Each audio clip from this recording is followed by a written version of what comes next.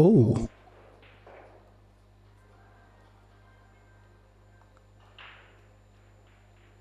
I'm just... Oh, he's actually looking at his cue or the extension he was using. But it kind of looked how he struck the ball like he hit the table with his wrist, for example. It at times happens with the long reach.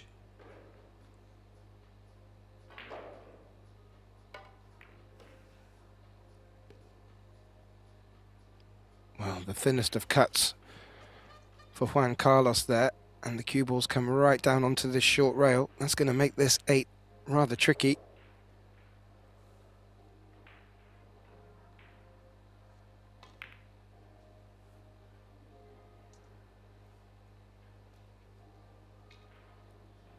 And that's not cover, Tim. What can Conrad do here?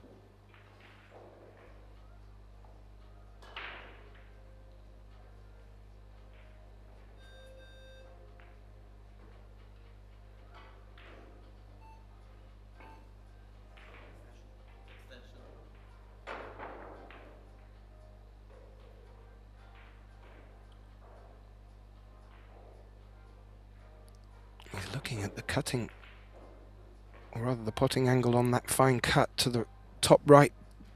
That is a thin cut.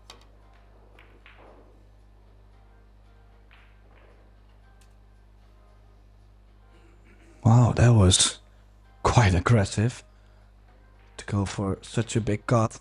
And now, well, I don't think there was any safety opportunities with that too.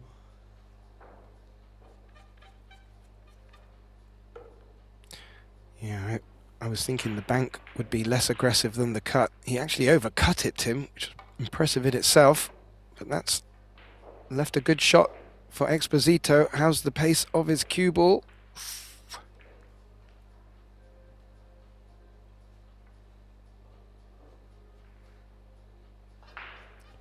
Not where he wanted it, Tim. Thin cut now.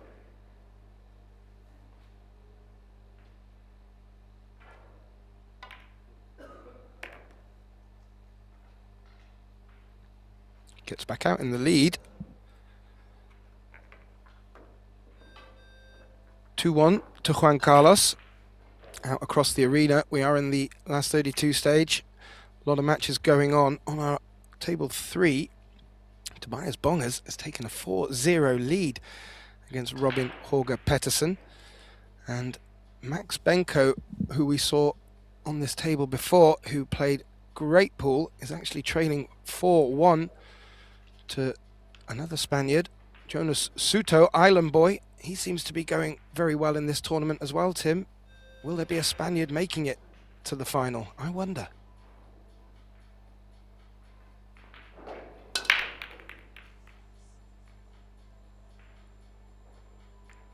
Yeah, just look at this. I think he actually hit the right spot on the rack. The 5-ball just barely hanging up in the corner. And yet I think only one ball actually got to the kitchen.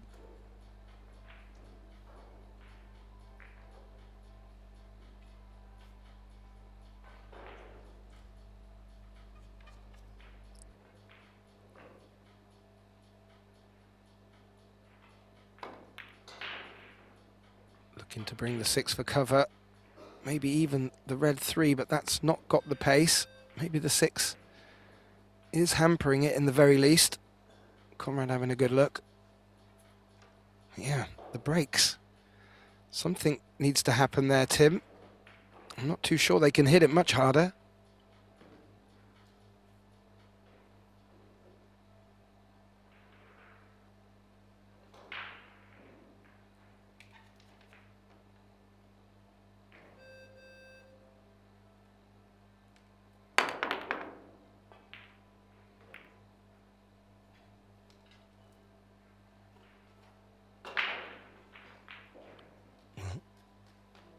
Jumped successfully, contacting the 1. The 1 has nestled up against the 2, and the 6 may even be spoiling line on the 1 as well. Well, Unless there is a 1-2 combination to the top right, which you can kick into, but that looks to be not angled well. But you could maybe kick into the 1 ball full and make the 1 off the 2 in the top left.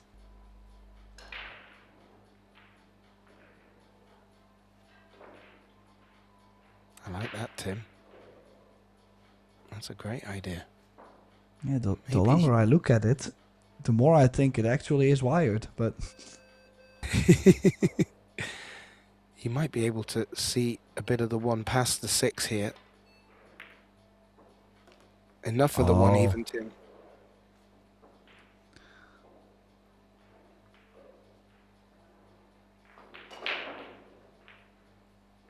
Well, it did take quite some time to figure that out. Made us think that the 1 ball was not on.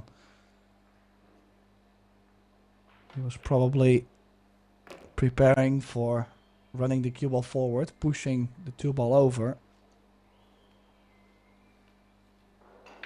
Just gotta be careful with a combination on the 4. That 5 ball is laying just slightly over to the left.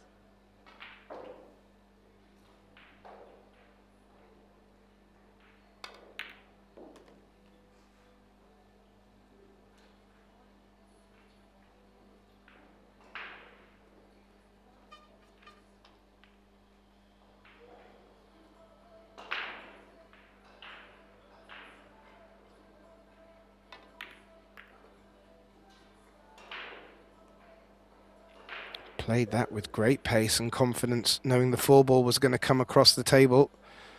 And this, after that long thought out 1 ball, is turning into a great opportunity here.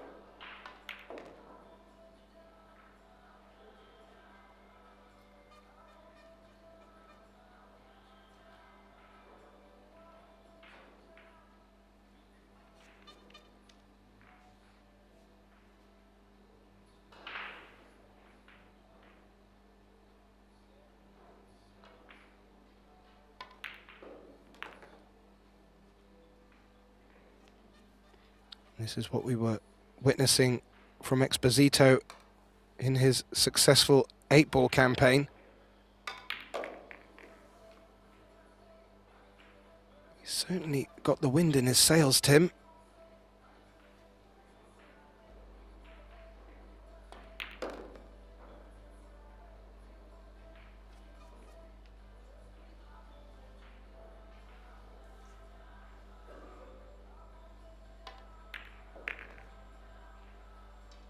Yeah, it's no break or run fast, but it is Exposito taking the lead 3-1.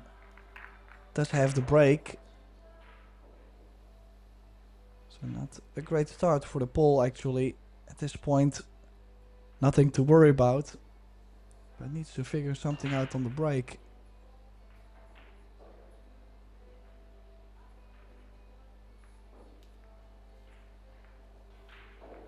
We saw in our last match, Tim, them alternating both from the side, either side, and from closer to the centre.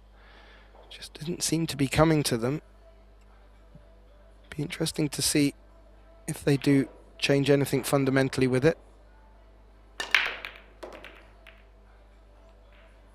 Well, this is more like it. Well, he has made actually the contact on the break. You would say, yes, we got it. But the cue ball being kissed, the 8-ball landing in between.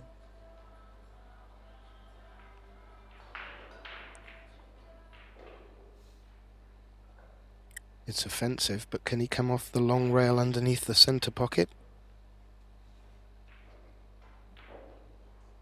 I don't think so. I was opting to roll closer, play a push out, play a bit closer to the 8, and then jump the 2-ball.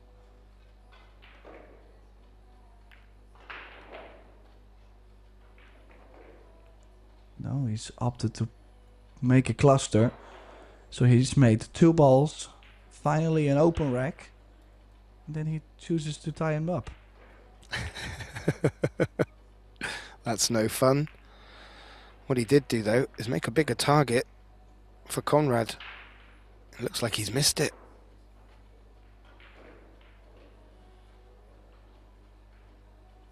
Well, based on the facial expression, this 2-ball does go to the center. Now, is he gonna take a chance at it? Low right into the short rail. Run towards the 4-9. We'll have to play with low just to avoid running into the 6. Or even, he's even opting to shoot this into the corner. Bring the cue ball back where it is now. It's slow though.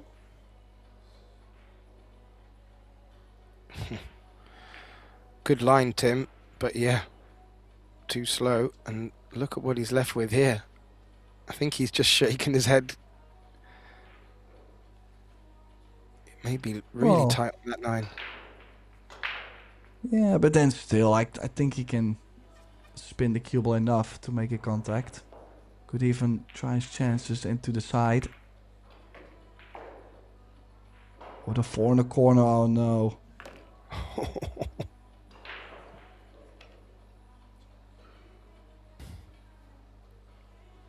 Well, he went into it with pace. There's always a chance in 9-ball. Then it will creep into a pocket. It took a couple of knocks. And look at how he's finished on the 5, Tim.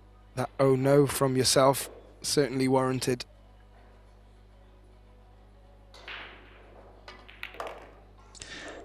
Yeah, I mean, it's just always a bit painful in any way. I mean, that's just what 9-ball does to you, but I mean, I'm not rooting for either one of them. I mean, I want this to be a good match, but I also would like to see them both play perfect and give luck no chance. And yeah, luck just always finds a way to come into the match.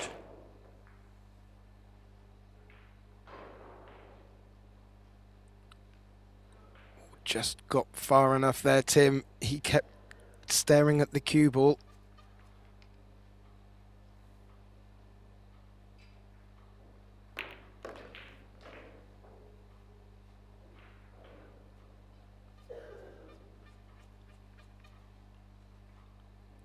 This would be very useful for the Spaniard to go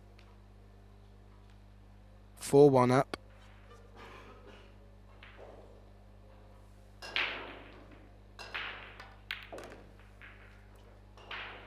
Which he has done, Tim.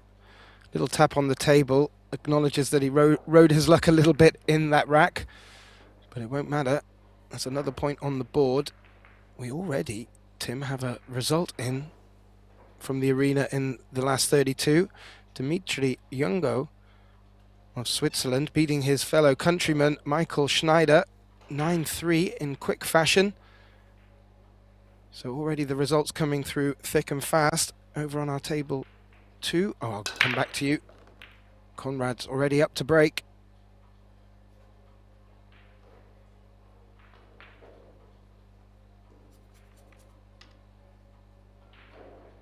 Well, this time he sees the 2, Tim, and that's a rarity so far in this match.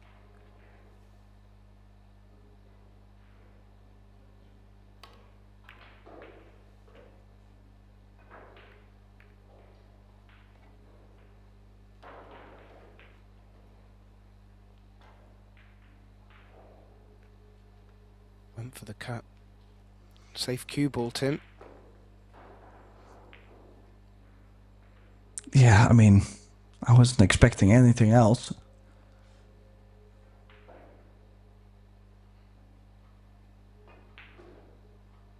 But now, any way to create distance off this 2, I just didn't see any way how this would have gone safe.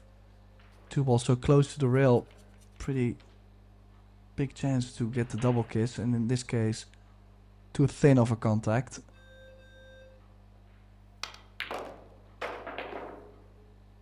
Oh, he's not gonna get on the 3 ball. He did draw straight back, but ran out of juice. And now 2 rails behind the 5.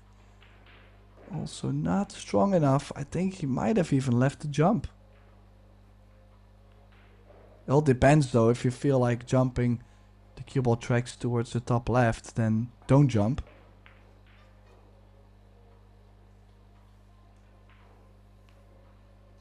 I think if the 3 had just come a little bit lower, that might have tempted him a bit more.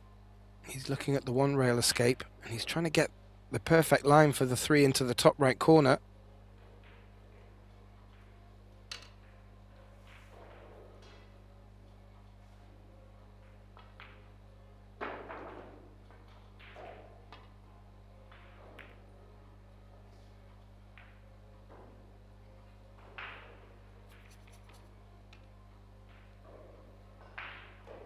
Well, that's left a big window for Conrad.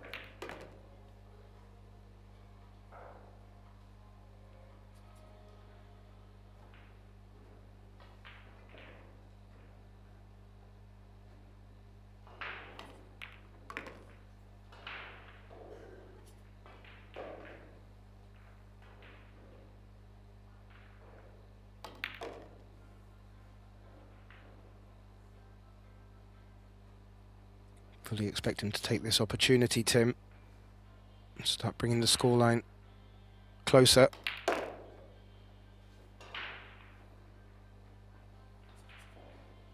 Did that cue ball slow up, Tim? And how much has that slowed up?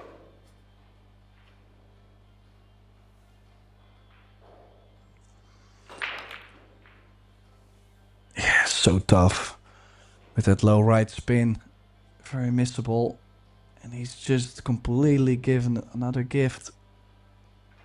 And things starting to get quite worrying now at this point. A 5-1 lead for Exposito possible.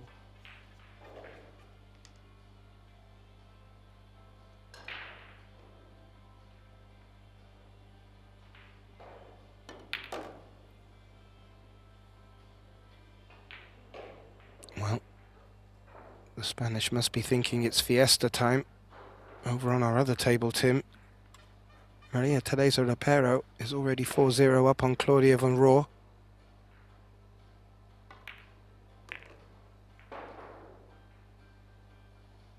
And Exposito doing his best with this 9 to take a 5-1 lead in this race to 9, Tim, and that's quite a hefty lead.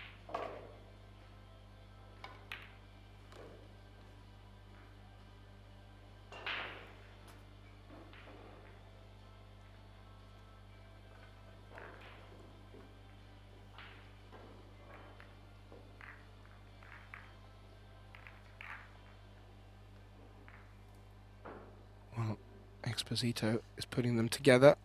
Quick couple of highlights. Erik Gardeloff of Sweden is 4-3 ahead of Felix Vogel. One to watch out for. Jonas Suto, 6-2 up against Max Benko. And Ronald Regley, 7-3 up against another Pole, Matthias Snegocki. Juan Carlos to break, leading 5 racks to 1.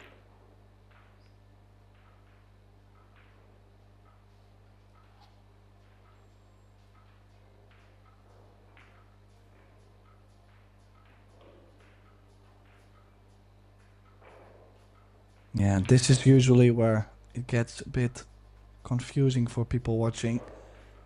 They will go, well, he's made a ball on the break. Why does he not continue? But this is the 3-point rule not happening. Just 1 ball in and 1 ball into the kitchen. Now again, I have to say some traveling from the 4 to the 5 and from the 6 to the 7.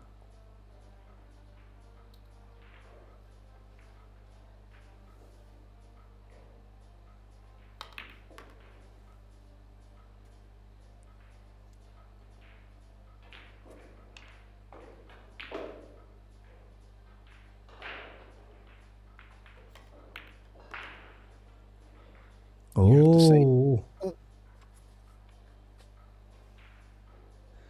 Yeah, just... I mean, he barely made the 5-ball 2 there. And how did he play that too soft? That's just...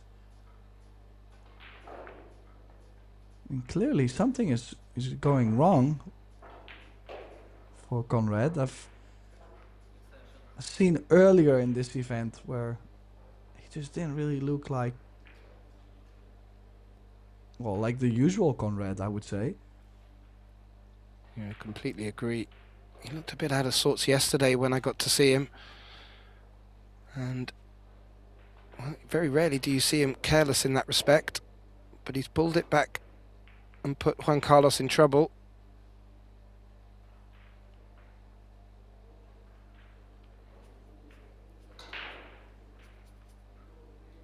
Testing 6-ball for Conrad here.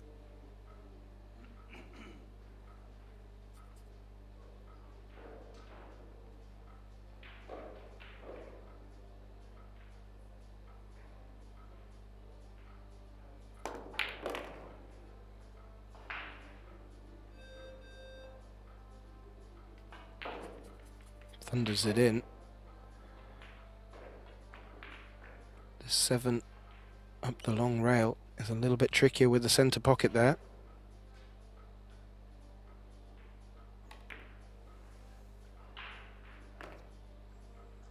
Yeah, good shot there. 7-ball dropping all along the long rail. He does, well, I'm not gonna say it too early, but he should be fine. He does steal one back on Exposito's break, and with a break run following, the score only being 5-3, I would say things can be a lot worse for Conrad.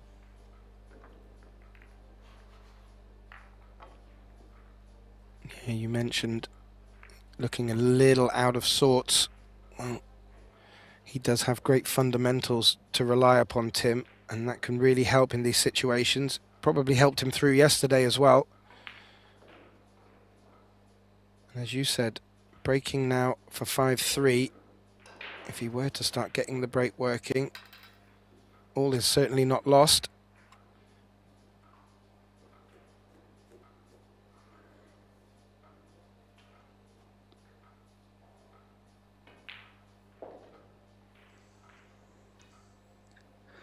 Yeah, I mean, seen a match earlier where someone was actually winning, but you could just see on their face that not happy with how the match was going. You know, a lot of safeties, a lot of balls being missed all over the place. Well, and that's where, I mean, you feel like you're winning a match which you're supposed to lose. And, well, I don't think Exposito is going to feel like he's been playing so great this match. And it does often happen with that break. If the break is just not working, it can start to feel like such a big struggle to still get over the finish line.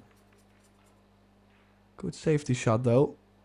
I mean, both have played nice, interesting safety shots and kicking, so we still get a treat on that side.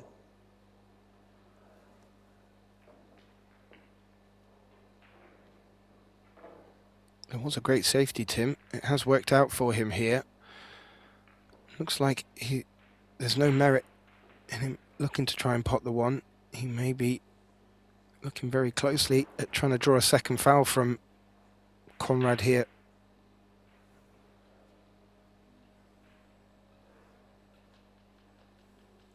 Yeah, just gotta make sure he tucks the cue ball just right under the 3-ball.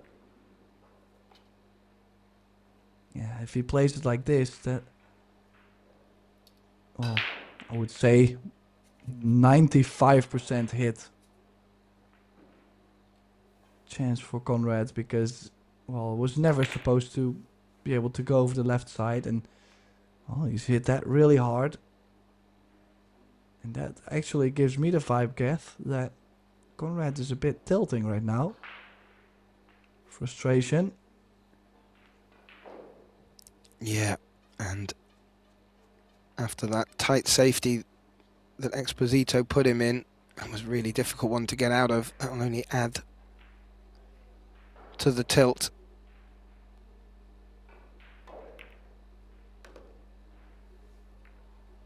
He's run into the 2. That 5 is looking interesting, Tim. 5-8 combination, perhaps? or do you think it's a little bit friendlier into that centre pocket today? I actually do think it's laying just friendly enough to play it into the side.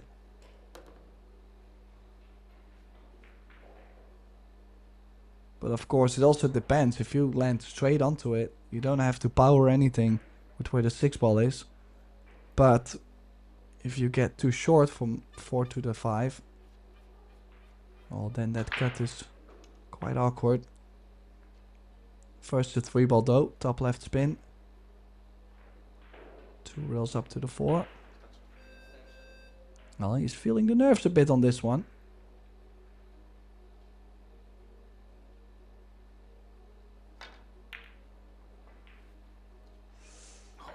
Oh.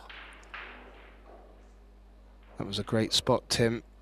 He was and is feeling the nerves somewhat. And he'd normally expect to make those.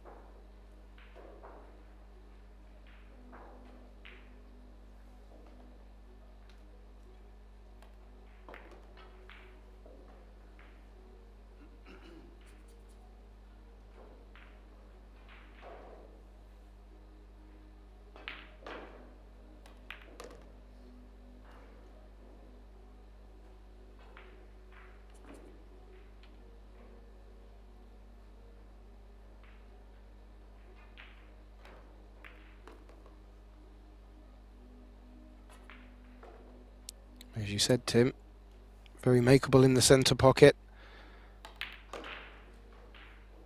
And a very opportune moment for Conrad to just narrow that scoreline a little bit more and maybe encourage a bit more fortune.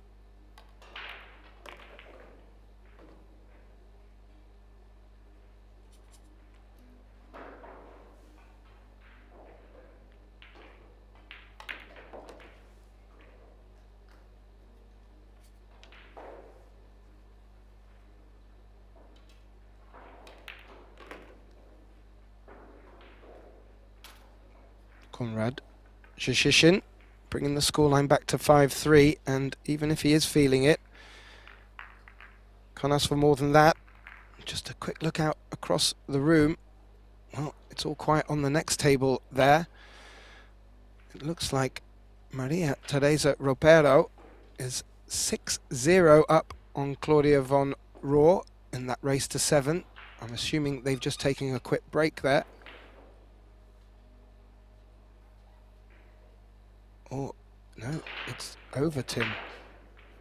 So I would assume that last rack went to Maria Teresa as well. So one Spaniard in the women's event booking their place in the last 32. And how was that break, Tim? Legal? Yeah, it was legal. But the first thing he looked over for was that 4-5. That is a tricky combination. He's made 3 balls on the break, so, I mean, it's definitely the best break we've seen in this match.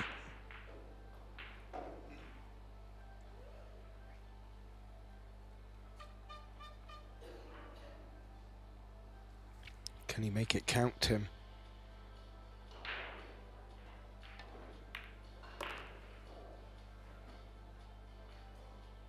Early 9?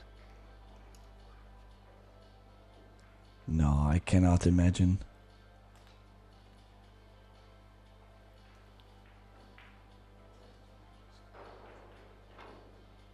I'm just looking for something exciting to watch.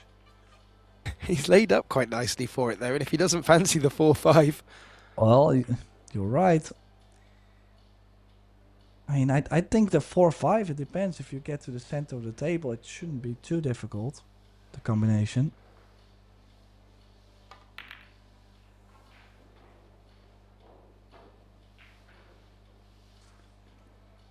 Was quite a way off, Tim. I actually expected him to be closer, if not making that.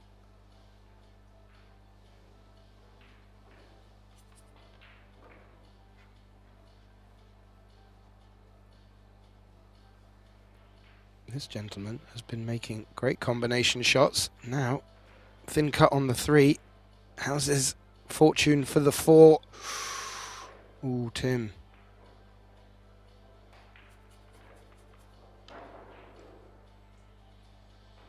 Yeah, let's see. You know, when someone is a bit frustrated, he might play something really aggressive on this 4, even though I think it's safe. Possibly better.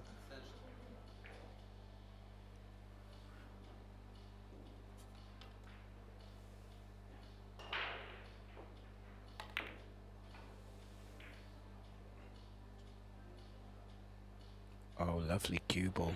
Lovely cue ball. Played that very well, Tim.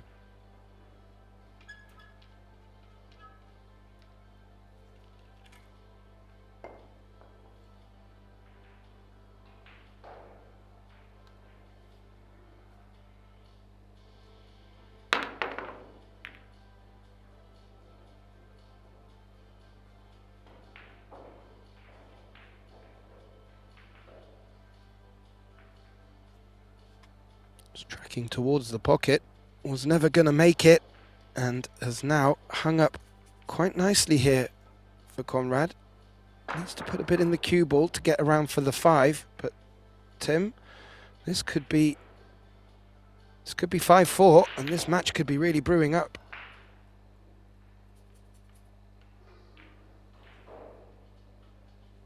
Oh, I think he's just on the 5, but quite sure his heart was starting to raise up, because that was awful close to scratch. I think he's just fine, but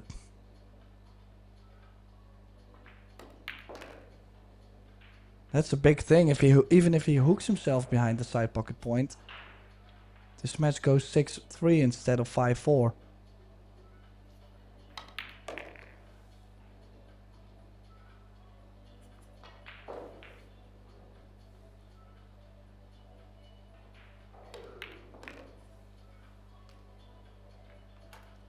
Yep. Well said, Tim. 5-4, big difference. And 6-3. And Conrad's got the break, Tim. So maybe the momentum just starting to swing. That missed combination by Juan Carlos may come back to haunt him. But so far, the breaks just haven't really been bedding in the way that both these players would hope. Conrad to break, trailing 4 racks to 5 in this race to 9. Looking to get a bit more fortune.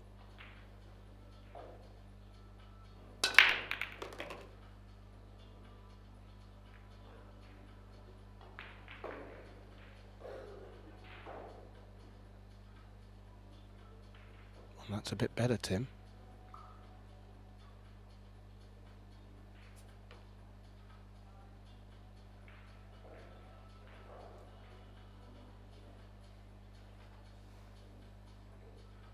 Yeah, one of the rare shapes after the break too.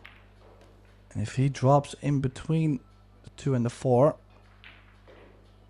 which he really hasn't, he's left himself a bit more. Maybe gotta play the 4 into the left center.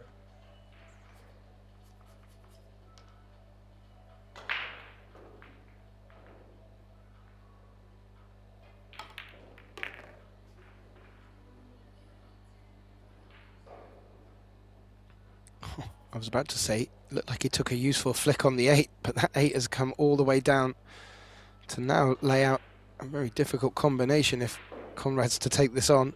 He's made quite a few. 3 for 3, isn't it, Tim? Yeah, he was 3 out of 3. Now 4 out of 4 on the combinations. Just this to get to the 6 ball. Will be crossing his positional area a bit, going straight over. So it's all about the perfect pace, and well, don't think it does get better than this.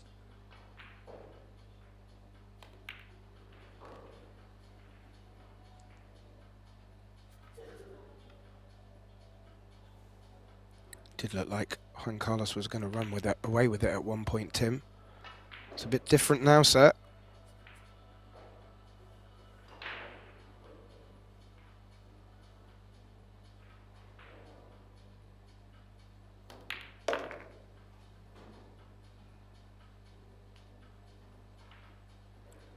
Five apiece. We're now down to a race to 3 in this race to 9. And Juan Carlos with the break. It's getting a little bit quieter in the arena. The last 32 matches just starting to come to a close. And on the other tables, a few highlights. Kasper Matikainen is trailing 3-5 to Ferdi Ozdemir. Felix Vogel is trailing 3 racks to 5 against Eric Gardeloff. And Jonas Suto of Spain has only now 6-5 in front against Max Benko. Max Benko coming back. Back to this matchup. Ball sinking, Tim, and balls passing the head string. Starting to get a little bit more interesting off the break.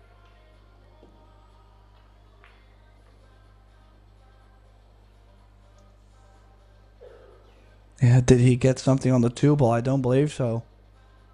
Maybe saying to slice the 2-ball in, but then the cue ball runs into the 4 and you have nothing on the 3-ball.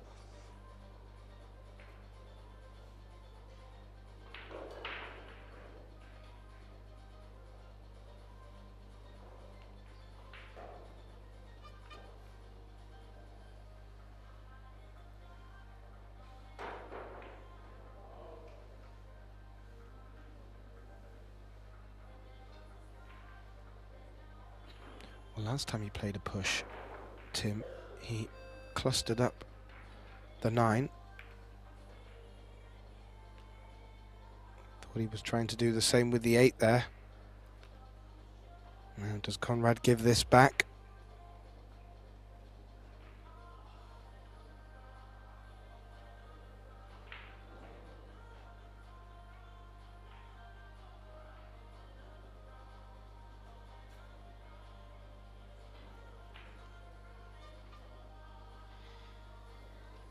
He has. What do you think he had in mind, Tim? Because he deliberately pushed the cue ball there.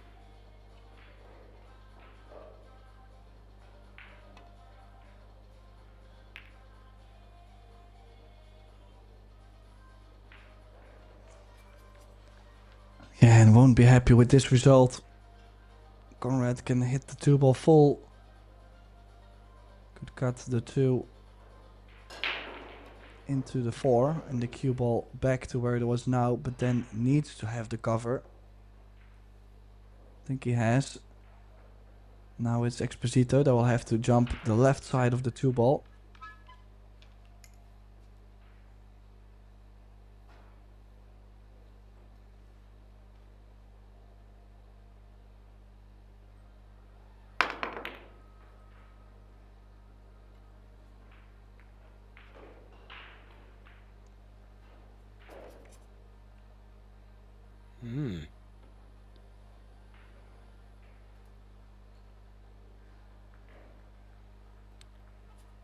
Can he thin the 2 into trouble and avoid the 6?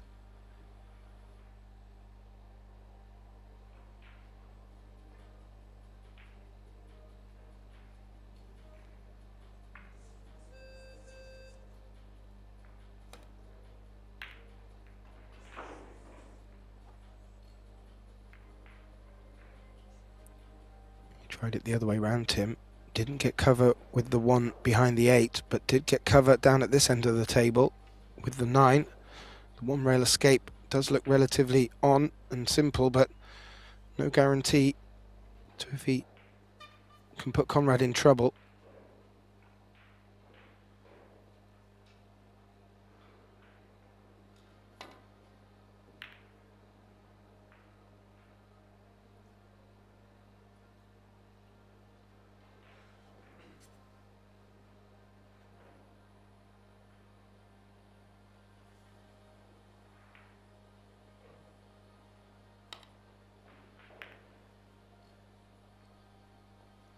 This is much better though. 2 ball wide in the open, so more difficult to make a good hit.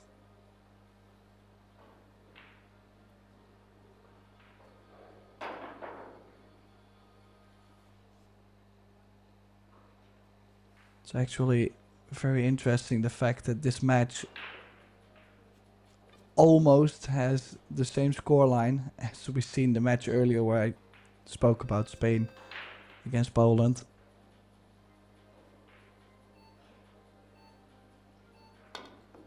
That match seemed to go hill-hill. So why would this match not be able to go hill-hill? A chance on the 2 ball. It's interesting though. I mean, I wouldn't be surprised if he banks it, but into the center you'll have to move the cue ball quite a bit.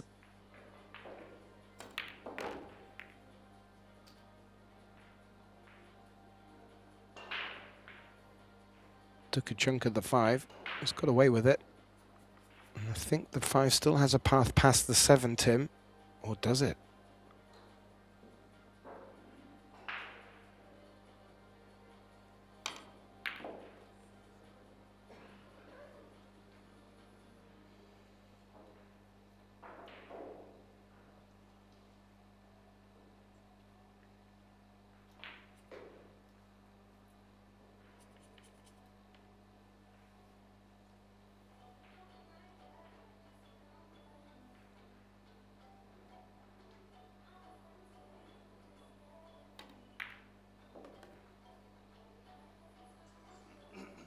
Yeah, now is he gonna play this 5 ball into the center and following the cue ball up table?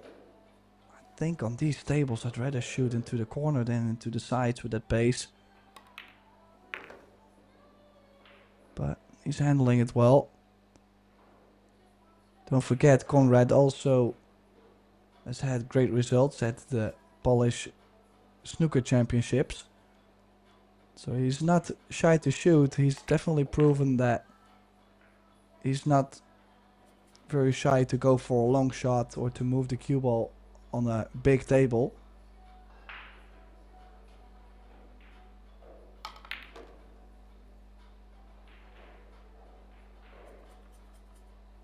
I'm just still a bit gobsmacked at the shift in scoreline.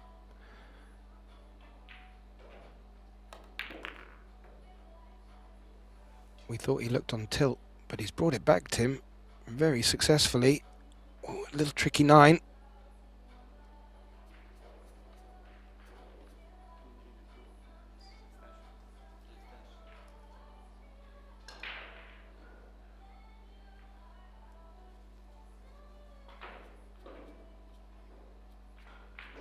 Referee doing a wonderful job. That's not going to make this 9 any less tricky.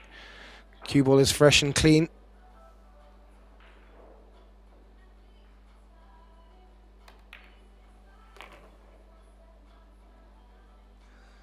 Yeah, and actually who would have expected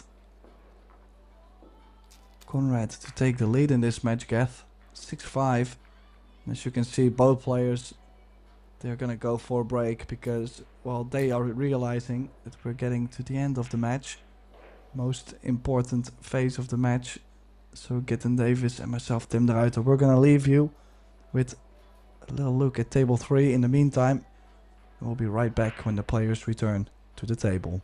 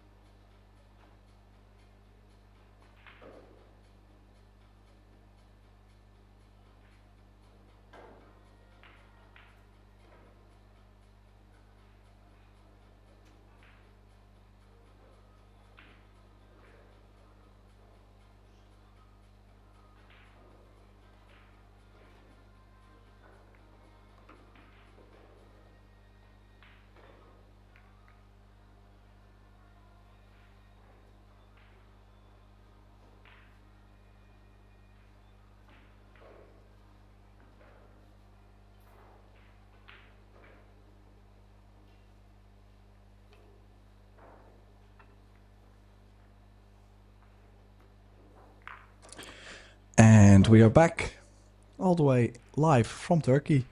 This is a Predator EPBF European Pool Championships. And we have such a close match on our hands. Konrad Juszczyszyn now 6-5 up. In this thrilling race to 9. The winner advances through to the last 16. The loser is out, so there's a lot at stake. This is the final discipline, together with the team's event. So individually, the only opportunity for players to still make a mark in this year's championship. Now Gavin, look at this break. Again, making more than enough balls. Legal break, but not a really good look on the 2, and it has been quite familiar. In the last few breaks have been a little bit different, but this seems to be returning back to how it was at the start. That's going to force Konrad to play a push.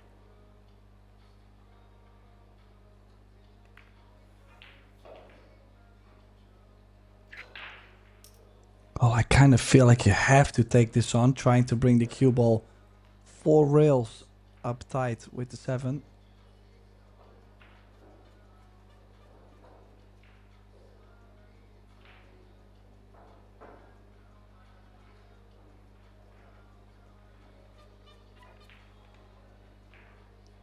I mean, you can go 3 rails under the 9.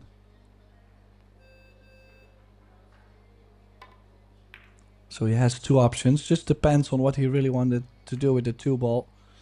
But I'm quite sure not this. And he's instantly lost the rack. Stop on the 2. 3-8 combination. Well, he hasn't missed the combination yet.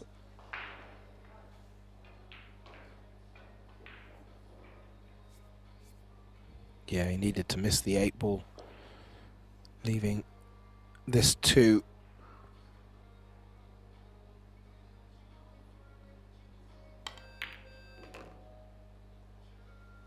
Oh, he tried to come underneath it, Tim, and that's not come far enough. Again, it's happened a couple of times to him here in this match.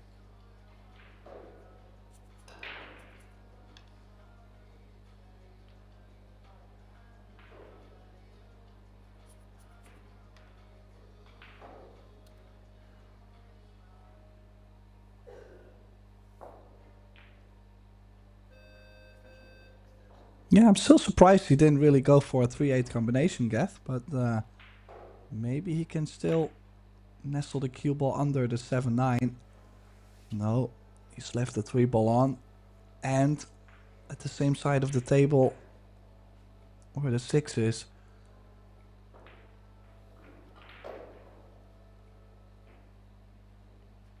Yeah, I'm not too sure either. You would have thought 4 for 4 on the combinations. He would have taken that 3-8 on all day. And I didn't think it was that easy to get position up on the 6, playing it in along the long rail that way. Oh, he squeezed it in. Cue ball.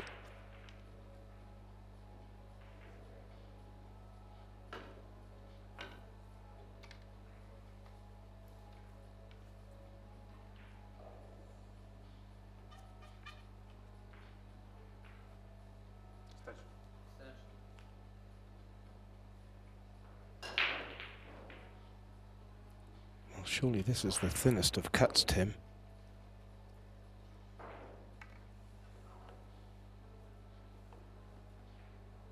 Well, he's played one like this before. Just gotta make sure he pulls the bridge away, because the cue ball will be coming back real fast.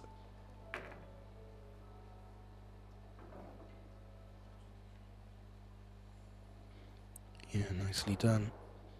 7-8 combination now, the order of the day. Very good chance he'll be left with shape on the 7.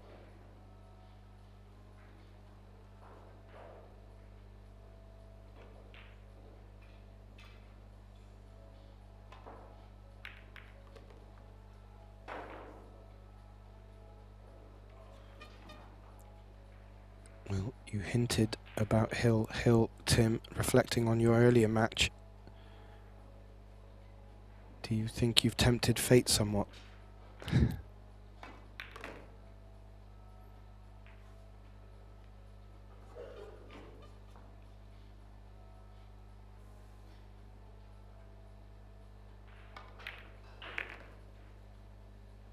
because that makes it 6-6, which keeps it a very much a possibility. And this is turning into a very tight tussle, Tim. Didn't look like that 5 racks ago, but wow, what a turnaround. And now both players not giving an inch.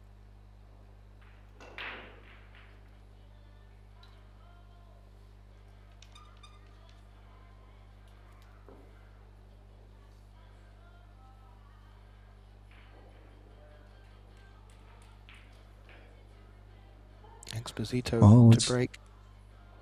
Only a race to 3. Yeah, this is the break. Definitely one of the better breaks we've seen. And finally, it does stay open once as well. Yeah, the 6 bumped the 4 just back out into a position. Otherwise, that could have been precarious.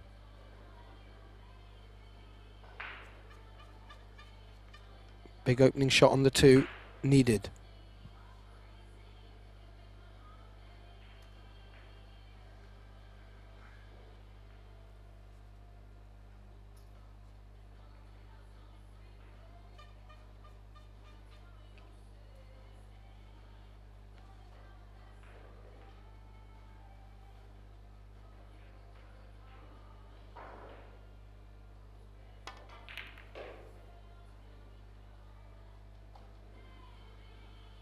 Ooh, missed it, Tim. Did threaten to carom into the 9 in a positive manner. The 9 did start tracking that direction, didn't go. The 2 hasn't finished in too bad a position.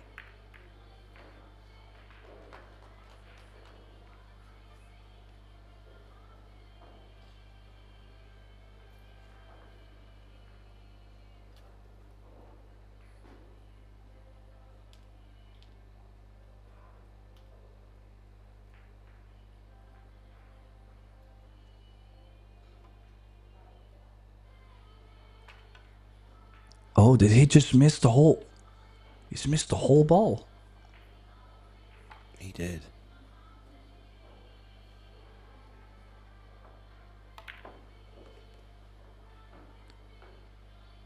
Ooh, ball in hand. Well, it could be just what Conrad needs.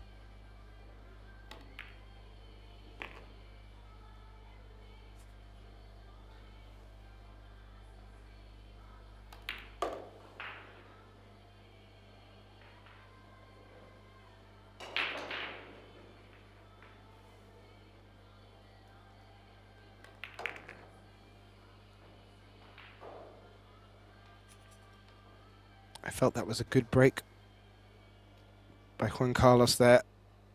They're the sort of breaks he really should be pouncing on. Instead, Konrad Juszczyszyn could take the lead again here, Tim. Yeah, definitely missed the trick. 7-6 incoming.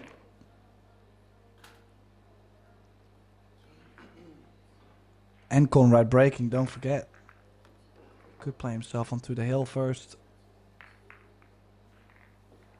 Very good point, Tim. I'm just having a look out across the scoreboard. Already people booking their places in the last 16. Dmitry Jungo we mentioned already, but Stefan Kasper, the straight champion, reigning, is taking on Ronald Regley. And a Spaniard is already in the last 16. Diego Pedro Simon.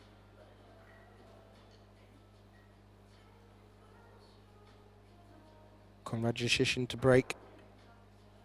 And as Tim mentioned, this could get him on the hill in very timely manner.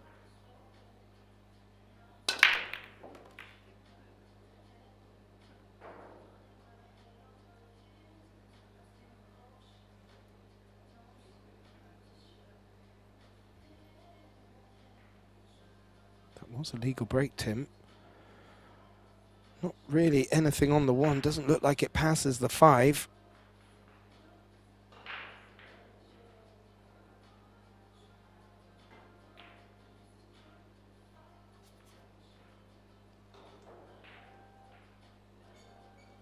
No, but it might be able to play for the bank. Trying to take his... Oh no, miscuing on... And look at the shape he's given too. Just trying to play the bank and draw the cue ball back a little. No, it's just one good positional shot. From this one to the 2 ball.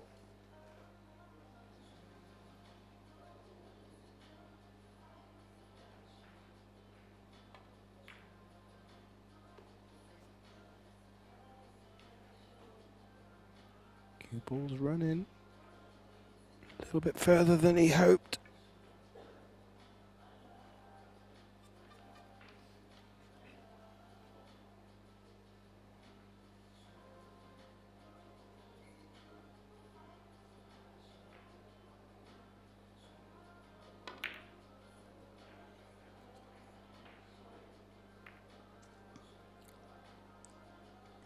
Oh.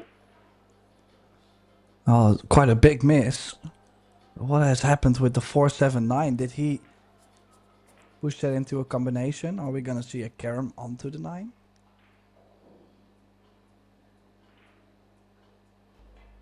He's having a good look. He's twisting his hand around like he's summing up.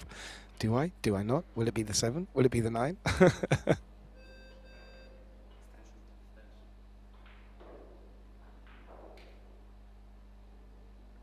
Oh, Juan Carlos just reflecting. Would be a sucker punch if he can make the 9 here, Tim, to get to the hill.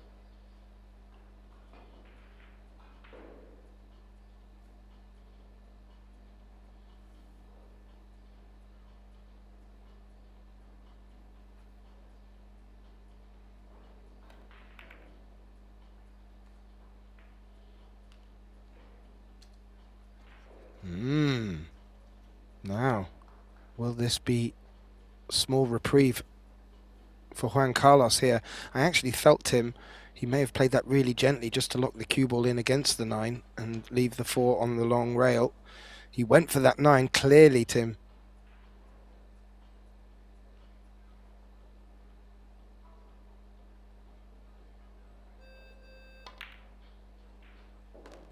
Yeah, I gotta say though, I mean, it's just shocking from both sides that they seem to struggle so much, especially near the end of the match. You would say they had enough table time to get going.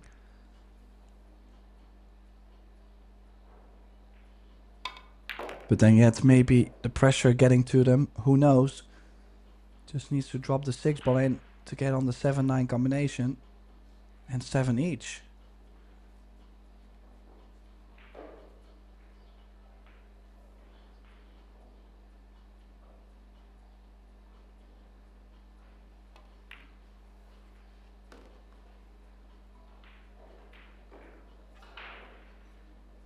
Carlos's time for this 9 looks a lot simpler, Tim, and does take it. And that's actually not a bad time to win one against the break. Brings it back to 7 apiece. That leaves us now in this quick fire race to 2, Tim. I am not going to pick a player at all.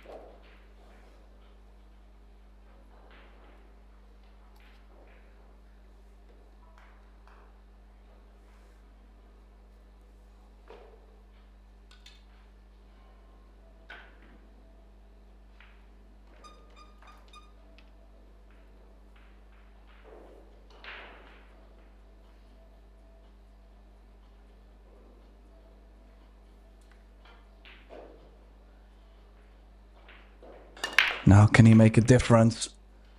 Oh, this is the break. Glad they found it though at one point. Not that he's getting much more after the break on this rack, but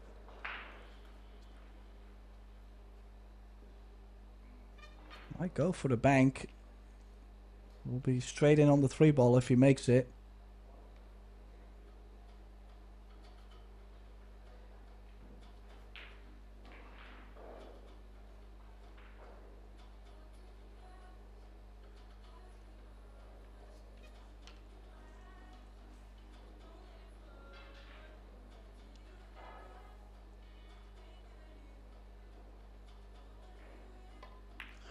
Just looking to play safety behind the 8. He's not taking any more risks, but you gotta say it's dangerous though to play the 2 ball so close to the 9.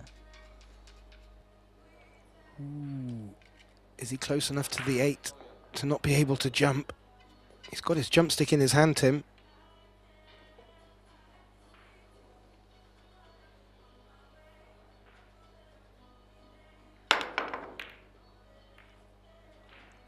Oh no!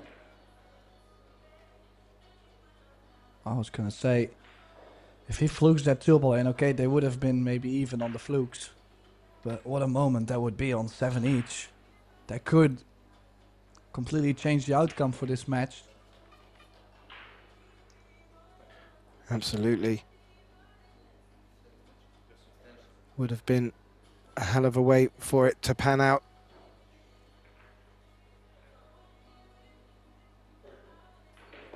Does the 5 pass down into this bottom left?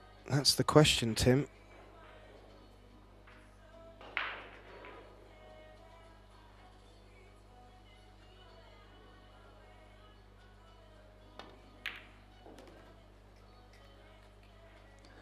Yeah, well, could also play the 3 ball now after 5 into the center.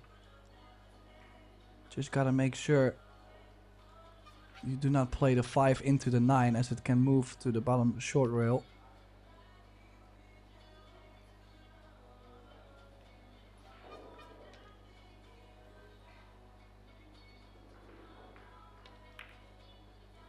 No, he has chosen for the 5 into the bottom left. He's put himself a bit straight though. Maybe just enough to move over a couple balls, but a bit more angle. Would have been nice to get maybe closer to the 6.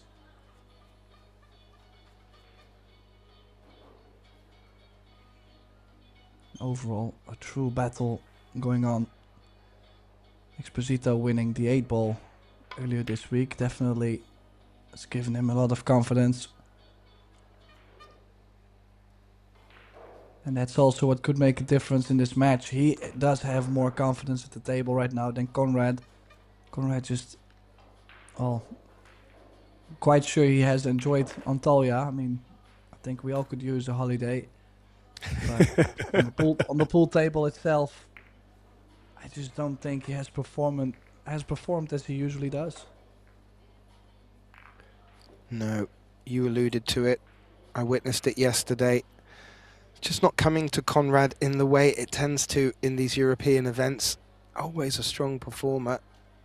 The Polish contingency altogether are very, very strong. He will get to break here, Tim, to get it back to Hill. Let's see what he can do here. This will be his last break.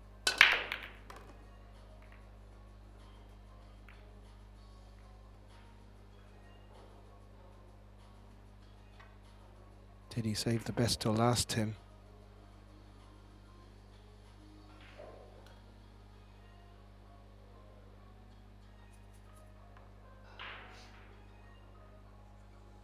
Well, he's shooting though. 1 into the top right. Good shot there, Conrad. Gotta come up with the goods when you need him.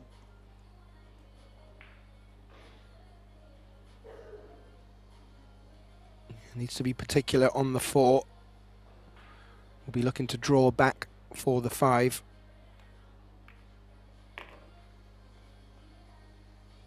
Did that go far enough, Tim? Ooh, I don't think so.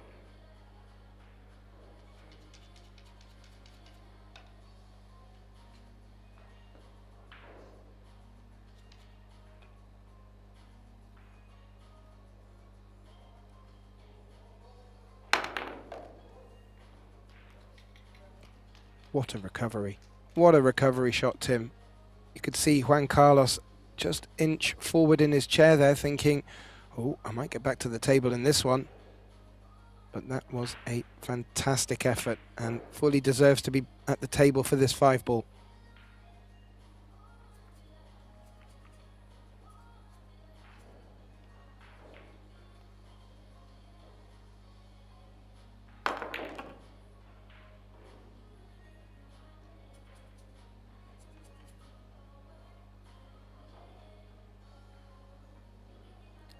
just going to be running away from the angle on the 7 here in the centre? If so, he may have to play this a bit harder, and we know what these centre pockets are like, Tim.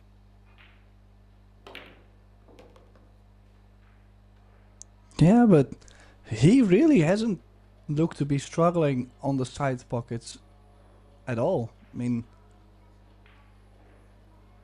as I mentioned before, he's a very comfortable putter.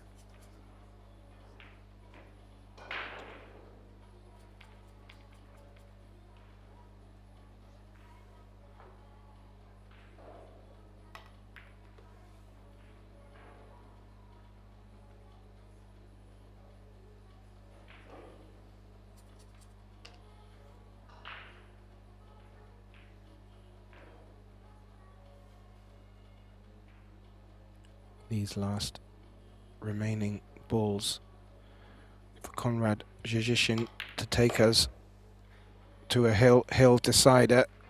My colleague Tim insinuated it had that hallmark about it, and very well it looks like it will be, and that it is. We'll just have a quick look at the other players that are booking themselves a place in the last 16.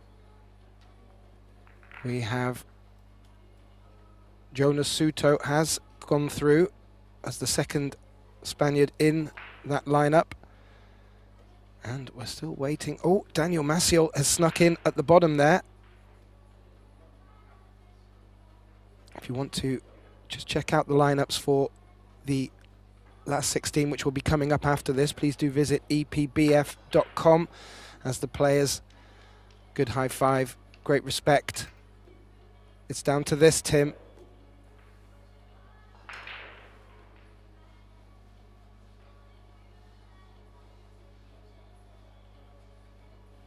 Well, last 2 breaks, he did find the spot where to make 2 balls. Yeah, just like that. Cue ball gets a little kiss again. Ugh. I mean, this is not the outcome he was looking for. Just not sure. Did nothing else go into the kitchen? I thought it was going to be at least legal. No, the 7 stopped short, Tim. Only the cue ball got back in the kitchen. Yeah. Yeah, indeed. So, well, Konrad at least gets an opportunity at the table. This is a long 3 ball.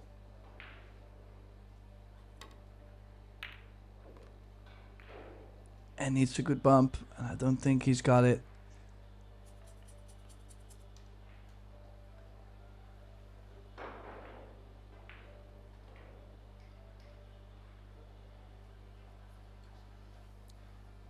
Made sure of the pot. Compromised position on the 4.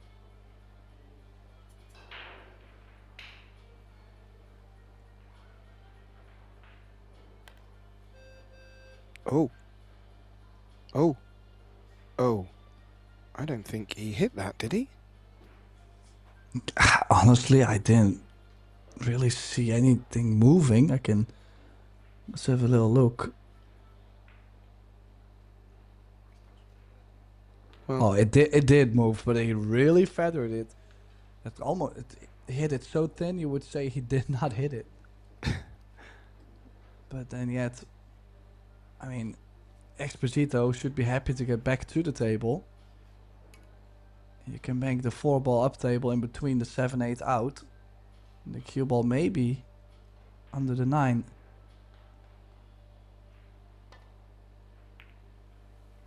No, he's went for the same cut. Does he get behind the 6 ball?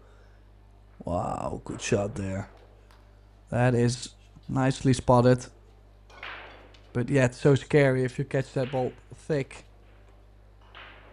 That's where you sell out most of the time, like quite instantly. Needs some luck. He does get some luck.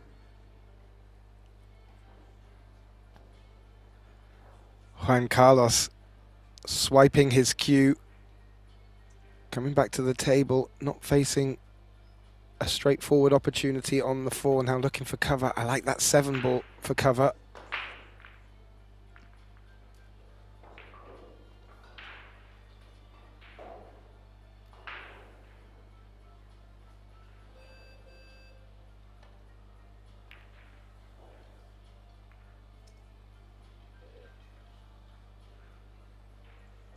Didn't get cover, but has locked it against the long rail, Tim.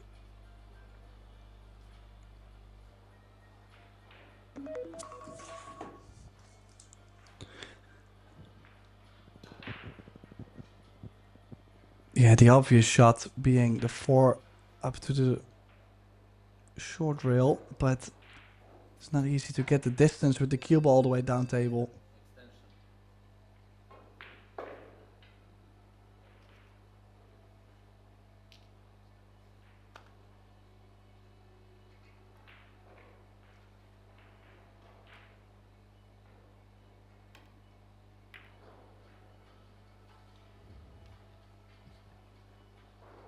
Probably the best he could have done.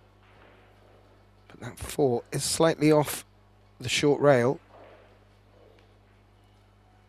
Makes it a little bit easier for Exposito here.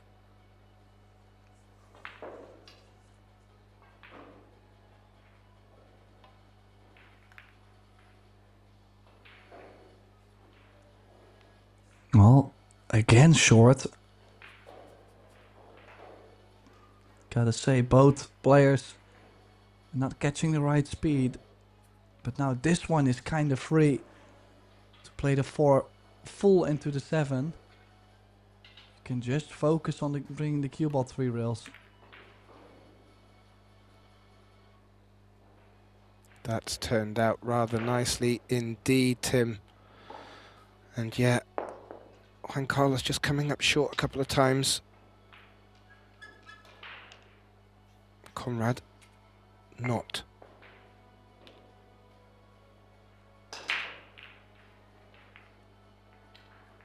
Yeah, I would have liked to bring the cue ball a bit closer to the 8. You never know leaving the jump cue. Yeah, I mean, by far not what he was intending to do. But Conrad did not trap him strong enough. He's now facing this position, and this is tough. We'll have to masse into the top short rail to be able to make a hit on the kick.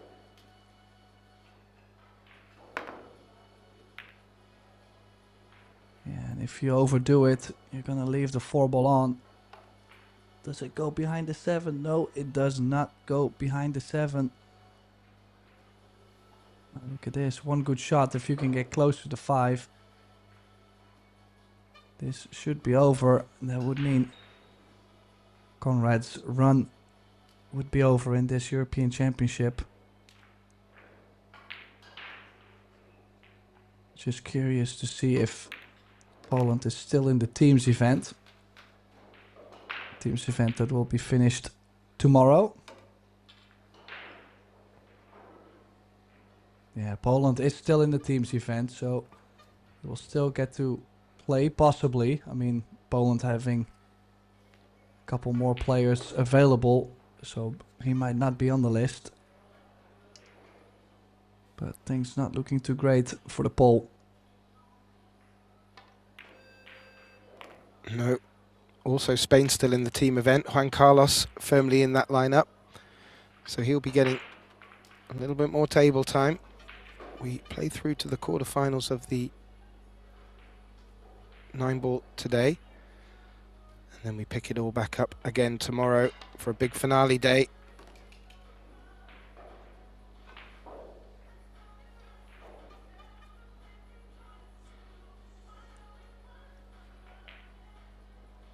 Following on from this, we'll be straight in to the last 16. Tim and myself will be over on table 2.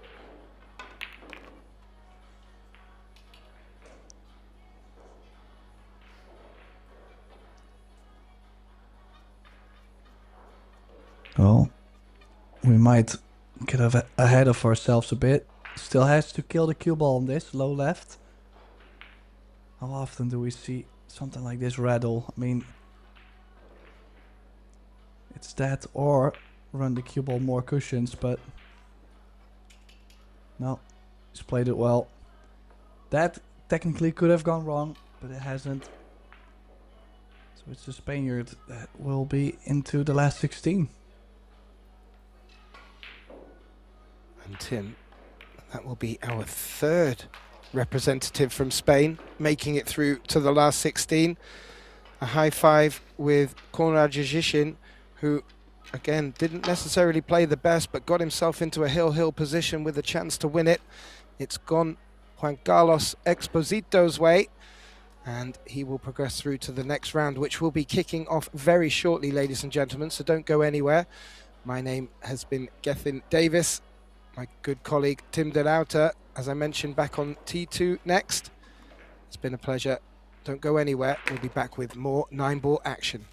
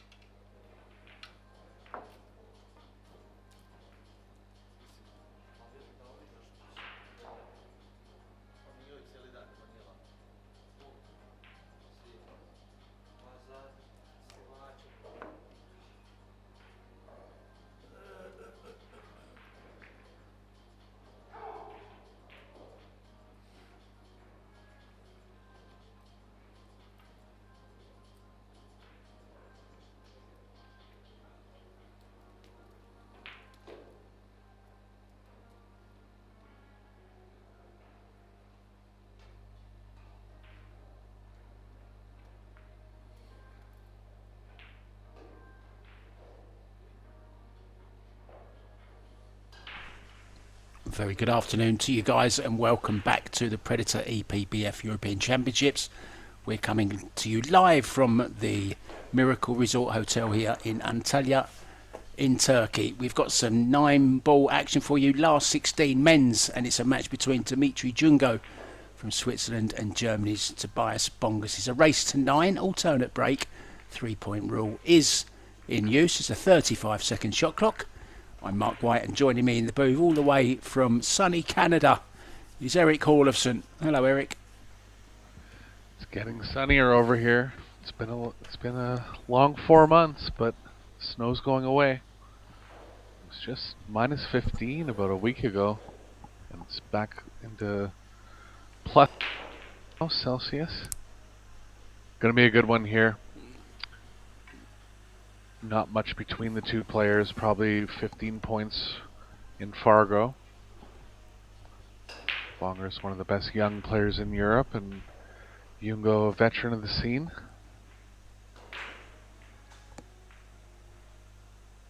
Yeah, things about to get very hot in Turkey. Last 16. Ball down, Eric. 3-point rule, good. Look at the one, but nothing doing on it though, mate. Yeah, nothing on the 2 here.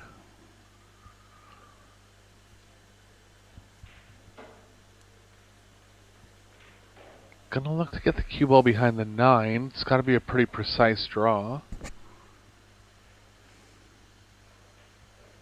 If he can avoid the 4 going through to the long rail with the cue ball, that'll be an easier play with the 2.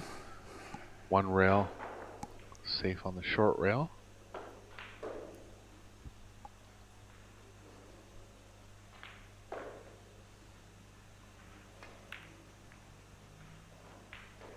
Yeah, that 4 was always going to be a little pesky for him.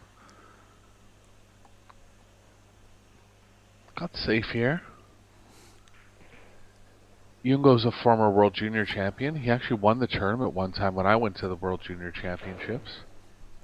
I believe he took a lot of time off, Mark. I'm not sure if you're particularly familiar with his background, but it felt like a period of at least 10 to 15 years where he didn't play much. I think he got a normal day job and had a family. He's made a bit of a comeback in the last 4 years. Yeah, sometimes life happens. I actually thought on that last shot, Eric, that Tobias was actually trying to use the 4 ball there. He was just trying to nudge it out and stay behind it, but it didn't quite work out. Yeah, possibly.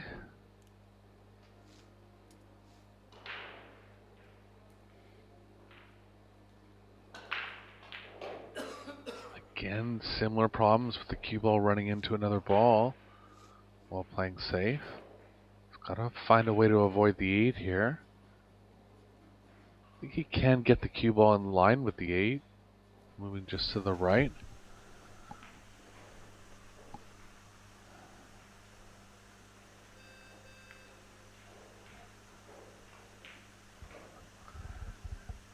Nicely done.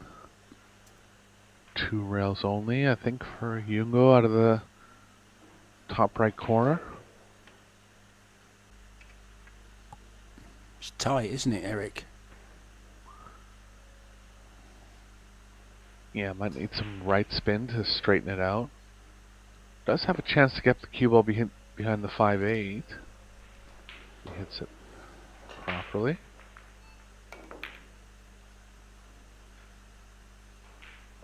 Cue ball behind the 8 is good. 2 balls lined up with it. Nice shot.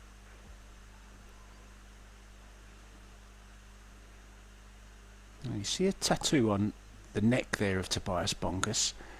From a distance, it looks very much to me like that's a Thai Buddha kind of traditional tattoo on his neck. Can't quite see it there. Keep my eye out for that one.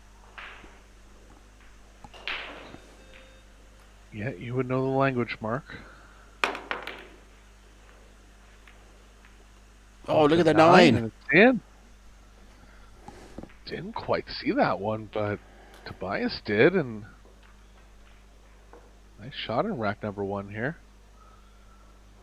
Yeah, wondering if we'll get another look at that. It's quite some jump.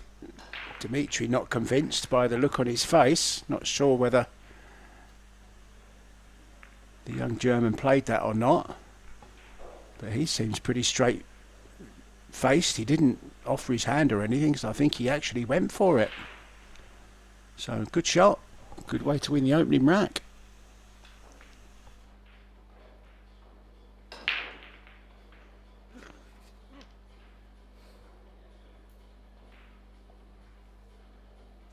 For both these players to be pretty offensive off the break.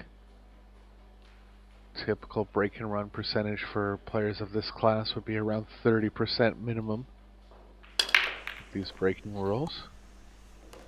1 ball down, 2 balls down, and a shot on the 2. Nothing on the 3.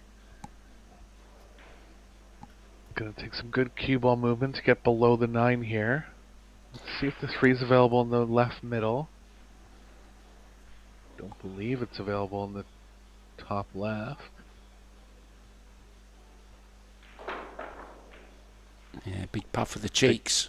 I don't think there's anything going, Eric, on this 3 ball, so just a question of making the 2 ball. It would be nice to get below the 9 and the 3, of course, but it's a big shot. That would offer him a decent safety opportunity. He's going for it. Deep draw with left. Well, look at this. That zip on the cue ball. Beautiful. Overhit it really, but ended up decently. It is available in the left middle. I mean, what's the key to playing a draw shot like that, Eric? What do you have to do to get that much draw on a ball? People often ask me this question. Well, the main thing he recognized there, which doesn't come up often, was that he couldn't get there with just draw. So he had to add a bunch of left. That's not the typical case. Usually the draw just creates the angle and you would play like a tip of left. But he couldn't draw it enough in that on that one, so went all the way to the max left of the cue ball. I mean, there's spots where you follow through shorter a little bit to kind of make the cue ball react quicker off the object ball. It's kind of tough to explain, but call it like a nip draw or a quick draw. You have to add a bit of that element in on that one whenever you're trying to draw back further than what it seems. Played it great. He's come out with the edge here. Sounds more like a shootout at the OK Corral, that does. Quick on the draw and all that kind of business. Right. Yeah, a little technical there, but yeah, that is really what happened on that one. I never understand, though, how you can still get that much draw without the follow-through. Is it just the timing of the tip through the cue ball? Yep. So you go a little bit quicker on the timing, and then you just shorten the follow-through a bit.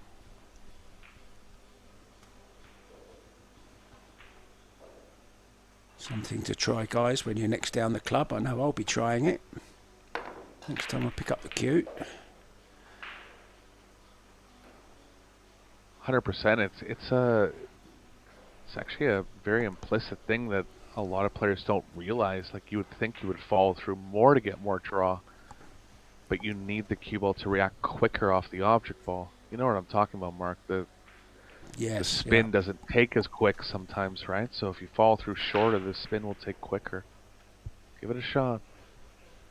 Yeah, certainly will.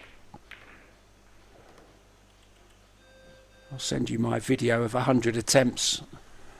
Or maybe I'll just edit it down to the one where it works, shall I? Be easier on the eyes Sounds for you, good. Eric. That sounds good.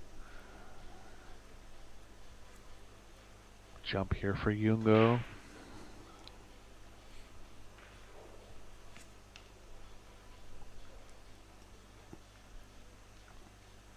Yeah, one of the shots where your height does come in as a bit of an advantage, Eric.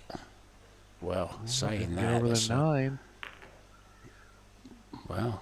He's laughing about it, almost like he's not used to the jump cue or something. Something's off there. I think maybe he's put the wrong bat on it or something. I don't know what he's done there. Yeah, He's laughing at something. Hmm. Bongers with a break of serve here in rack number 2, likely. He'll be breaking in rack number 3. Yeah, what a turnaround it can be, can't it? Going well. Hooked himself. And didn't make the jump, ball in hand. All of a sudden he's 2 down and his opponent's breaking for a possible 3-0. Can change so quick.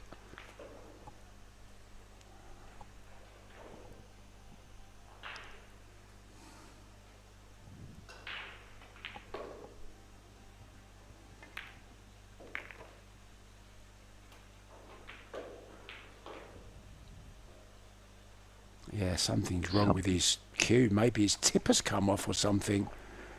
But he's certainly going to get some... Weird. He's going to get a tip tool, maybe, Eric, or something. It's the second jump in a row.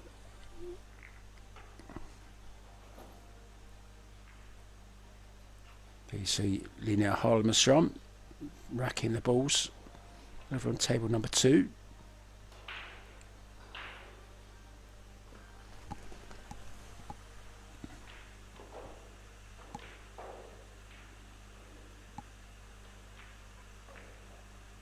Yeah, got a whole new shaft, Eric, I think, is what he did there. Something went wrong with the other one.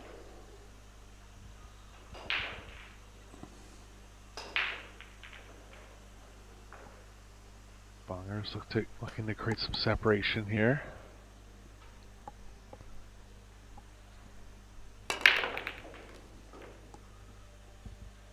Two balls down immediately. Legal break. Combo chance off the opener. So chance for a lockout rack here from Tobias.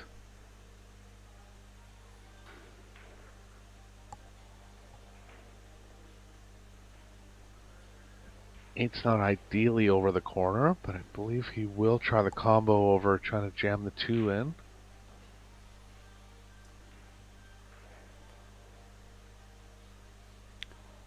I think at the very least you get a double kiss and it will go in. Be nice if he could hold the 2 ball there.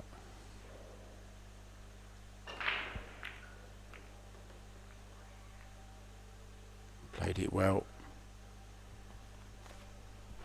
Yeah, looking good now. 1 cue ball movement from 5 to 6. But a chance for Bongers to get a good lead in this match.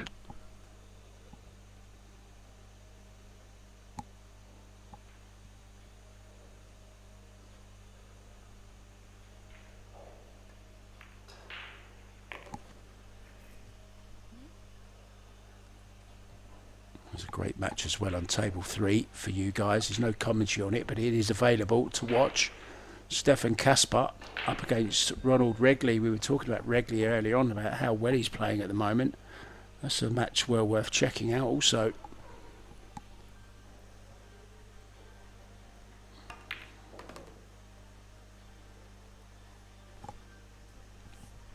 Don't see Bongers as much on the international scene.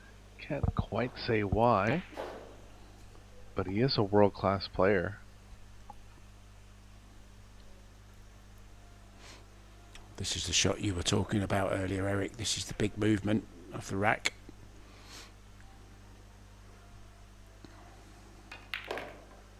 So I'm going to be straight here. Looks like he's going to get close to straight. Slightest angle going to the left.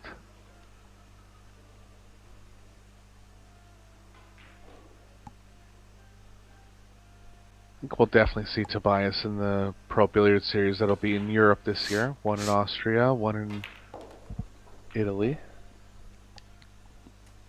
Yeah, we're in Rome, aren't we? For the first time. Never been to Rome. Been to Italy skiing, but never been to the capital.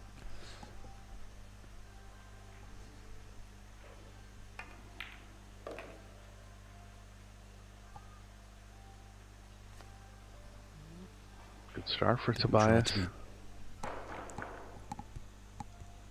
Didn't try to be too clever, did he, Eric? Just made the ball and made sure he held for the 9 in the side.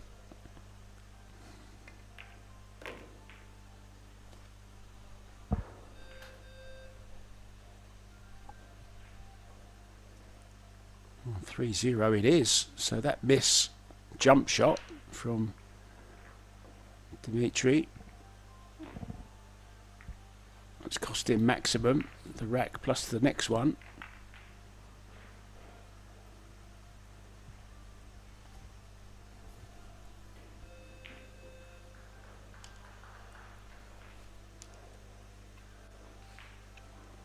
Yeah, no chance he's taken on the 7 ball, just made sure of it. Didn't have to do too much fancy stuff.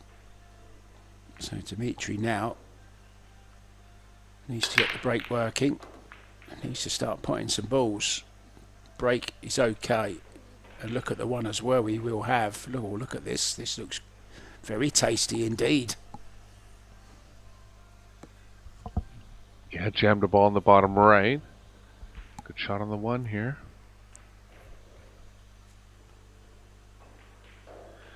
Three's only available in the bottom right. Get a good angle on the 2, but he's playing naturally in that position.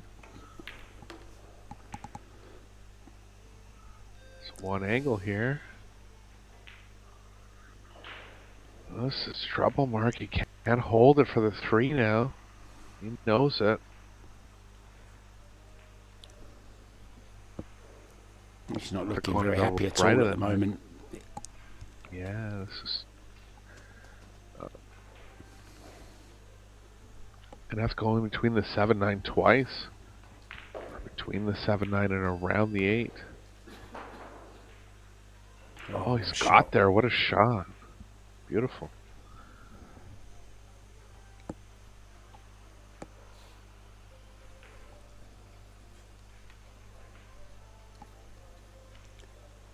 Just when he needed to pull something out of the bag, he did it. That was an exquisite shot.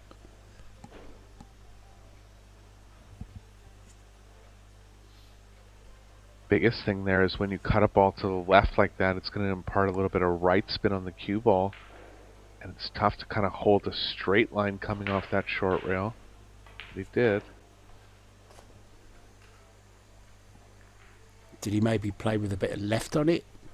Just a yeah, smidge, you do kind you of think? Half a tip? Yeah, you kind of have to. If there's no other way, it'll always catch some right otherwise. Great shot.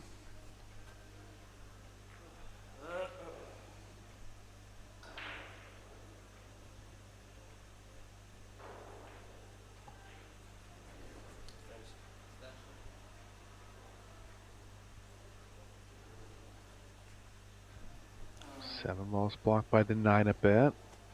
Trying to get the cue ball back to near where he is now. Crossing the angle though. Speed's got to be proper here.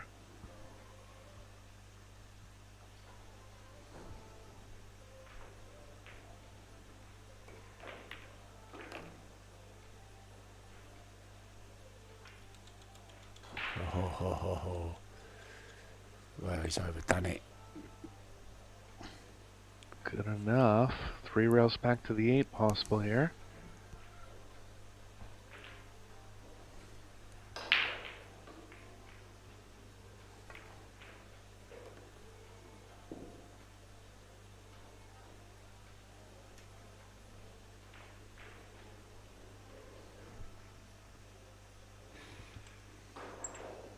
Good rack from Dimitri.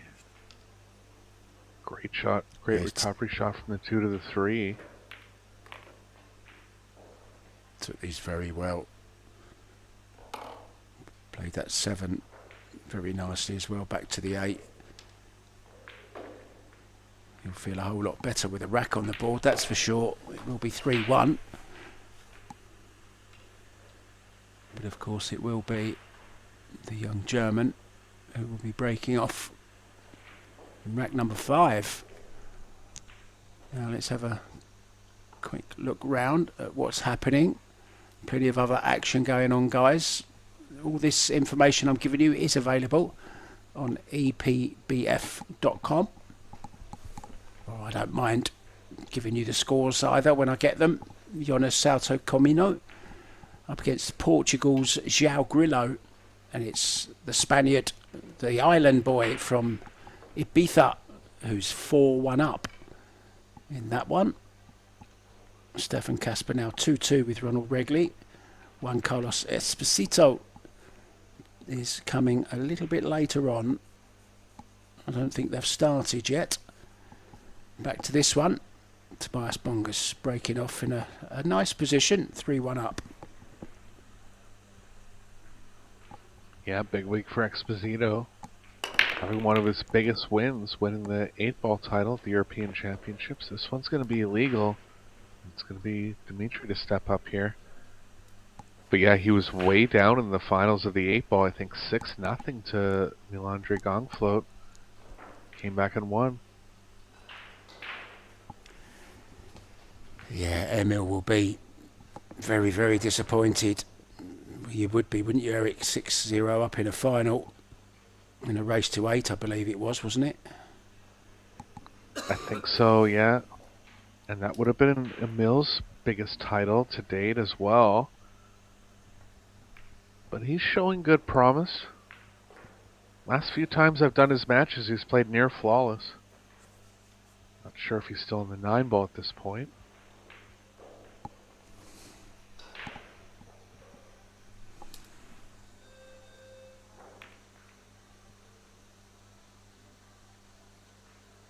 Good coverage here from Dimitri.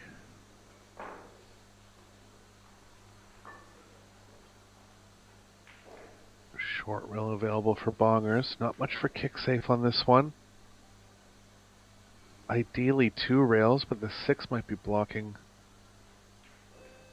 part of the short rail he needs to get into for 2 rails. So he is going to go over to the left long rail here. Try to hit the bottom side of it. Ideally lining the cue ball up with the 3-4-9.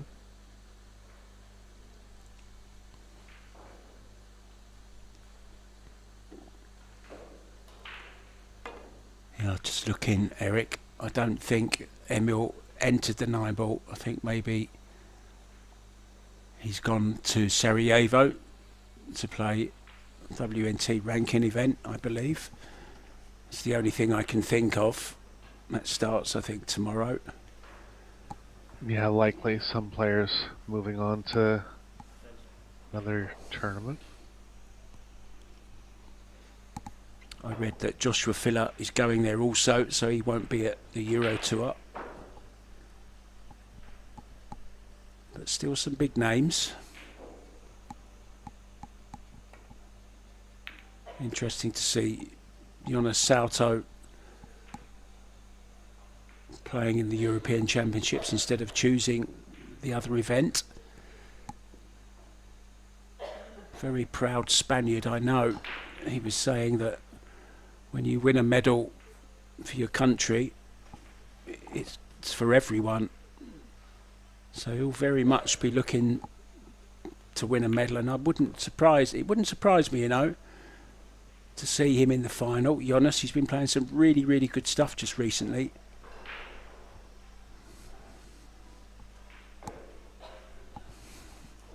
Yeah, good for him.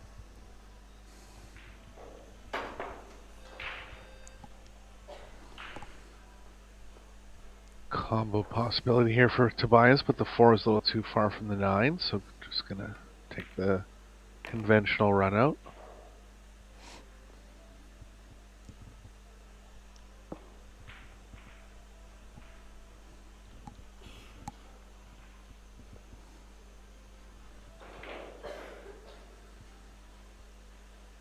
Gonna have that break back in rack number 6 too, Mark, if he gets through these. We'll have it back regardless, but looking to go with a 4-1 lead into rack number 6. Oh, goodness. Got him there. Why, though, Mark? I'm not sure. Just seemed like a easy draw over. Unexpected mistake there.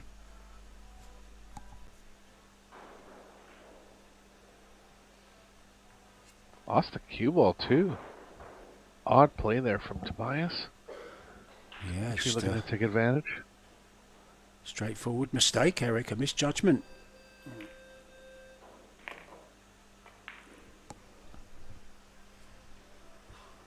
Long one now for Jungo. Needs it to stay in the match here.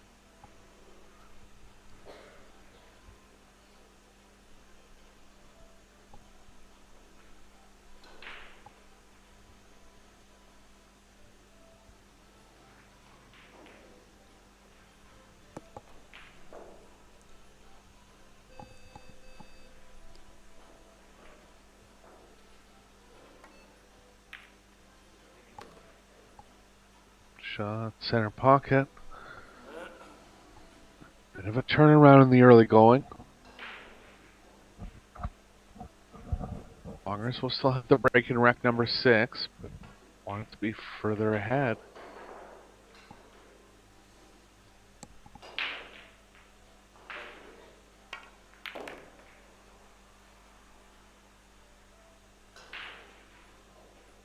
Yeah, he'll be disgusted with that miss on the 4. It was his rack for the taking. Would have been 4-1 and breaking for a possible 5-1 and over the halfway stage, but unexpected miss has let Dimitri back in. He's taken them well. Right back in the hunt now at 3-2. What a big difference that miss makes.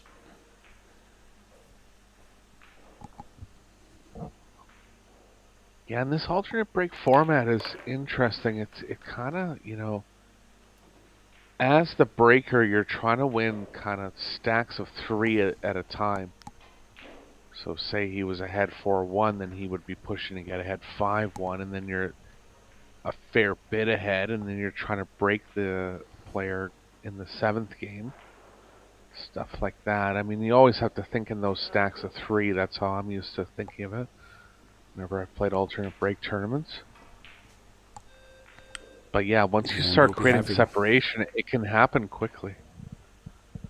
Yeah, very. And of course, in the format that we have coming up for the Turkish Euro Tour, which begins after this, we will have the 2 breaks in a row, Eric, alternate, which I really, really like. That adds that extra little spice to it, doesn't it? Right, I remember that from the Euro Tour. I've never played a tournament like that, but I mean, you remember you and I talking about possibly winning the leg and having 4 of the first 6 breaks. I find that an interesting dynamic.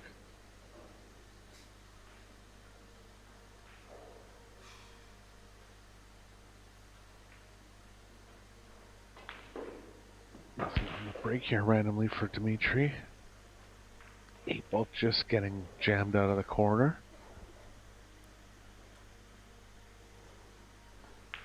Cue ball behind the 4 here for Tobias, likely.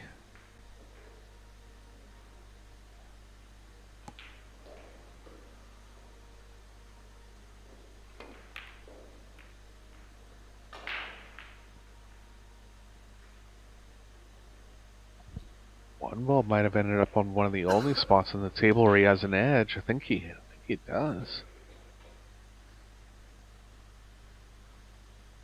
He used the 3 6s blockers now.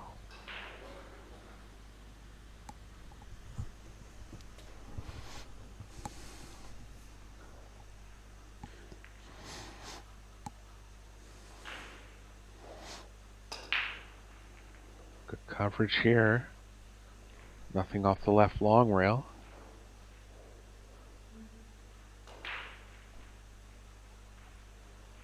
Possible 3 rail attempt, but the 9's in the way of that.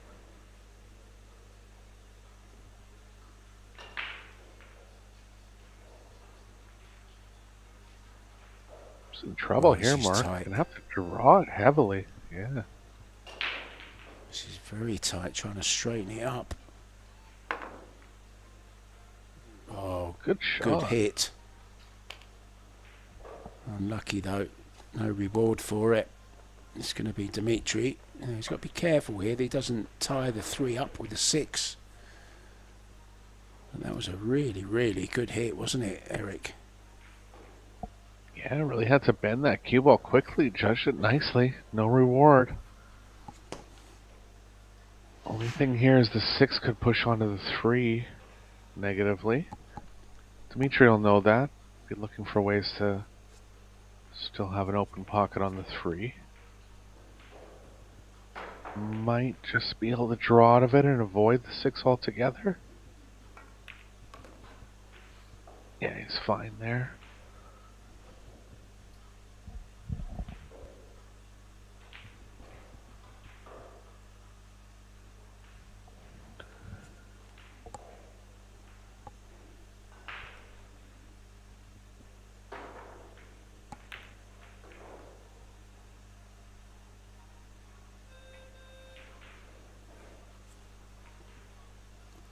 Played that nice, just stun, followed through about an inch.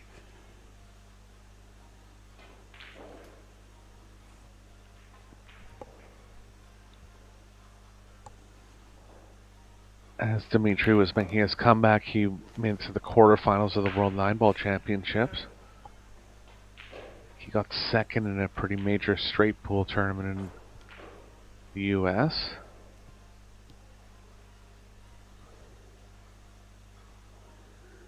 But seems to have not played for the last couple years again. Just has other priorities, but a great player.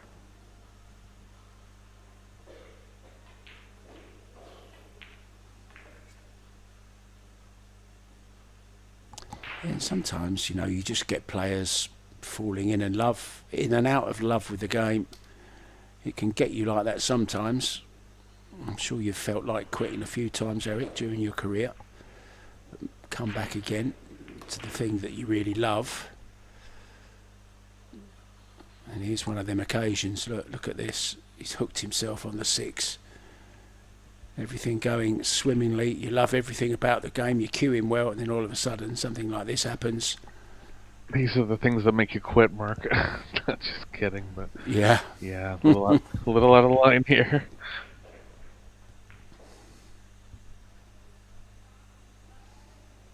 Still a chance to jump this one in. Just off the mark. See how this ends up. We're going to need the 9 to come to his rescue. Nope. It hasn't. It hasn't.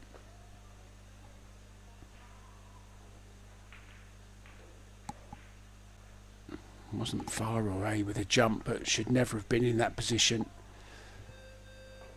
Although having said that, he was just struggling for ideal position ever since the 1-ball, Eric, when he played the delicate little draw for the 2 and then the 2 to the 3, wasn't happy with.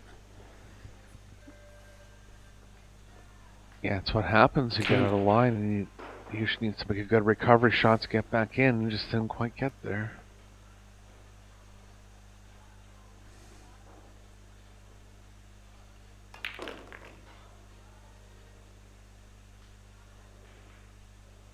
You'll have to break back in rack number 7. Entertaining match so far. These are the racks that hurt you though, Eric, aren't they? When you had control of it, it was in your hands to win it, just a few balls away from the finish line. Yeah, unexpected to make mistakes near the end of the rack like that.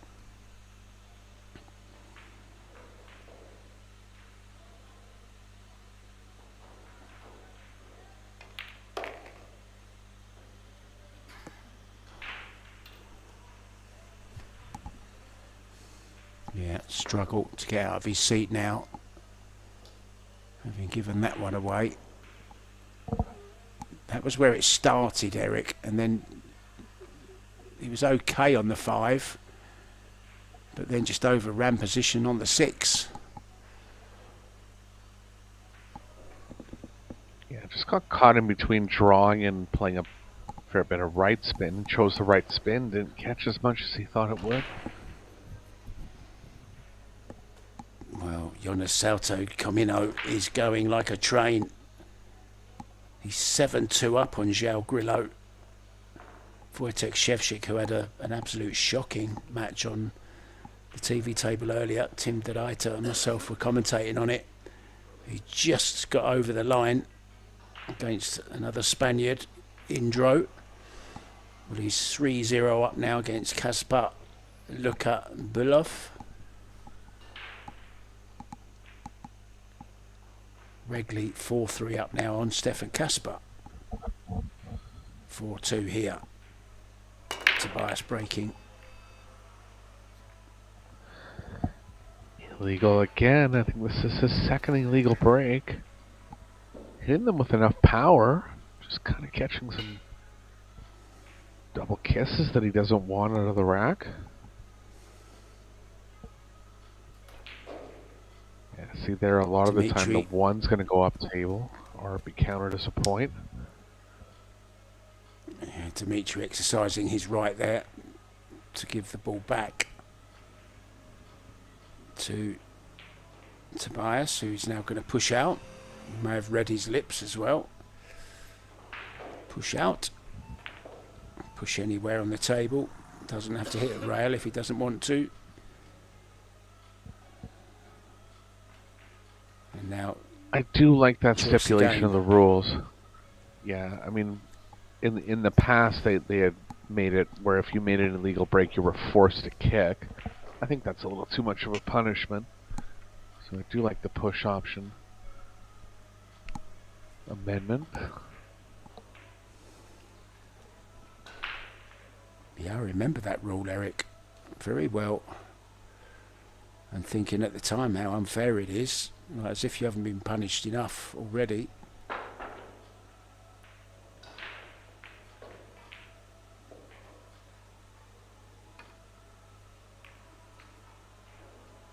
Oh, what a shot. Top quality. Even if he hasn't got the hook, it's a good shot, isn't it, Eric? Yeah, it was in full control there. Just didn't quite line up with the 5-9. Got the one nice and close to the rail. I think Dimitri's going to have to go behind the 7 here. Lag speed.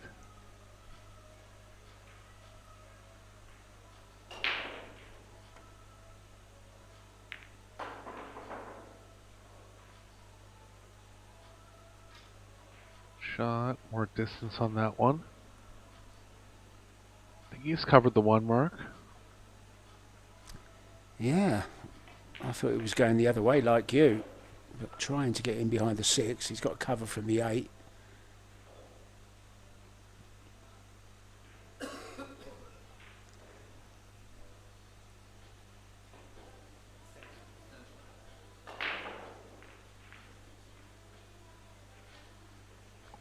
Whenever you see a shirt with Germany on the back, you just know you're in for a battle, no matter what game it is, who's wearing the shirt. It's never going to be easy. Technically very, very sound, the Germans.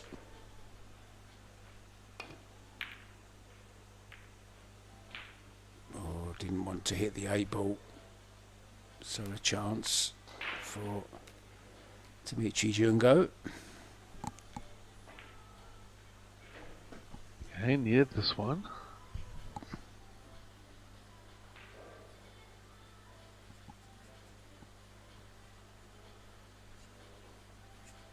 Everything open here. Would ideally like to get straight on the 4.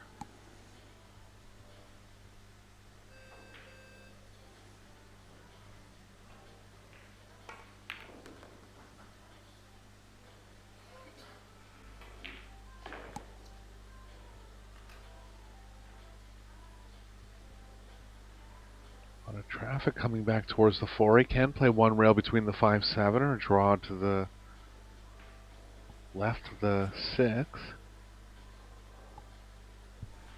Don't mind the draw play here. It is pretty natural to go 1 rail though. Preference shot.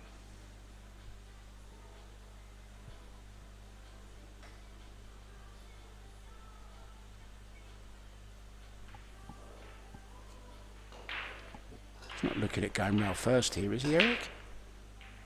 No. He could. That's a third option too. Nothing wrong with it. It would play around the 6. He's hit the 6, and it's going to come in between the 4, I think. He's done it again, Eric. He must be getting sick of this.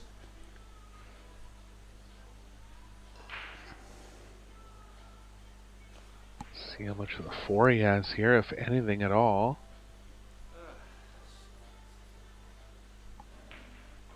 Doesn't even have any of it, so gonna try an offensive shot here, kick it in. Shot. No. Ooh, it looked good, Mark, but widened out a little bit at the end. And a bit of separation now likely for Tobias. Little bit unlucky to end up right behind the 6 there for Dimitri, but he was definitely trying to avoid it.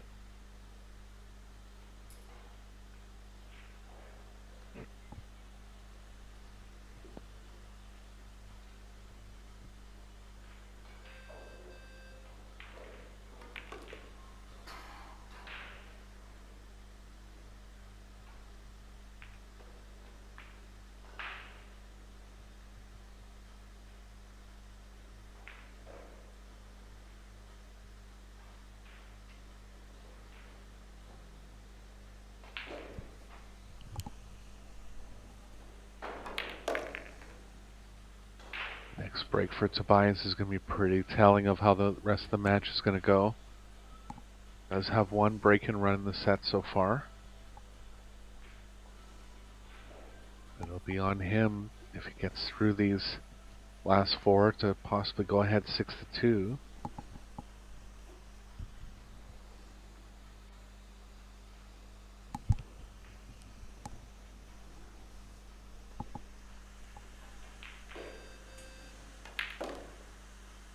Has to avoid the 9 properly coming back. Similar angle to where the cue ball is now will do.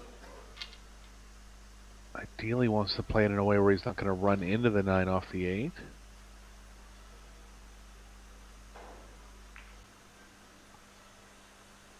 He can come to the other side, and he will.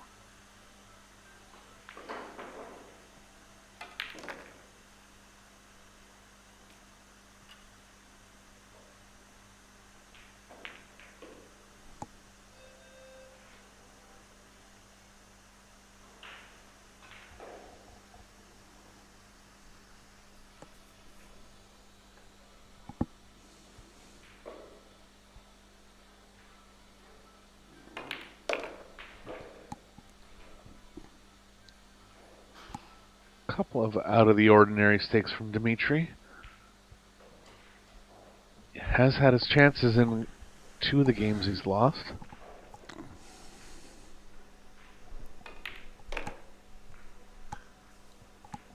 Well, it's another gift from Dimitri Jungo. Playing a bit like Santa Claus today. Just giving all the gifts away to the German at the moment. And funnily enough, fact about Antalya, it's apparently the birthplace of Santa Claus. There you go. I never knew that before, Eric. Never. Thought he was from Greenland. Yeah, Klaus is more of a Nordic background name. Interesting.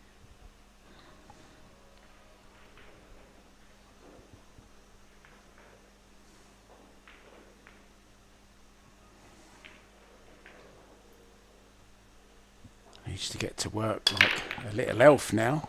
He's far from an elf though, isn't he, Dimitri? Rather imposing figure. Oh, he's hoping that 2 was going to get kicked. It did. There's a chance here, Eric. Yeah, good break from Dimitri. I actually thought it was Tobias's break on the odd games, but it is Dimitri, or the even games, but it is Dimitri breaking here.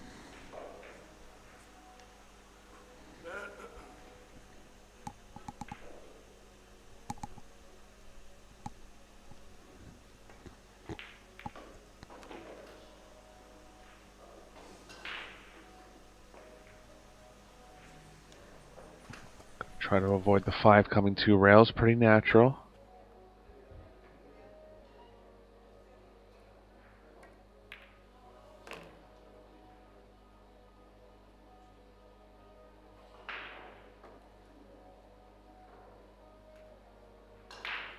Stop cue ball position from the 6 to the 7 if he gets straight in.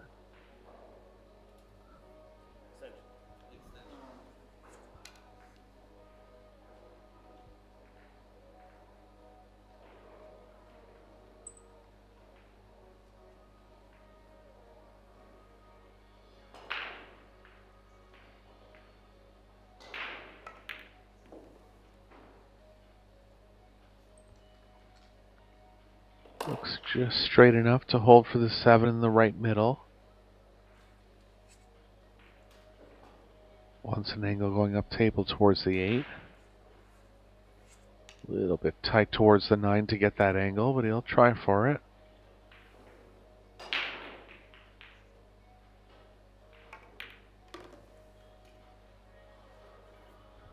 Nicely played, and a timely break and run for Jungo here, likely.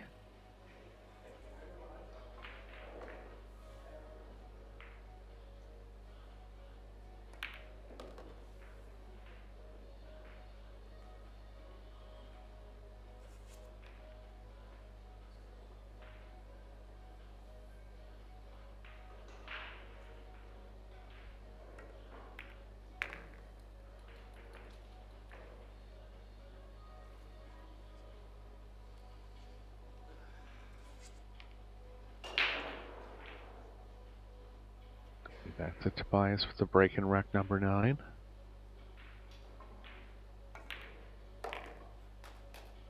Few break and runs thrown in these first 8 games, as expected. Offensive breaking rules overall.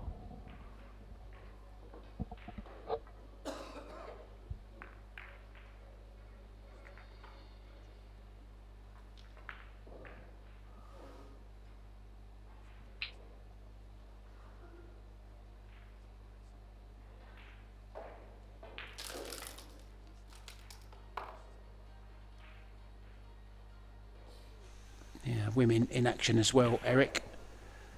Anna Godisnik is 4-3 up on Eylül Kibaroglu. In a Kaplan going well. The European champion at 10 ball is 6-2 ahead over fellow German Miriam Steiner. Linnea Halmström over on table 2. 5-2 down to Sandra Baumgartner from Austria. Back to this one. Tobias breaking off. Still with a 2-rack lead. Looking to make it 3.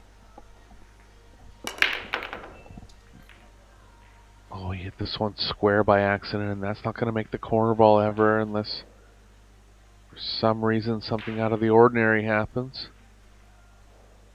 It's been illegal on the break twice now. Hit it square once, so not breaking that great.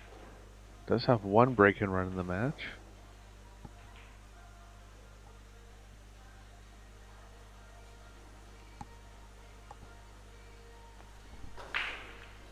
Dimitri might try to play the cue ball behind the 5 here. Pretty tight movement, avoiding the left middle with the cue ball.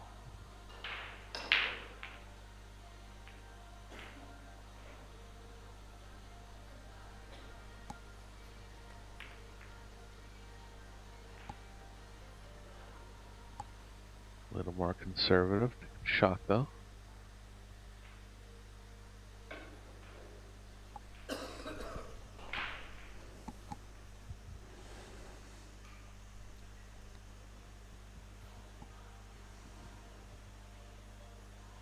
Tobias has to avoid the 9, kicking into the short rail. Take a fair bit of left spin to get over the 1 here.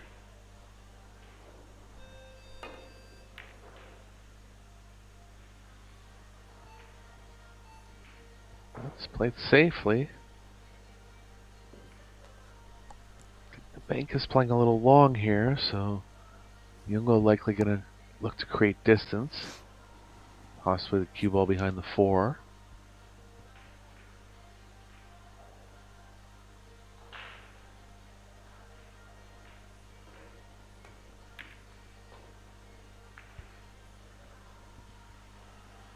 Used a good wall of balls over on the right side of the left side of the table. Nicely covered. Tobias might have the short rail here. Was always going to get cover, wasn't he, Eric, going that way? Too short or too long, he was always going to have cover. Just called the referee over for this one.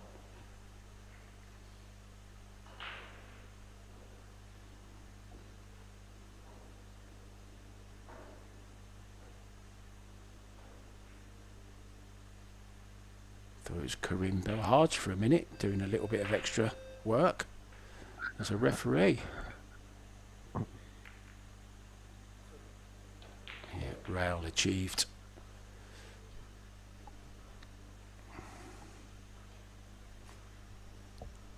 High percentage shave here for Dmitry. Try to line the cue ball up with the 6 or the 9. Could actually go up table around the 5, but I think just leaving the 1 in a safe position. It's a good play here.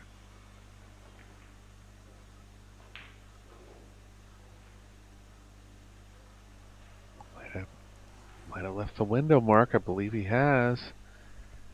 And if Tobias can bank the 1 past the 5 here and get the cue ball behind the 5,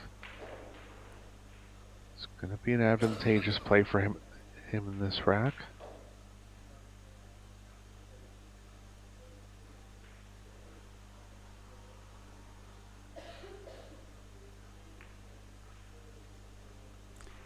Yeah, it's a little bit annoying that when you have the chance to get the upper hand in a safety exchange and you give it away, all of a sudden you're the one under pressure. One Definitely wrong move can lose you the rack, Eric. Yeah, sometimes those window plays when you're moving the cue ball about 8 feet are tough to judge, but that one really had to be lined up a little better. There's a couple small mistakes from Dmitry. He's still in the match, no doubt. But looking to just make better things happen in the latter part of this match.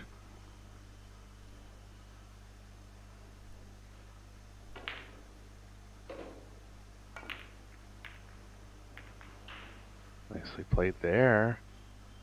One's going to hold up. By design, that one. Nice shot.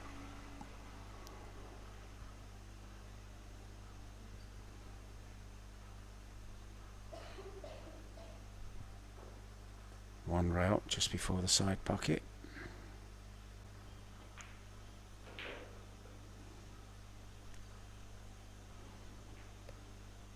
I believe he'll go at this with some speed. Really trying to make the 1. Low percentage when the 1's that far from the pocket. But kicking it towards the top right here.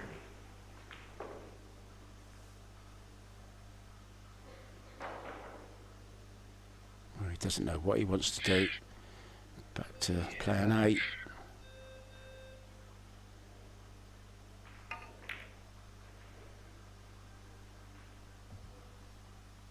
Yeah, just didn't really like the kick safe value out of that one, but he's found one. Dmitry can go behind the 5-6 here with the cue ball.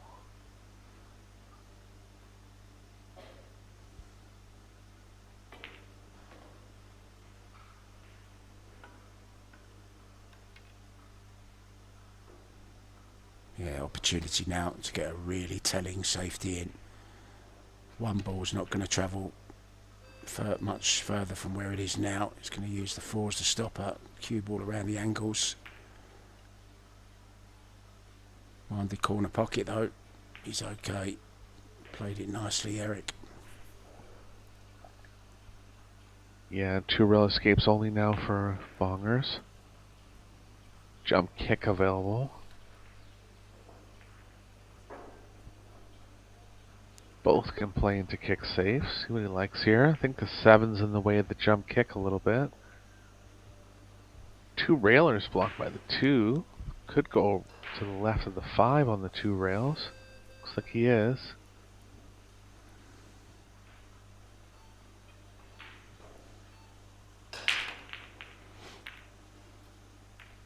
Just missed it. Advantage Jungo now.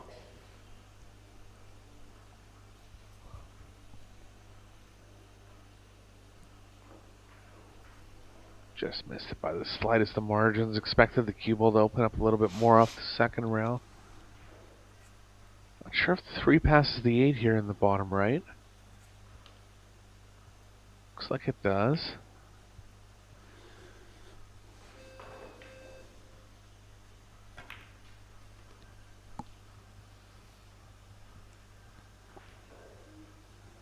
Be okay to come over to the right side of the table now.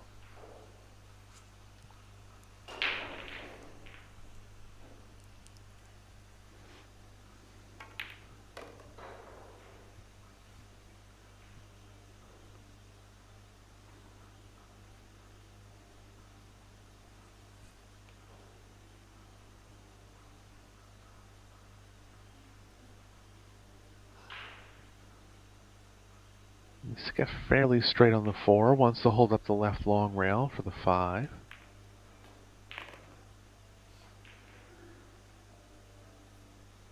Shot there. Rest of the rack looking pretty good for Dimitri.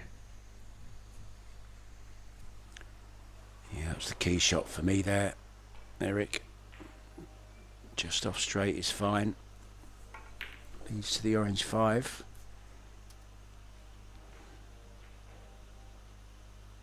Now straightforward draw. Play the 6 into the same pocket. Looking good for 5-4.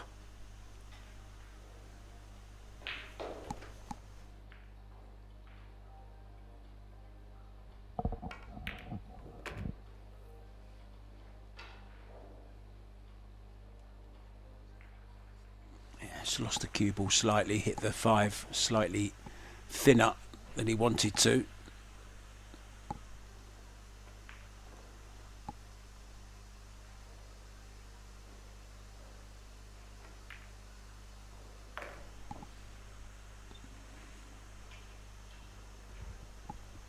Kind of changes his timing up from shot to shot.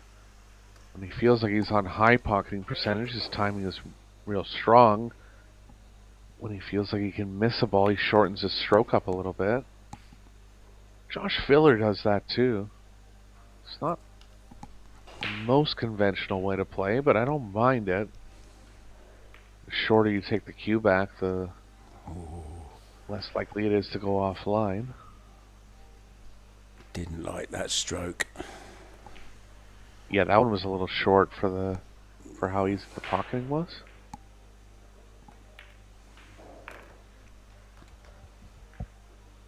Recovers though. 5-4. It is. Let's give you some latest scores, guys. Wojtek Szewczak going very, very well in this round. He's 7-1 up now on Kasper Bulo. Salto Comino has completed the win over João Grillo by 9 racks to 4. Stefan Kasper is 8-5 down to the other Swiss star of the moment, Ronald Regley. So Regley is on the hill. Mustafa Alnar and Diego Simon are all square at 4-4. Daniel Maciel going well against his fellow Pole. He leads Simon Corral 4 racks to 0. Back to this one. Dimitri breaking off, looking to go level in this one. He's been breaking pretty well, hasn't he, overall, Eric? Yeah, he's had the advantage on the break. 1 break and run so far in the match, but I like how he's hitting them. 1 ball and corner ball down immediately on that one.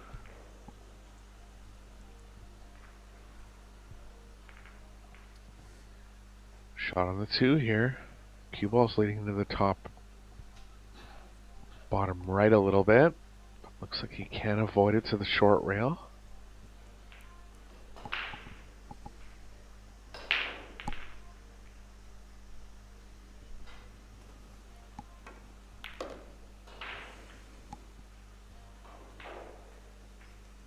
Favourable kiss? Yes, indeed. Yeah, nicely straight on the 4 here. Tobias not happy with it, but really a good shot there from Dimitri. He's kind of ruining his own mistakes, I think, from earlier racks, where he knew he had opportunities to extend his lead and didn't.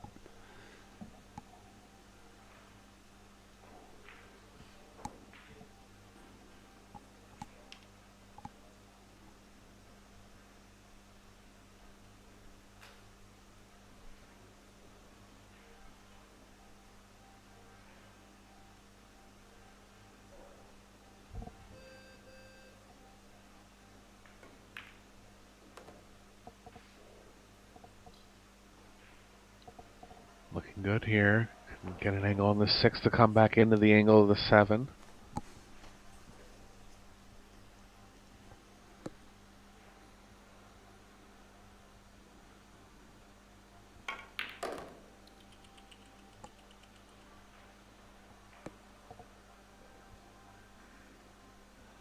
Little thinner than ideal, but he can hold the angle with a bit of right spin here.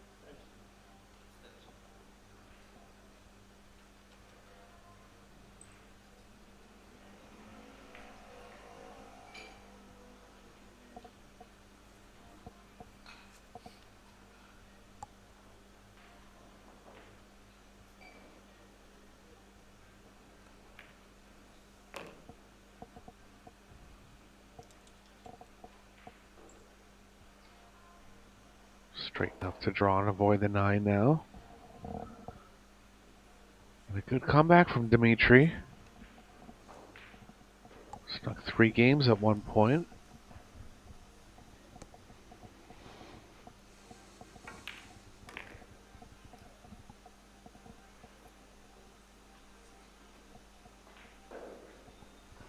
Underdrawn this slightly, but had a similar 9 in the previous rack. This one a little tougher.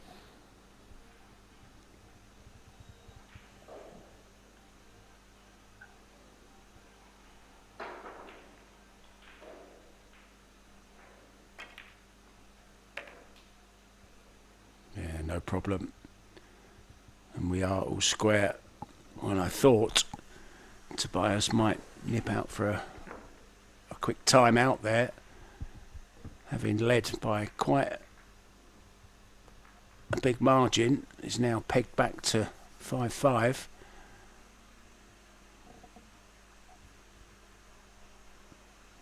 Good 2-3 he played there, didn't he? Overall, I think he's played well. He's just missed a couple of little opportunities, Eric, where the positioning went wrong for him. Yeah, second break and run of the match. I don't really remember him on any missed balls. Got a little unlucky when he ran into the 6 to end up right behind the 6. Got behind the 6 another time by his own fault, but he's played well. Could be illegal again, Mark, and the cue ball's down too, so tide turning here for Dimitri. If there was any doubt whether it was illegal or not, there's the icing on the cake. The cue ball getting kicked by the 2 ball straight into the centre pocket. Ball in hand on this 2 to the bottom right hand corner. He'll be on the 3.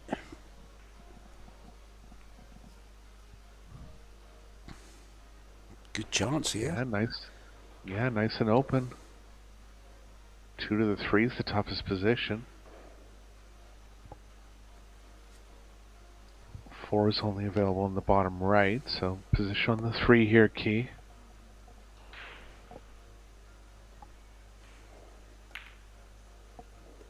He's found an angle where he can go back into the angle of the 4. Comfortable now. Tobias's face looks the same as Dimitri's did a few racks ago. Very agitated. Not feeling good inside at the moment. Dimitri going from strength to strength.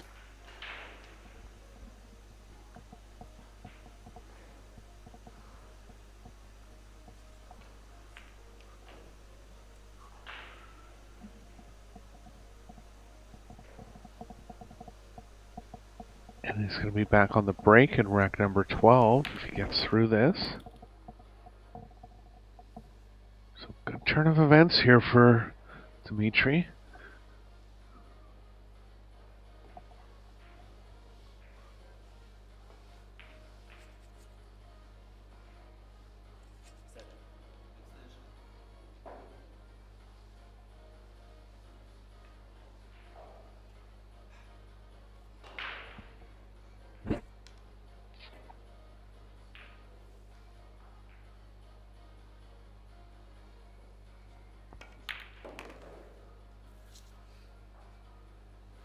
Nicely positioned here as well, Eric, to finish off this rack. Also, a reverse dish being served. Yeah, but distance on the 6 here. First distance shot he's had in about 3 racks. He's nicely in the stroke. He's been at the table a lot. Yeah, I was just going to No say, problem. Eric, He's stroking them well, and when you're stroking them as good as he is, I don't think distance matters.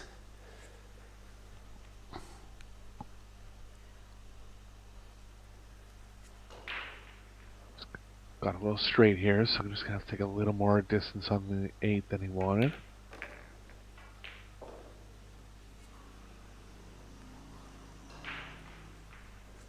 Well, what a turnaround. This will make the turnaround complete, won't it? The 6-5 lead.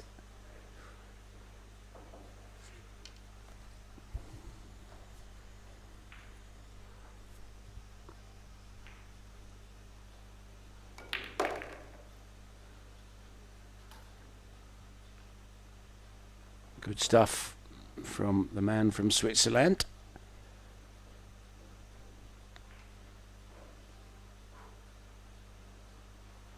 That was after the scratch on the break from Tobias. Never really got out of position, just on that 6 ball where he's left himself a little bit longer, but it was no problem.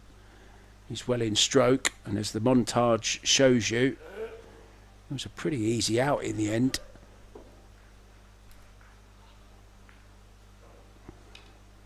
Yeah, looking for a second break and run in succession here. Tobias has struggled on the break. That's been one of his biggest problems, particularly in the comeback. Had a couple illegal ones. Scratched off the break once. Corner ball down. The 4 ball needs to pass, and this one's not legal. Yeah.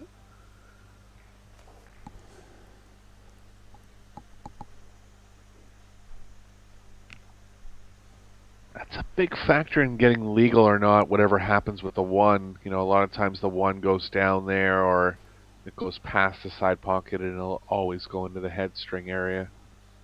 That's the 1 knock against the 3-point rule. Sometimes the balls can just kind of collide back into each other and jam at the bottom end of the table, or the 1 has kind of variable results that aren't controllable. But the spirit of it is that you should be breaking the rack hard enough. Yeah, the 1 ball you find a lot, if you don't make it, it hits the far jaw, Eric, doesn't it? And takes all the pace out of the cue ball. Sorry, out of the 1 ball. But this was a beautiful shot. Really was a nice shot there. After sitting in his chair for so long. Exactly. We both had the same thought, Eric.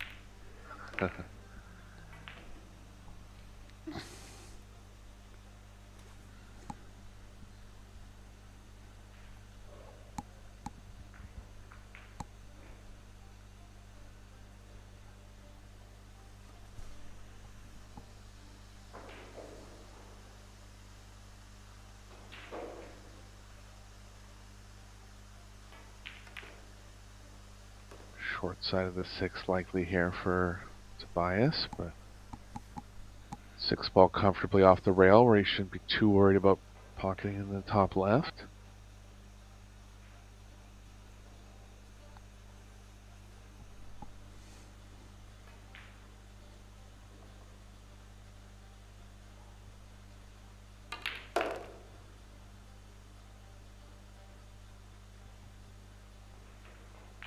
Got some angle in the 5. Gonna look to come to the longer side of it, but the 9's in the way of that path. Not straightforward here, Mark. Doesn't seem too worried. Quite sure what he's gonna play. Maybe a deep draw to get to the top side of it. Can he just run through off the 9 and play the 6 short side? Yeah, he could.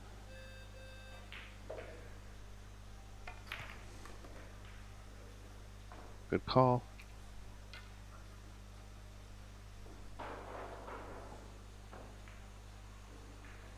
Jasmine Ouschan going well. She's won 7-0 against Anna Mazrina.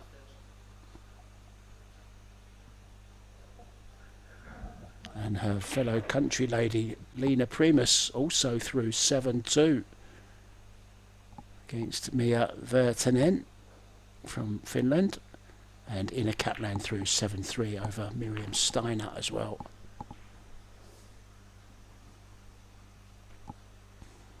This looks like a heel match, this one, to me, Eric. Yeah, all signs pointing that way.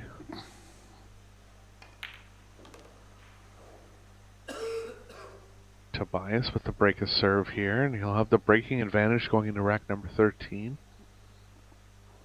Hasn't done great on the break, so can't consider him a huge favorite just because he is breaking, but gonna look to find something. Dimitri is going to take a timeout now. See him taking the glove off. So Eric Hallofsson and myself, Mark White, we will do the same, and we'll be back with the conclusion of this fascinating match when we come back. See you soon, guys.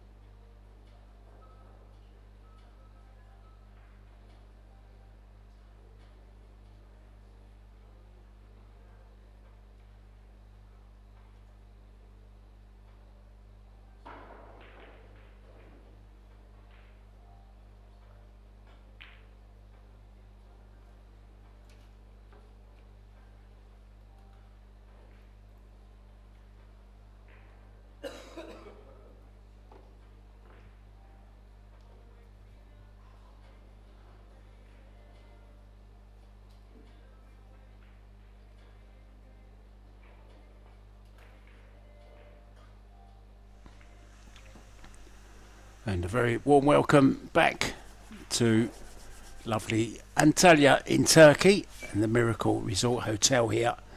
Just showing you some of table 2, and Linnea Holmström in a little bit of trouble against Sandra Baumgartner from Austria. 6-4 up the Austrian. Linnea, who won the straight pool, 14-1 last week, having to fight to survive.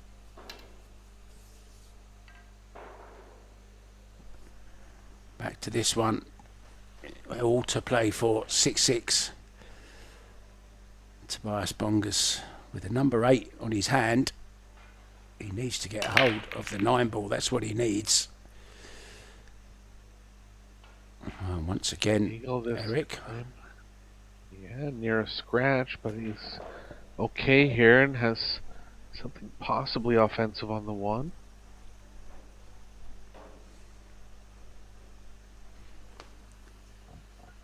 Yeah, Big angle going to the side. Was on its way. Yeah, definitely close there. Big cut angle going to the side, but the cue ball can play between the 2-7 coming back towards the 2.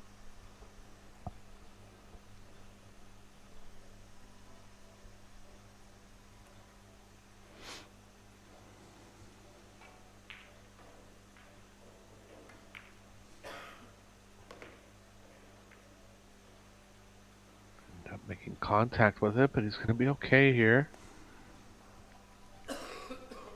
Chance to go ahead for the first time, and I guess he was ahead for the middle part of the match, but back into the lead now possibly.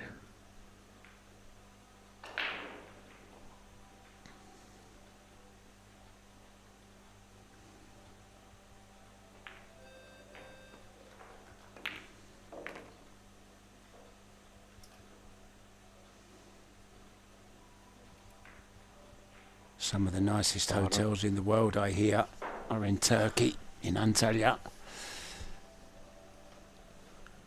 Not bad life being a pool player, is it, Eric? You do get to stay in some beautiful places on the tour.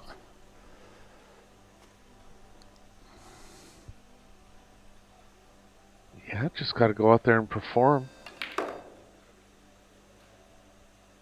Used to have to join the army years ago to see the world. That was how the army was sold to us. See the world with the army. I was trying to see the world as a snooker player, but it didn't really work out for me. But I've not done bad with Paul.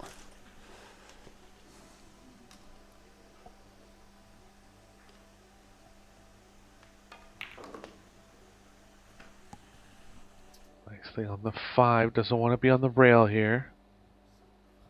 Looks like he might be avoiding the 8 going forward. Gonna take some distance on the 7. It's really the key shot to the rack here, getting proper on the 5. It's definitely okay for the pocketing. Position's a little tougher.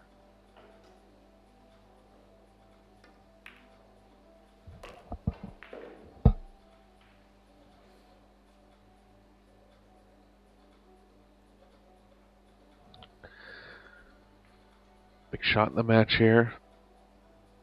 Distance on the 7.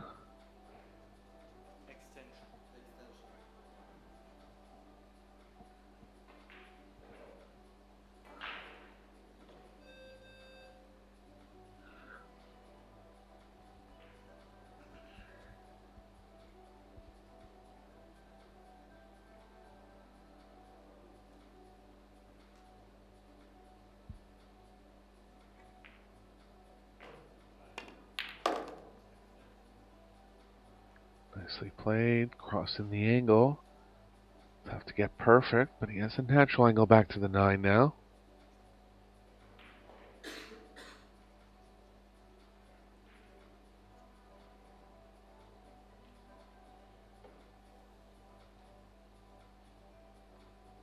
Both these players have turned up the offense in the past 5 or 6 games.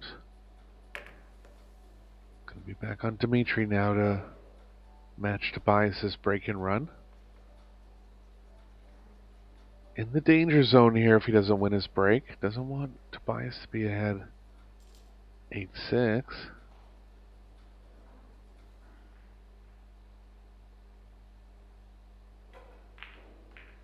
Yeah, getting down to the real nitty-gritty now, aren't we, in this match?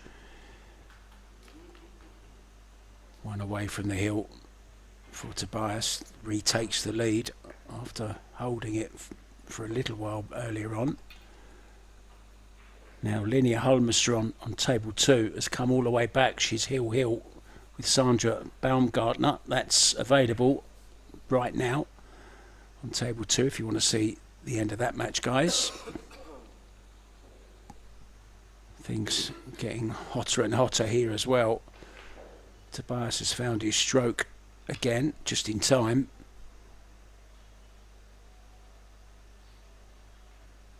Yeah, positive signs for Linnea going forward, taking down her first Open Women's European Championship and making it all the way to the semifinals of the women's 10-ball division.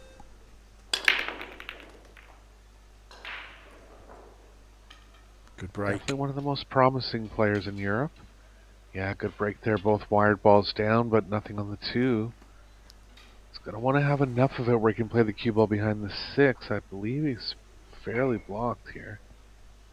Oh, pardon me, that's the 4-up table, so he's on the 3. Cue ball Bank behind is the on, 5, Eric. possibly. Yeah, it's Don't a you little fancy close the to the bank? rail. I do, but I just feel like it's so close to the rail it's kind of playing into a double kiss. I could be wrong. Looks like he's thinking about going behind the 5.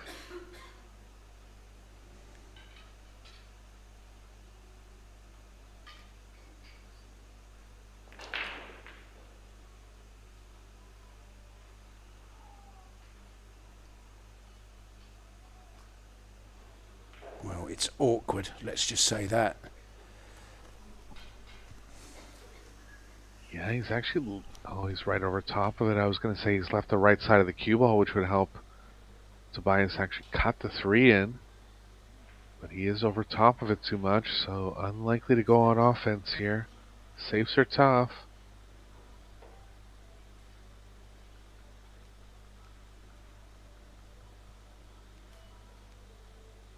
I mean, the only thing you can really do is play the 3 safe to the middle of the short rail, hitting it squarely. 2 rails.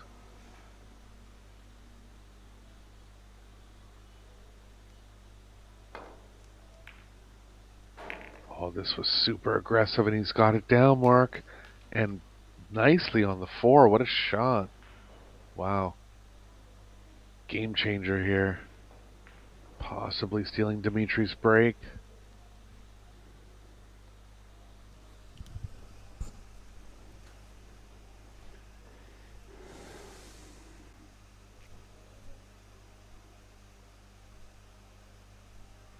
Yeah, those shots can win you matches, can't they, Eric?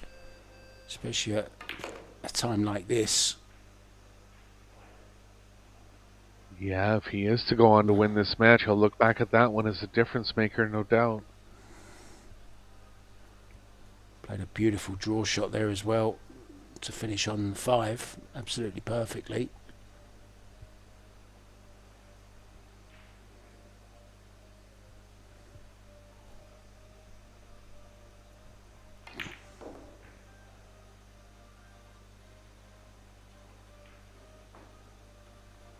Certainly got an angle on the 6 ball anyway to come 2 rails straight at the 7. Things looking very, very good for the German Eric as we come to the closing stages. Yeah, nice turnaround for him after being down 6-5.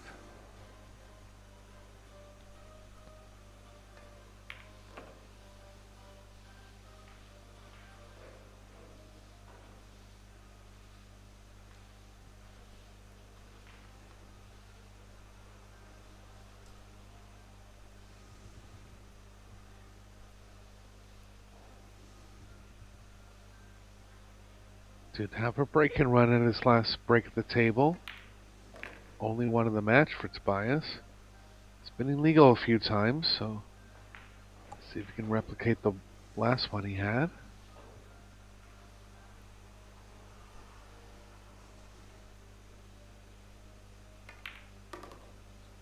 He was in a pretty bad place a couple of racks ago.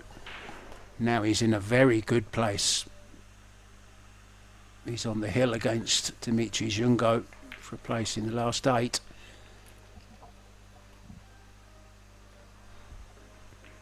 And he'll have 2 of the last 3 breaks. Take some comfort in that.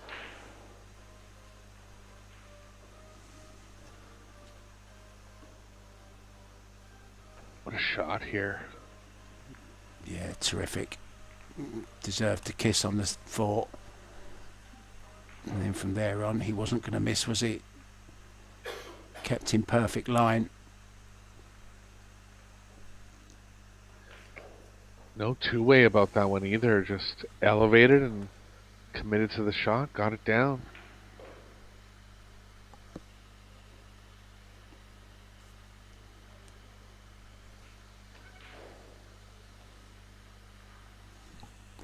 So breaking for the match. And a place in the quarterfinals of the 2026 Predator EPBF European Championships 9-ball division. Top spin. Doesn't want top spin on this break, that's for sure.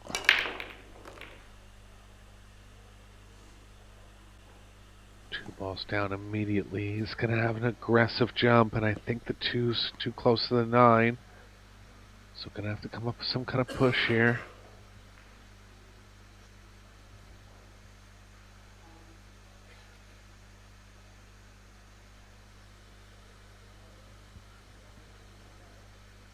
Just looking for distance and to leave Dimitri off angle.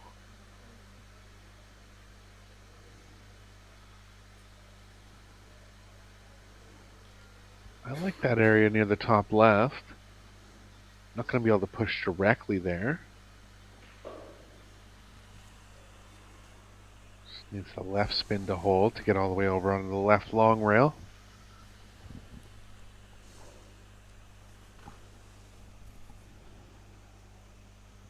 It's a good push mark. Safe opportunities available if he does get it back, but nothing easy.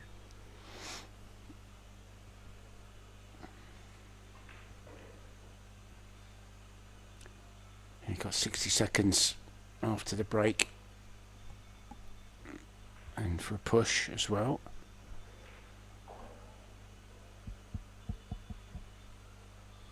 Dimitri trying to make something happen here. It's about all he had. And look at this. The 4s ended up right on top of the cue ball. I liked him using the 4 to halt the cue ball. I did like that part of it, but I certainly didn't expect, and I'm sure he didn't expect the 4 ball to come and back and cover the the cue ball as it has. He sees the funny side of it like I do, Tobias. Yeah, ideal Crazy result game, there for isn't it? Jungo.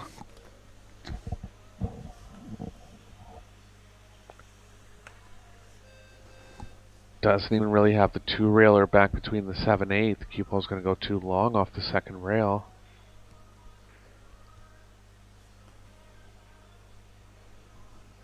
Three rails. Maybe 2. Super tough here.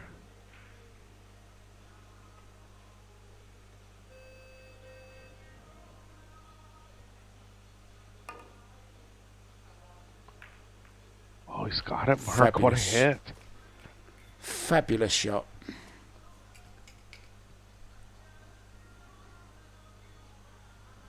Well, And you'd the never return expect to be save. hooked after this. Would you be No. expected to come back to the table hooked, Eric, after leaving your opponent that? I think Never. not. I mean, that's a great shot, though. Gave himself a chance for good things to happen, and they did.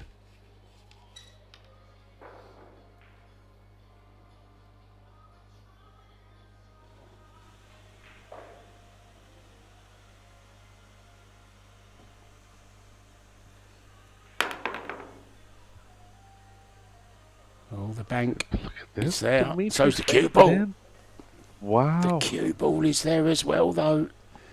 Oh, what a chance then for Tobias Bongers to close out this match. A little bit unlucky. Good jump bank. It's going to have distance either way, and a hard-fought match here between these two world-class players. Dimitri got a little bit behind by just some slightly loose play at the beginning. Made a strong comeback, but Tobias answered the call here in the last 4 games.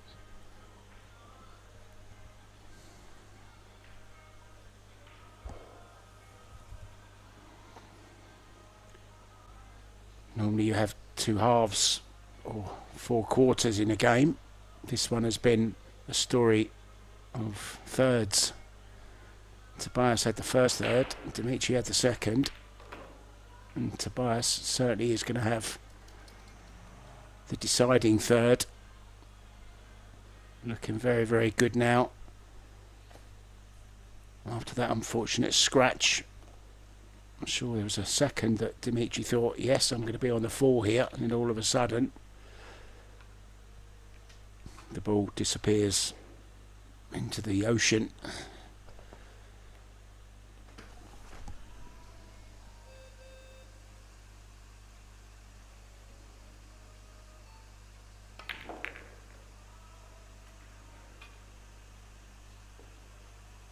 Well, Linnea Holmström has lost 7-6 to Sandra Baumgartner. Yeah, a couple losses on the hill for Linnea this European Championships, but she's playing well and she's gaining confidence. Yeah, her idol growing up was Jasmine Ouschan. She always looked up to her. Oh dear, oh dear, oh dear. How does that happen? What happens there, Eric? I don't know. Just fear in getting over the line. Could be coincidental, but nothing to do with the cue ball on that one.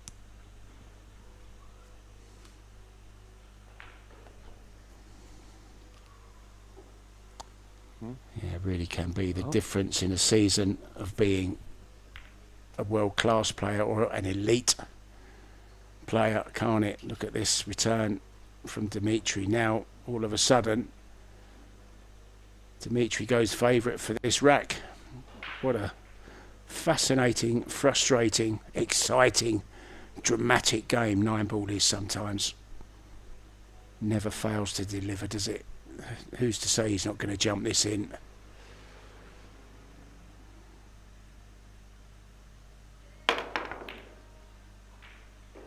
Got pretty close.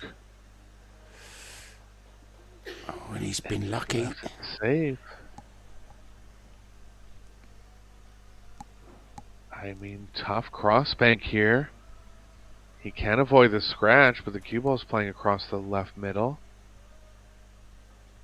I think he's going to try to cut this one in. Watch out for the cue ball coming across table.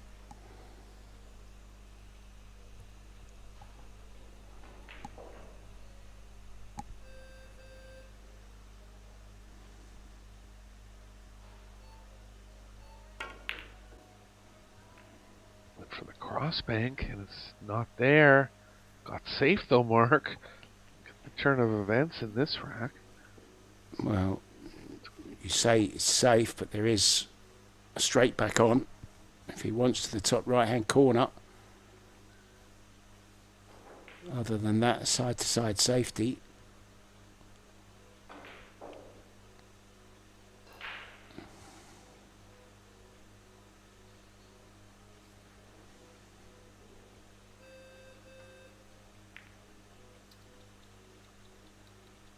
Yeah, it was short. It was very, very stuttery and juddery on that stroke. Kind of played the shot and then wanted a little bit more power. You saw his cue go after it the second time, kind of thing. You know that feeling, Eric? I do. You know you've underhit something straight away. Yeah, a couple mistakes now. Since he's been on the hill. Does have the left edge here. Going to try to line the cue ball up with the 8 likely.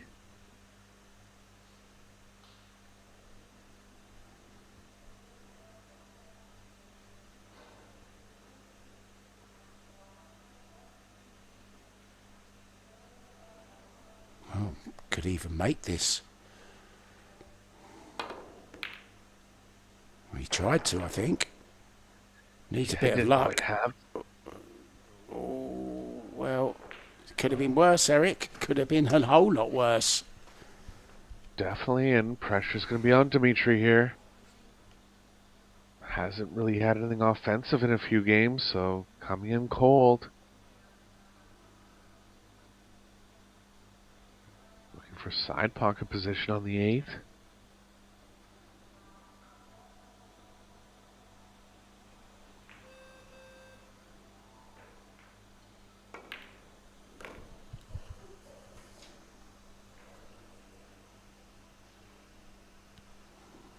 Still time for drama.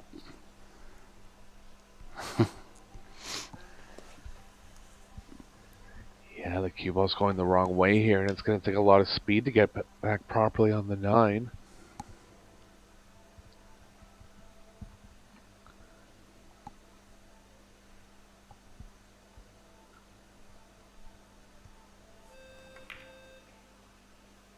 Oh dear, oh dear.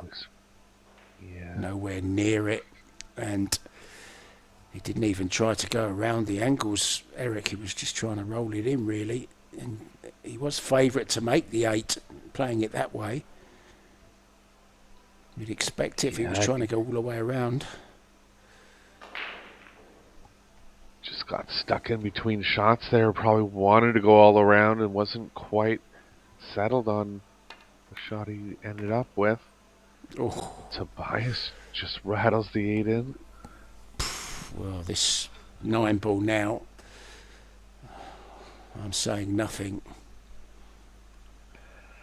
He's missed an easier one in this wreck, Mark. We'll see.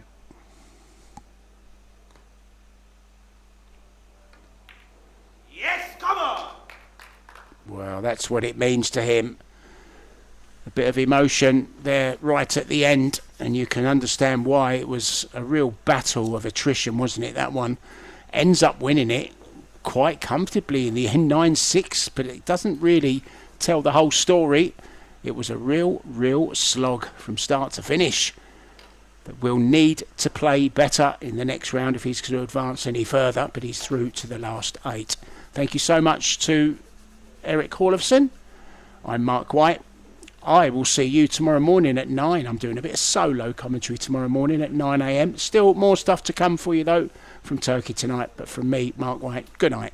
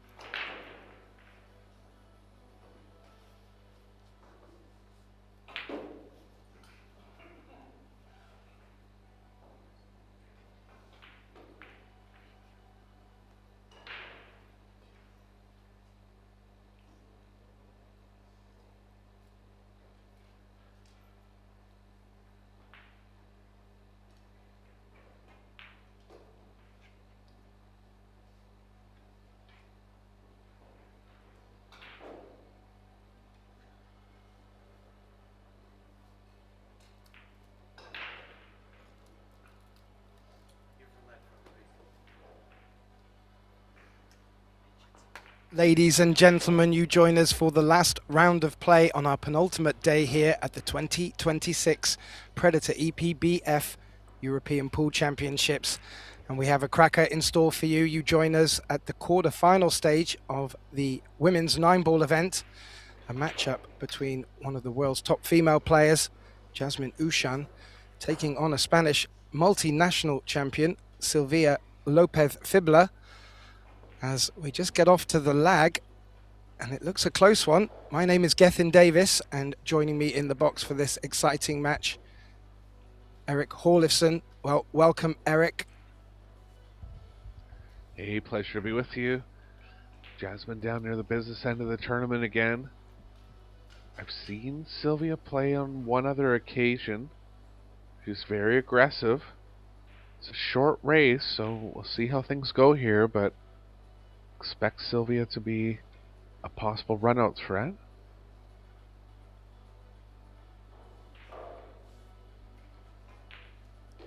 Yeah, Eric, 2 Spaniards have made it into this quarter-final, and also in the men's, there's 2, possibly 3. But Yasmin has won the lag and will get us off in this race to 7. It's alternate break, shot clock in play, and the 3-point rule. Picture perfect break here, but nothing on the 2. 1 ball and corner ball down. I have to say, Eric, a familiar sight through today's play. A lot of the players making balls off the break and legal breaks, but just not getting a shot on the next ball. And it has made for some very interesting tussles and quite a few hill-hill matches. If anyone was to look back on the scores, you can look at epbf.com for all of them.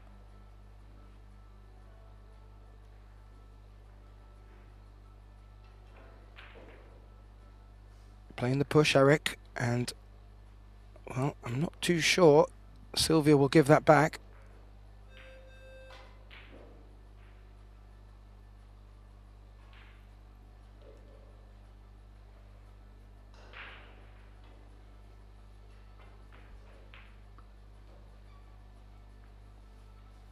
Yeah, that cue ball's kind of playing into the side off the right side of it. She can't play the cue ball down to the short rail and try to involve the 4-9. It's a good shot. Almost got behind the 7-8, but I'll look for Jasmine. Yeah, a couple of rolls, Eric, and that would have been real trouble for the Austrian.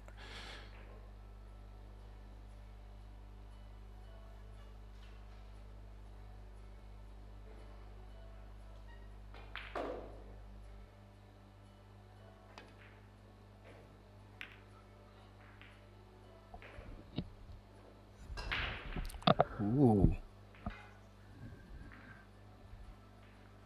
Yeah. Just found the window here. Yeah, exactly, Eric. Looking for the containing safety, had the 9 or the 4 perhaps to come into play.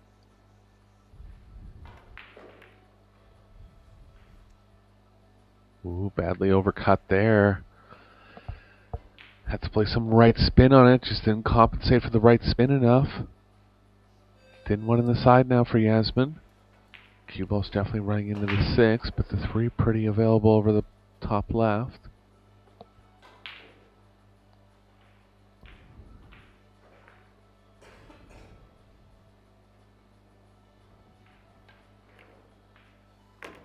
Oh, she was able to avoid the 6. Nicely done. And Yasmin a favorite now in rack number 1. Yeah, every ball's got a pocket, Eric.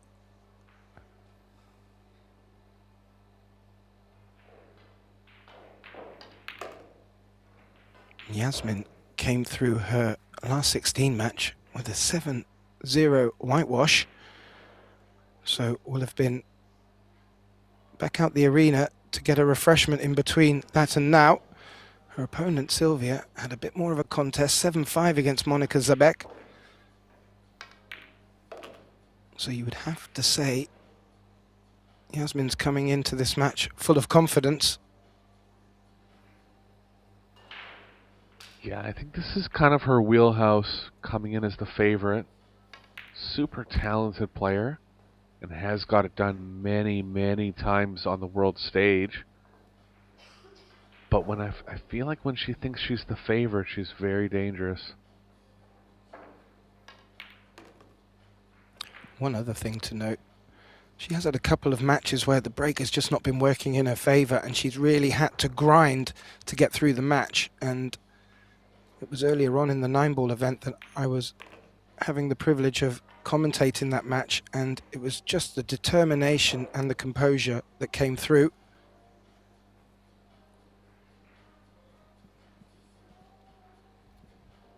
Little trickier 9, Eric, for your opener. Yeah, it's across the angle there. Didn't get perfect here. Oh, she's missed it, Gethin. It did think about turnover in dropping. rack number 1.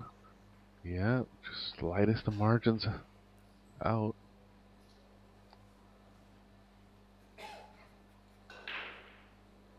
Well, this would be a steal, you'd have to say, for Sylvia. But nevertheless, she will take it, and a great start to get off first in this race to 7, as you mentioned. These can be quite quick matches, and so really important to get on the board, and especially with the alternate break, to take one against Yasmin's break.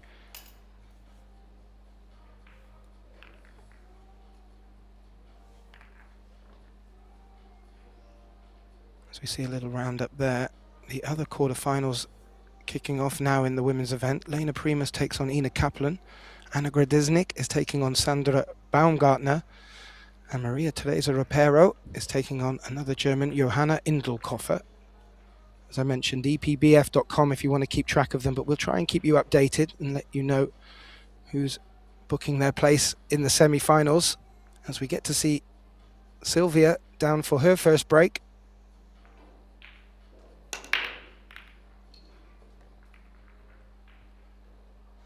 Ball down. 7 balls got across for it to be legal, and it's not. So first chance here for Yasmin in rack number 2. Reminder, we are playing the 3-point rule in the break, so combination of balls pocketed and balls past the head string has the total 3. Spirit of the rule is that the players need to hit the break with some decent force. They can get caught sometimes catching it a little bit thin, and that's what happened there for Sylvia.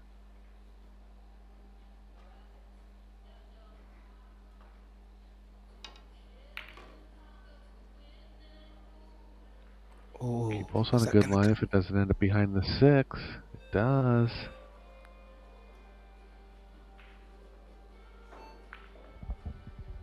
It was the right shot to play. Yeah, always had to come on that line. Actually did nice with the line, just a little unlucky with the speed result. Thought she would go to the jump cue quickly here. She hasn't, though.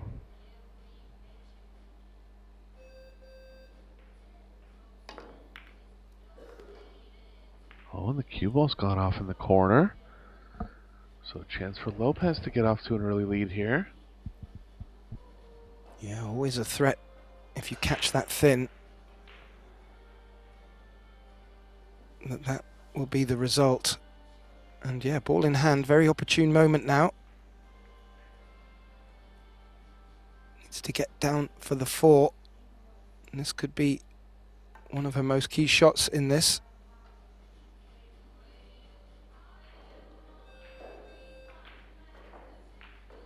It's quite straight. Yeah, comfortably on it, but gonna have to elevate to create some movement back to the 5. Looking for some kind of follow. Didn't like it. Trying to cheat the pocket too much there. And Yasmin gonna have a chance in rack number 2 after the scratch.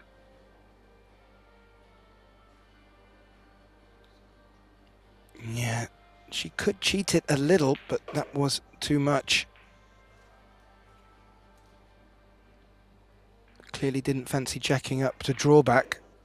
Now, this is quite a nice line to come back through that gap off the 4.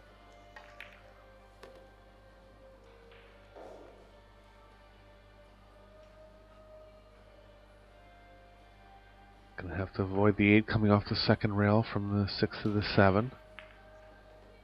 Really needs to be played in the bottom left. Could possibly try to play into the 8 off 2 rails.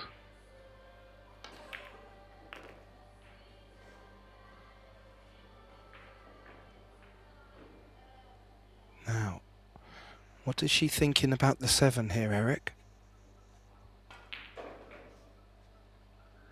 Yeah, I think just trying to run the cue ball right at the 8. If it hits it, fine. It'd be unlucky to get right behind it. If she does get above it, the cue ball can stop the 9 going to the left off the 7. It's a different way to play it. Worked out okay. Gonna have to go around the rails here, Gethin.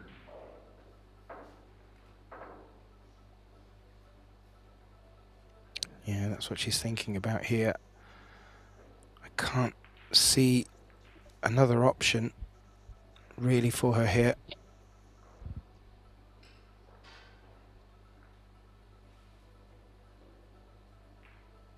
Biggest thing here is avoiding the left middle with the cue ball. Looks like she can draw just enough.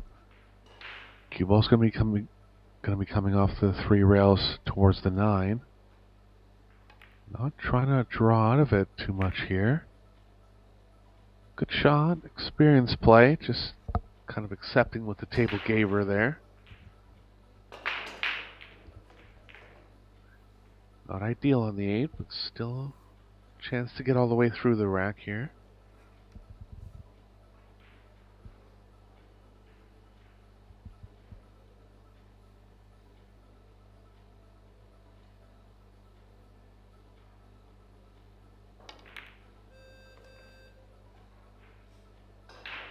Clean pot, Nice Eric. shot. Yeah, nicely back into position now.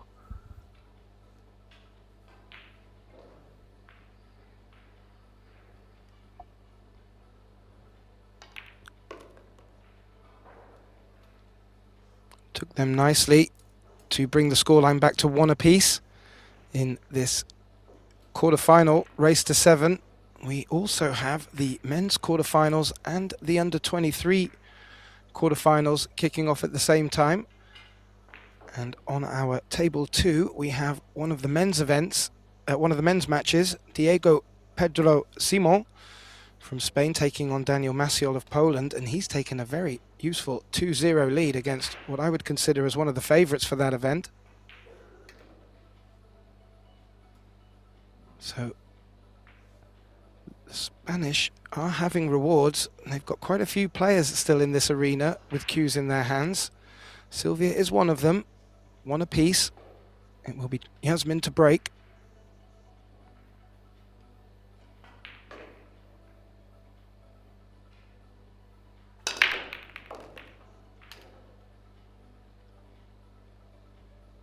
One ball and corner ball down immediately again, and no shot on the 2 again, and a little bit of disgust there from Jasmine. And I don't blame her. Really can't hit the break any better, but hasn't had results on the first 2.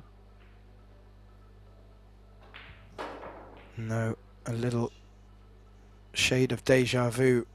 Again, not getting just that extra edge on the break. She's been making balls all week, but a lot of the players really struggling to get the next shot.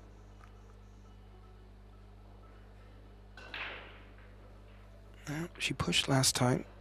She's looking for a different spot to push to here. Leaking an edge of the 2, perhaps. Yeah, looks like she's going to leave the left edge of it. There will be safe options for Sylvia, but nothing too easy. This will be about a 50-50 push here. Looks like she might be considering something else, but I do like the left side of the table with distance. Players are under a shot clock. I believe she has already taken her extension. So now has not many seconds to play this shot. Push called.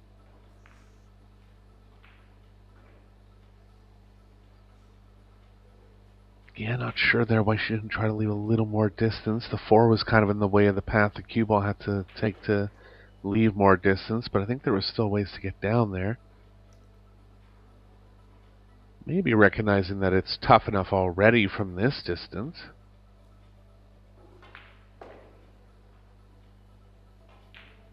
Sylvia's going to try to line the cue ball up with the 3 or the 9 here.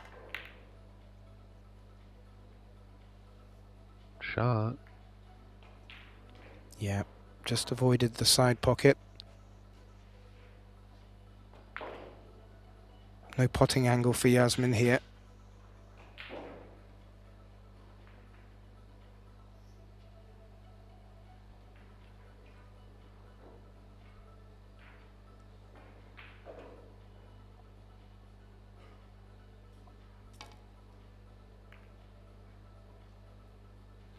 Good thin contact from Yasmin, and it looks like it's going to line up the 7-9. Beautiful shot there. Feathered the ball, Eric, delightfully from that distance. Great shot. Any thicker, that would have come up short.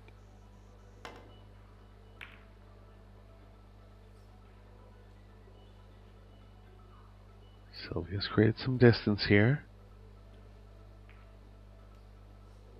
Combo's very tough. I think Yasmin will try to run the cue ball into the 6 and bank the 2 past the 7.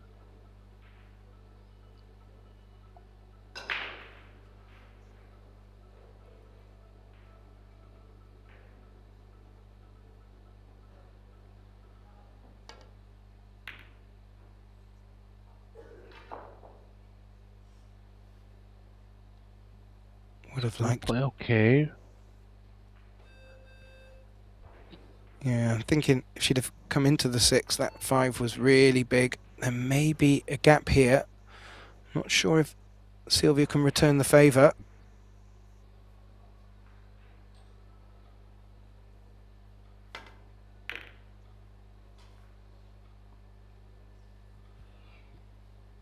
Not quite what she intended, but she has left distance.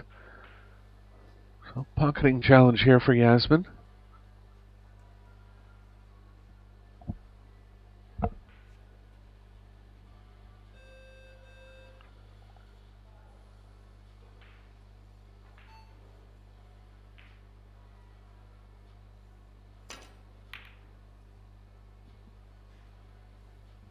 Ooh, try to play all the way around the rails. Speed kept that one out. I don't blame her. I'd like hitting more speed on long pocketing like that. Just a little off the mark here.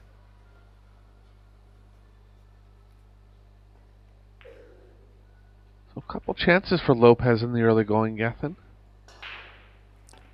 Yep. Agree. Needs to be converting them. Could do with that cue ball not to be stuck behind the 9 either. I don't think it is, but she doesn't have the potting angle. Yeah, the scoreline is still healthy as well, 1-1. And if there are chances coming her way, there's every chance she can pop a few more on the board. Ooh. I think she missed the 3 anyway, but scratched just to make sure.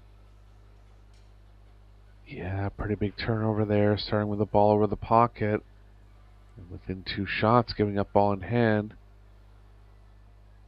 Lopez has got to be careful. I really feel like he has been in, I guess not all matches, but she's run away with a few here at this year's European Championships. So, really has to try to stick with her in the early going, I believe. Well, I mentioned about the number of Spanish that have made it through to the quarterfinals today. There are 3 Austrian ladies in this quarterfinal as well, and they're all in separate matches. So great representation from them. I believe a few of them, if not, are in the team event as well. So looking strong on all accounts.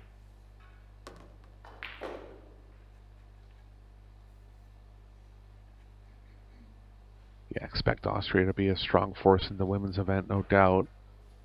I think some of the men not representing Austria this year at the World Team Championships, or pardon me, the European Championships, but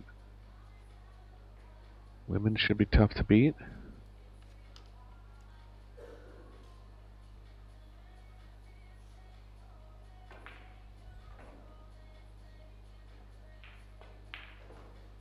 Three rails around now for Yasmin. Nicely on the 9.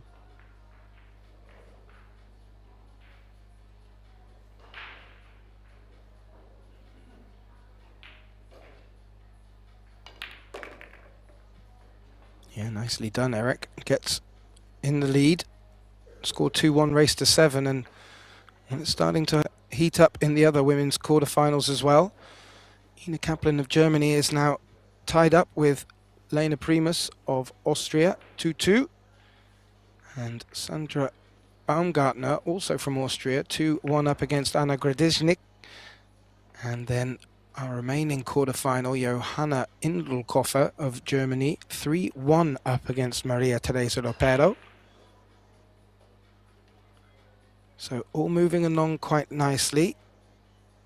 And this one still 2-1, not much in it. Sylvia to break.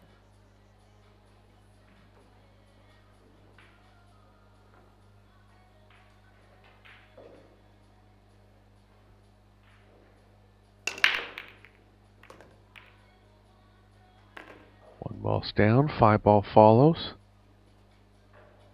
And again, no shot on the lowest numbered ball. Well, I don't know if at the bookies you can put a bet on how many times people will break and not have a shot, but someone's making money somewhere. Well, I mean, the ideal is that you don't actually make the 1 on the break and you're able to control the 1 somehow, and that would increase your percentage. But the way this break from the side rail with the 9 on the spot, the 1 does go in a lot.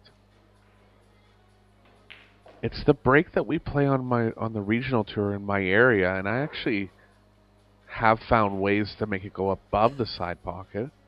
It's kind of like a stun follow hit. Creates a little bit of draw off the 1 coming off the rack. Should you be digressing these secrets, Eric? Well, I don't have to play them, so it's okay. But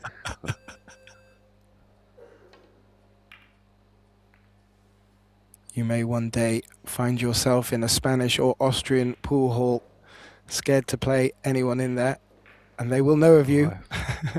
it's happened. It's happened. I've given away a few secrets that have got me before. Well, Sylvia's up to the table. She doesn't have a look at this too, so she's going to go airborne. Needs to be careful the cue ball gets down in time. It has done. And that's turned out quite nicely, Eric. Yeah, let's see how aggressive Yasmin wants to get here. The 3 ball's going to make the top right pocket bigger. No guarantee to get on the 2.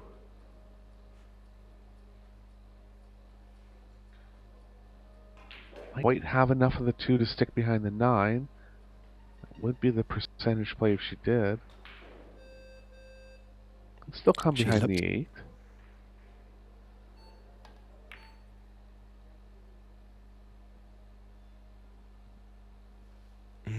That's short. She did have a look at the angle up onto the 3. I did feel that was a bit ambitious. Now, there could be a Karomon for Sylvia here. Yeah, I think it's a little easier than the combo. The combo will definitely play the 2 in better stead. Looks like she is going to combo at it here. Oh, she had to draw it if she was going to carom it. Surprised she didn't recognize that. Yeah, needed a bit more premise. Now.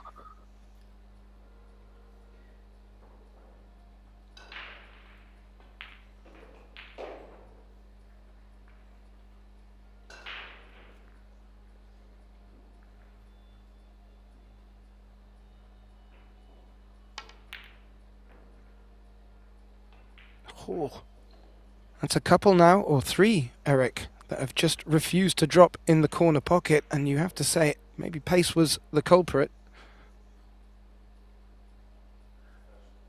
Yeah, I think it's kind of Yasmin's Achilles heel just to miss some pocketing shots for whatever reason. I would say that's where actually the bulk of her errors come from. She's missed a couple here in the first 3 games.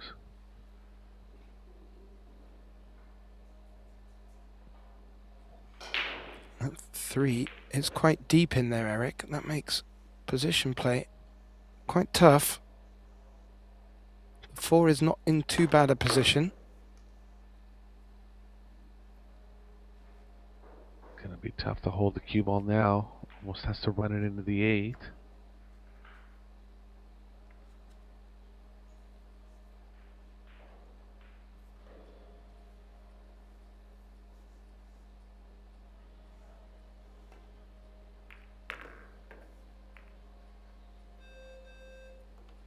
Does, and the 6 is still available. Little straight where she's not going to be able to get really close to the 7, but can come off the rail here.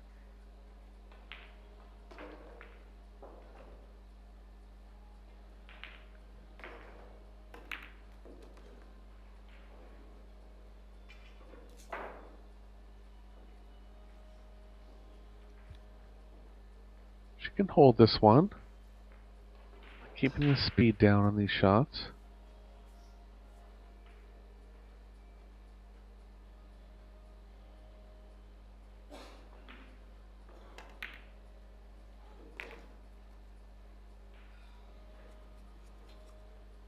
Keep the speed down nicely, made the pocket bigger. Looking like 2-2 now.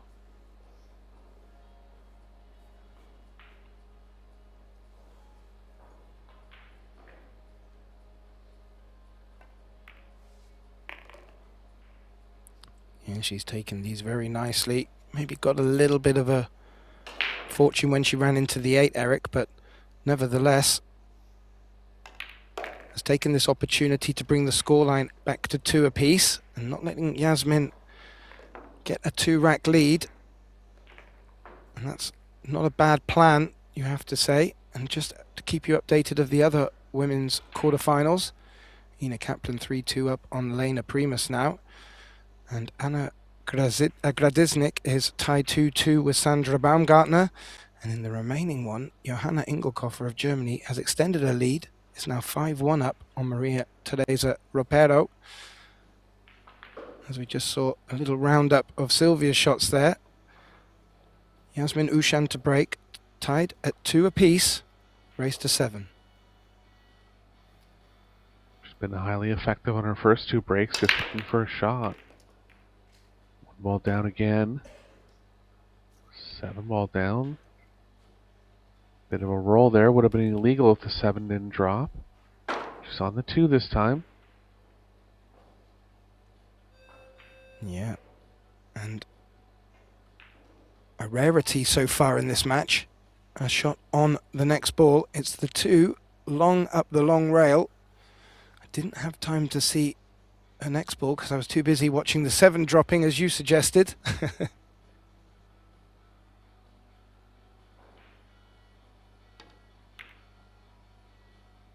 Oh, 3rd missed pot for Yasmin.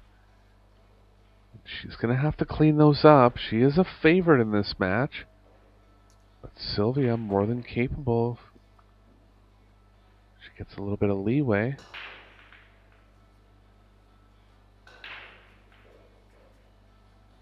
Bit of a funny one here. Very thin in the side. Can draw out of the scratch, but going to leave a lot of angle on the 3.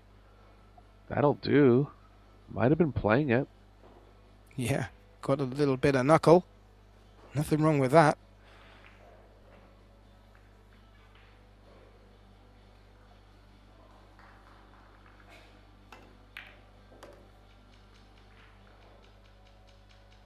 He's played that very well too, Eric, and that last rack just seems to have put a little bit more of a pep in her step, and maybe she's just starting to feel that There are opportunities out there for the taking.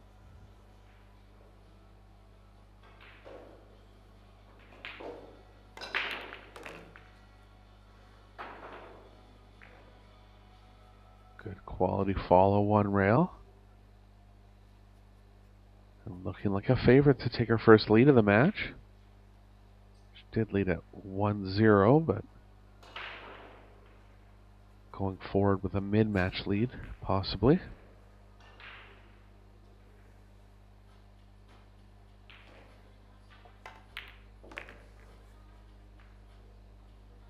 And showing some of the form that has got her to this quarter-final, because she has played through some tough opponents to get here.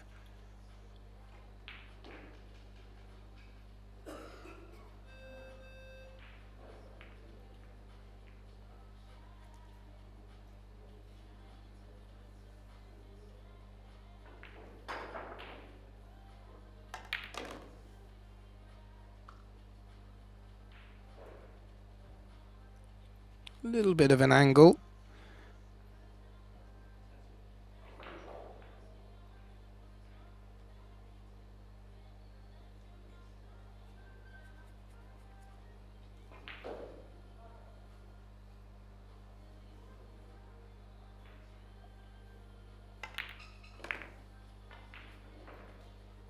Potting well, Eric. Played.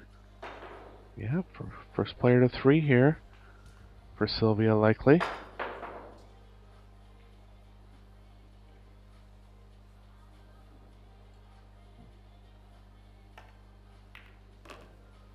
As you said, Eric, a mid-match lead, very useful for the left-handed Spaniard. While we just have that small moment, we do have the men's quarterfinals in play. I'm just doing a quick update on the score, but one of their matches is on TV table 2 right now.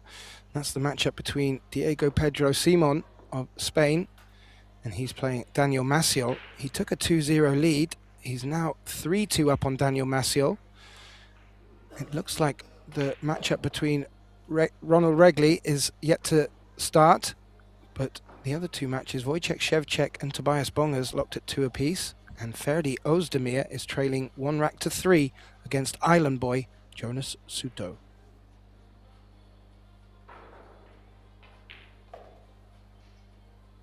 Big break for Sylvia here. Good chance just to take a 2-rack lead. Yeah, if she does get this game, it'll put a bit of pressure on Yasmin. No ball down, though. See how aggressive Yasmin wants to get here. There is a kick and stick available.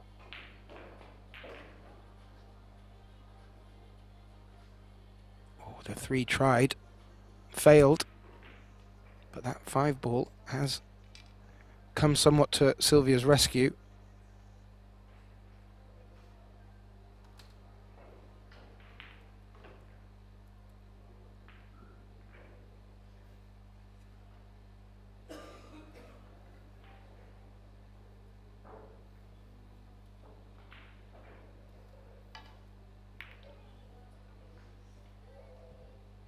Stuck the cue ball nicely. See how far over the 1's going to get. Looks like she's blocked the left side of it just, possibly. Sylvia can't do much if she only has the right side here. She is looking off the left side of the 1. She's going to have to swerve it to get into that side of it. She might play it onto the 9. Where's that 9 going? Oh, it rattles and drops. I saw her having a look at it, Eric. Well, I didn't see that at all, and what a shot there. Wow. She was going for the 1, but knew that 9 was trajectory over towards that corner pocket, and well, a couple of bounces, and in contrast to some of Yasmin's shots, that 9 ball decided to find gravity.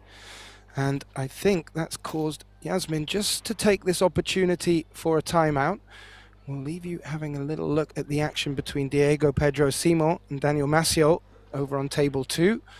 Eric Horlifson and myself will just take a quick timeout as well, and we'll be back with you for the rest of this exciting match.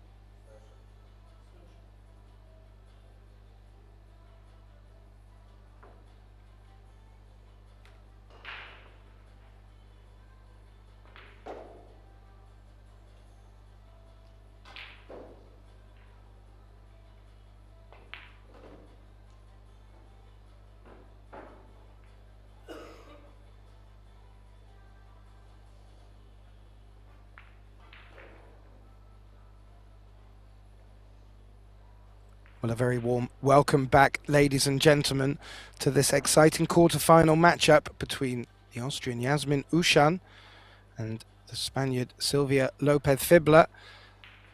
Jasmine just taking her time out after a wonderful jump 1-9 combination from Silvia to get to 4-2.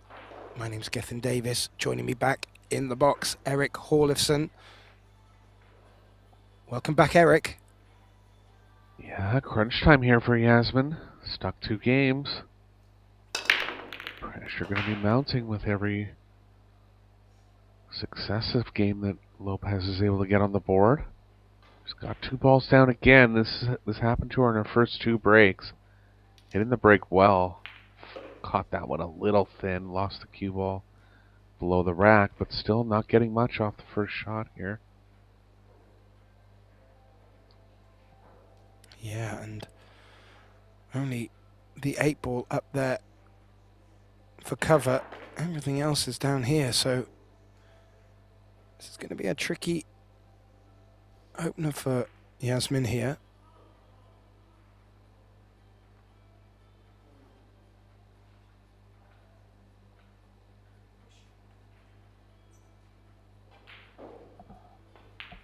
Yeah, she'd want to involve the 8 with the cue ball.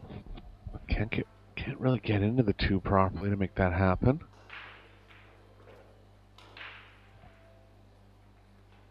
This is not easy.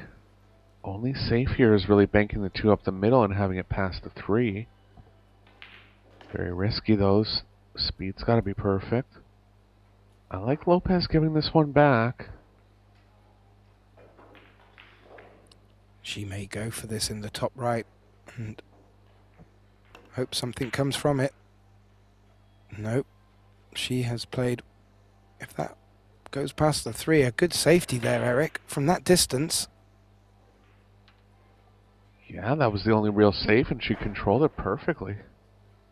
Shot from Lopez.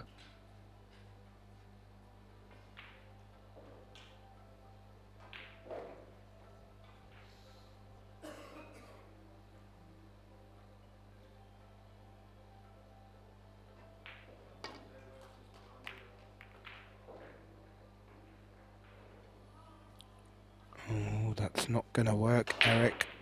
That's not going to work at all. Successful with the escape attempt, but that 2 ball has hung out over the corner pocket.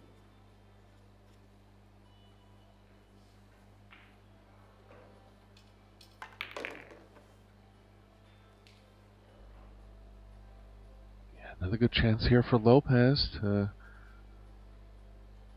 add on to her lead.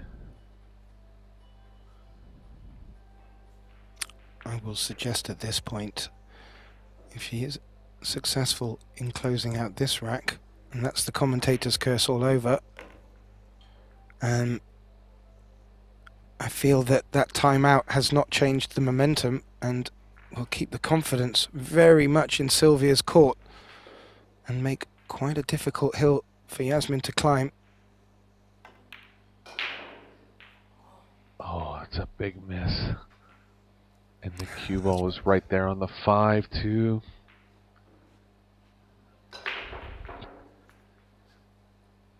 See how she can recover from that one. She's not left the easiest of 4s, if that's anything to go in her favour. But you certainly fancy Yasmin taking this on and holding shape for the 5.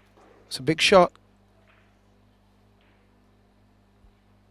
Yeah, the cue ball can miss the left middle. Going to be some distance on the 5. Looks like she's a little bit worried about how she's going to end on the 5. I'd just focus on pocketing the 4. There should be options to get onto the 7.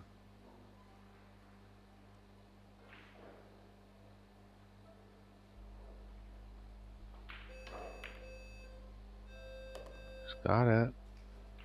It's going to end up straight, though. This is what she wanted to avoid. And there's very little room into the short side. She kind of knew it before she shot it. I think she still has to try to get down there and just see what she can develop. Risk, of course, with the cue ball following all the way into the pocket.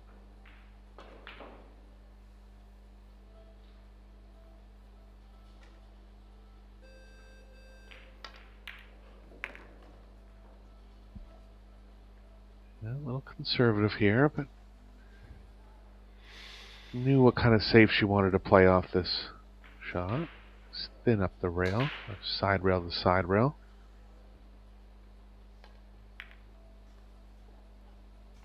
All pace. Yeah, lucky she didn't leave it over the side there. Miss hit that one badly.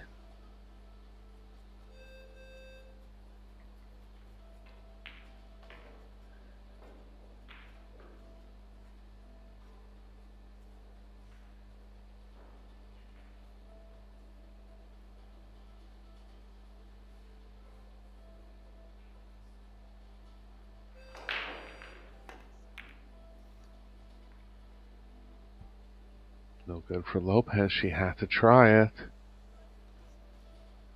Yeah, and yes. playing it a bit thin, Go Eric. ahead. Just to help the cue ball come down.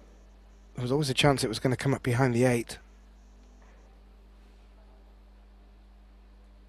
Yeah, Yasmin's been a bit out of sorts here, but she's going to have to dig deep.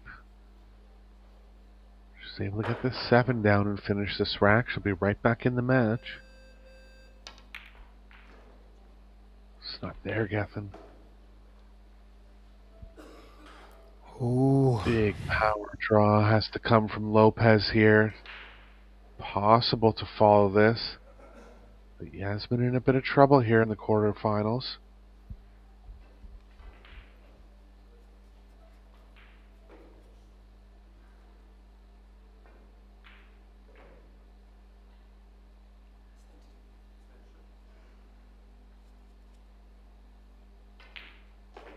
Really don't like following this ball. Cue ball's going to run into the 9.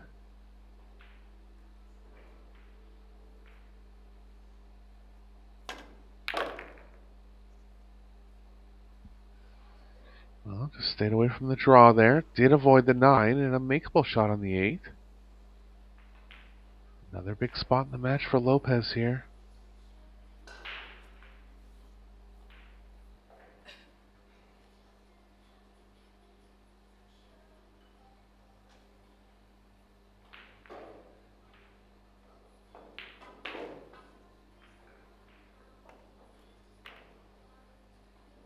Ooh. Pressure getting to her a little bit. Feeling what she's up against, possibly. Intimidation factor of the opponent. It's 2 chances. Missed in rack number 7 here. We all felt it a bit for her there, Eric. That was a great opportunity she'd made herself on the 8. Now Yasmin with a similar one. Maybe slightly less pressure, depending how you look at it.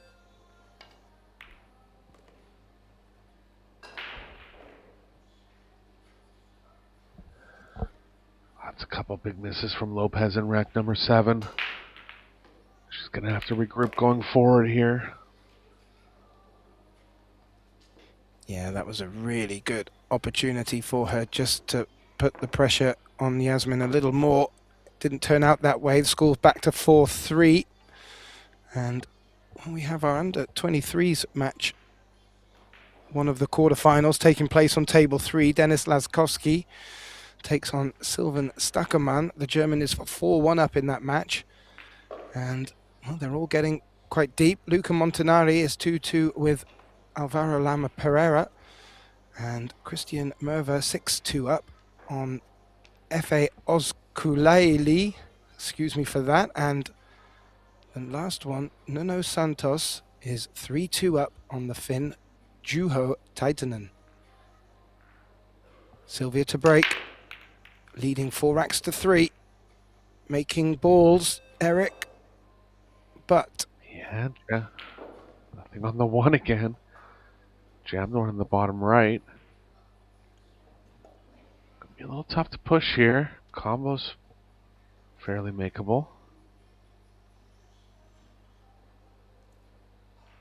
Well, she was listening to you about getting the 1 ball high of the middle pocket. She did do that. That 7 ball spoilt the party.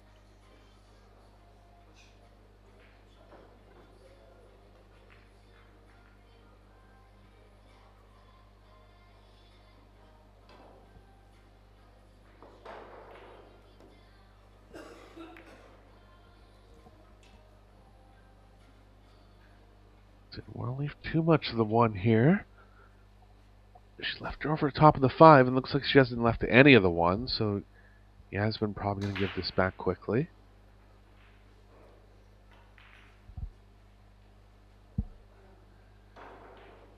Does have the left edge. Definitely tough cueing here. Yeah, really tough.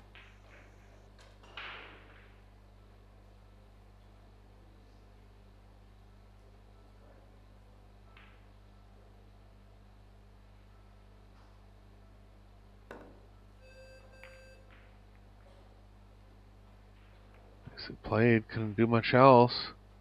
Created some good distance. Combo's a little more off angle now. Pretty aggressive combo try here over 8 feet.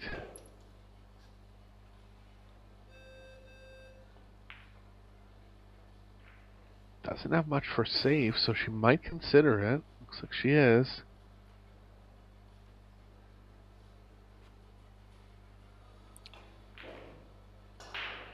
Didn't know if she was lining up a 5th. Played really thin on the 1.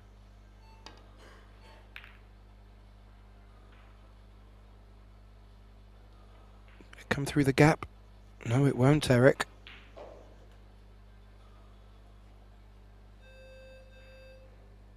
Yeah, chance for Sylvia to take control now.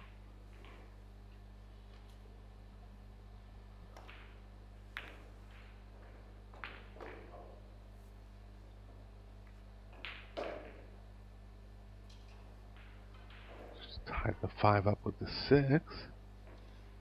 Yes, but it might only have the right edge. And the little flick off the 5 just tracked it behind the 9. She would like to see the edge because it's quite a difficult one to get to otherwise.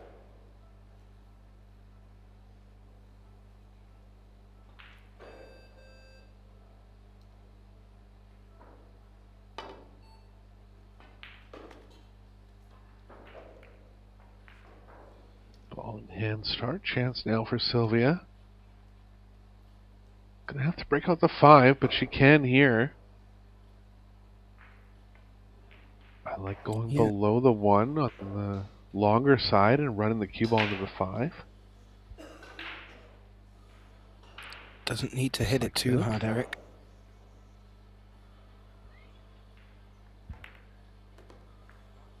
Oh, she missed it. She missed it.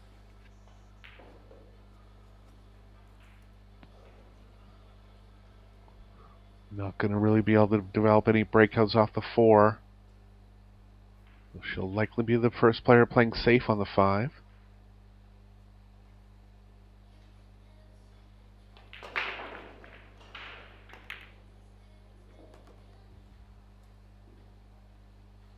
She's come around the back of the 4. I was just wondering if there was a small possibility if you came down to the short rail, could you carom off the 5? But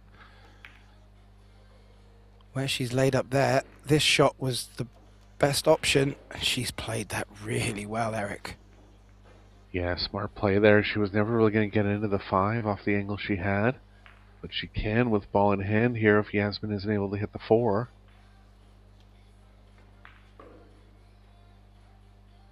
And it would be second foul if I'm not mistaken. I believe Sylvia's last shot was ball in hand. Oh, a tap on the knee from Sylvia. That was a great shot. Acknowledged. Yeah, she's got safe here. Let's see if the cue ball's playing behind the 6 off the 4. Looks like it might be. Open them up. Yasmin can roll up to the 9 now.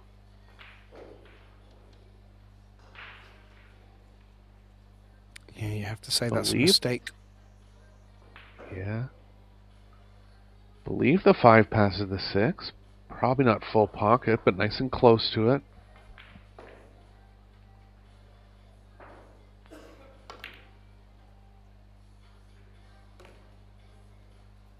Oh. Didn't really want that ball to go in, but it has, and decision time now for Yasmin.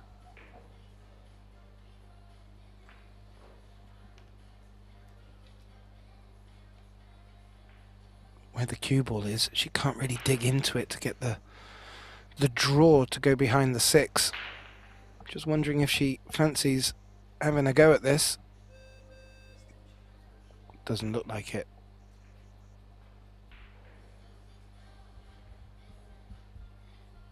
She could play another bank shot like she just did. Yeah.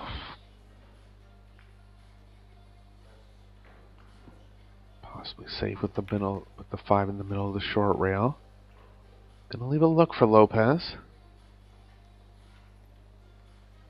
She can try to line the cue ball up with the 9 here. The 5's gonna play over to the 7. 7 possible as a blocker.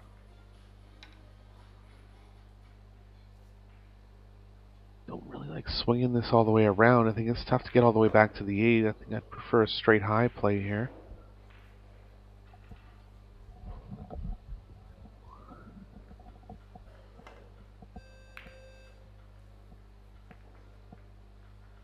Yeah, it was hard to get the cue all the way back to the 8. She did her best. See if the 5 passes the 7. It's close. Lopez down the line of the shot. And that looks very close, Eric.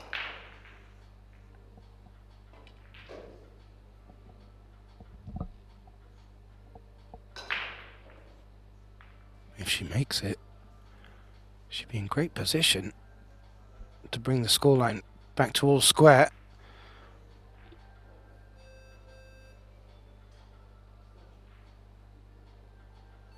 Looks like she's playing safe. Cue ball behind the 8.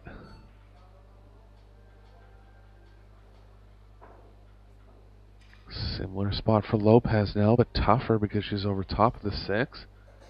Might have to play the shot I was talking about on her previous safe attempt. Yeah, I like that. Good chance of getting the 9 for cover as well. But if she can get that 5 up behind the 7.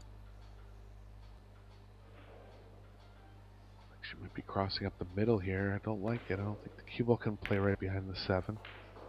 Caught the double kiss. Chance for Yasmin to get back in the rack now. I think she's got to lay off here, Gethin. Cue ball plays pretty high percentage behind the 8.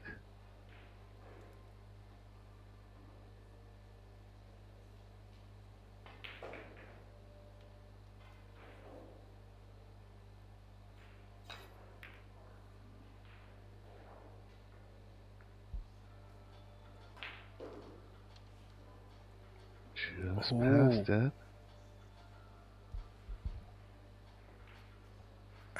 Yasmin a little annoyed. She's very visual, Eric. And a bit of a head shake now and again. But yeah, didn't find the 8. It's leaked past window between the 8 and the 9.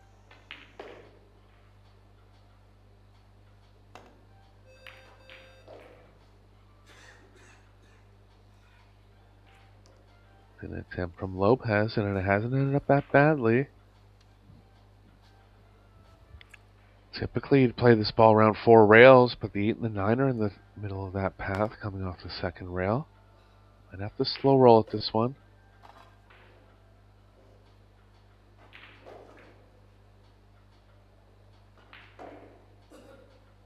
Could just risk running into the 9 at a little more speed.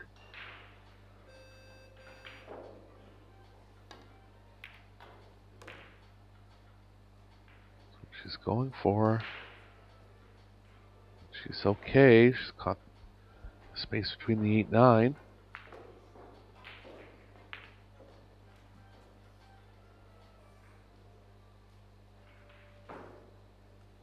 Yeah, just needs to make sure she gets perfect on the 7 to get back for the 8.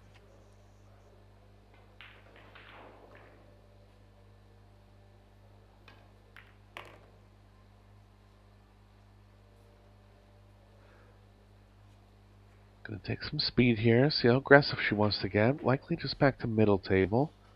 Keep the speed down as much as possible. She is looking underneath the 9. Preference here, but the speed that she has to hit to come back underneath the 9, she's gonna have to target the 7 perfectly.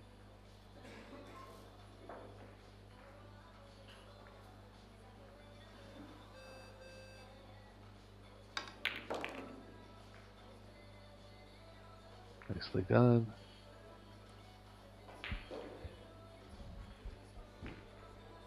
Just a little bounce off the cushion. A little bounce off the cushion. But that's still quite straight. May narrow down Yasmin's options for shape on the 9.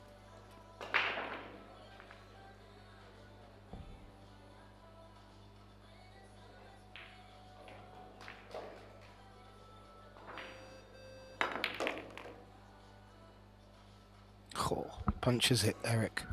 To great effect. Yeah, nice shot there, elevated.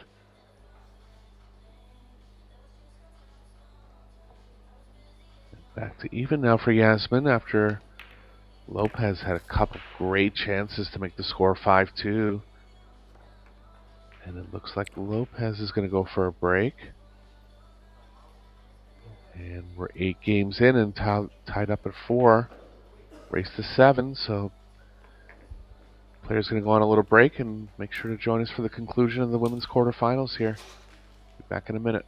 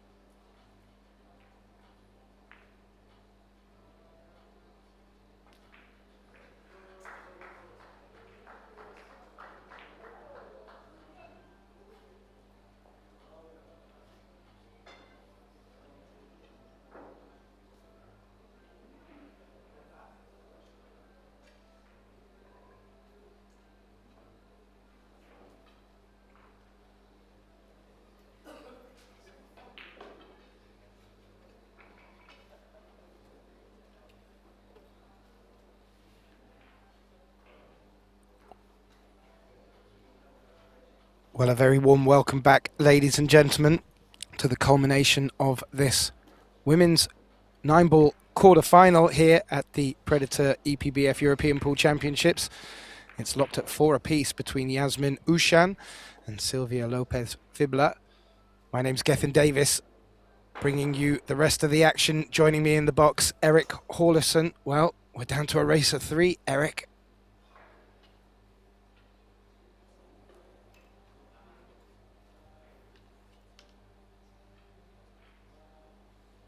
And it will be Yasmin Ouschan to break.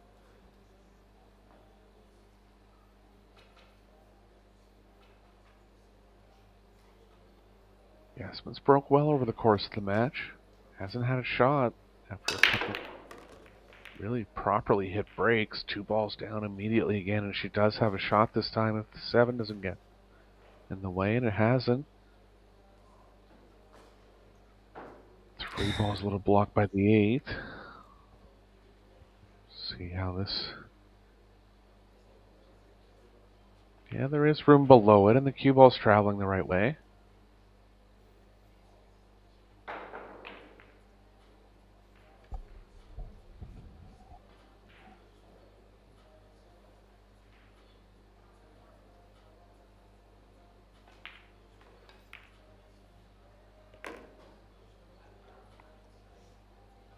Yeah, played Speed well here from Yasmin.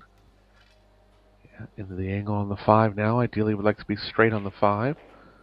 Wants to avoid any angle going to the right.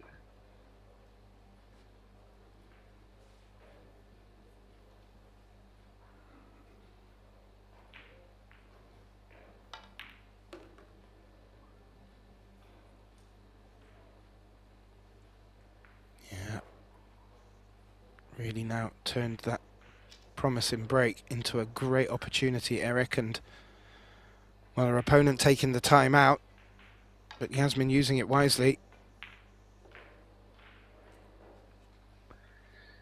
Yeah, she was kind of owed one on the break here. Did come up with a shot this time.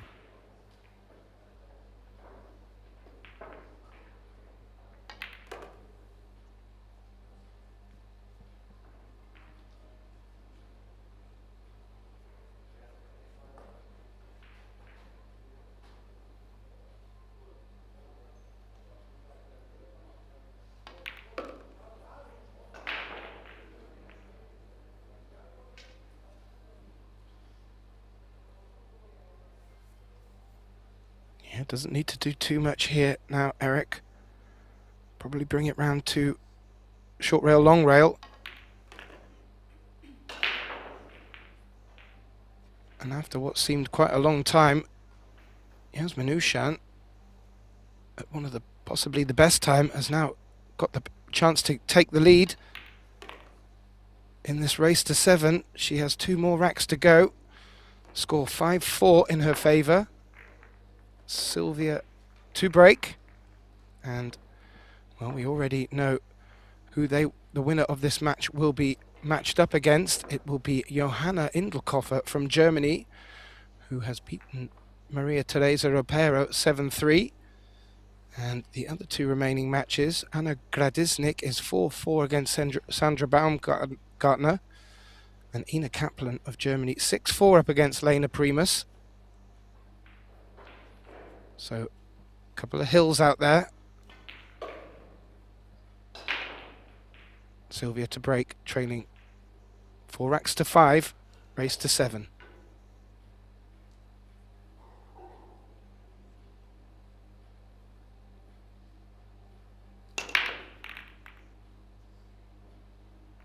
Caught this one a little thinly, jammed the corner ball out. Shot for Yasmin again. Tough position towards the 2. She can go 2 rails forward and develop something over to the right side of the table.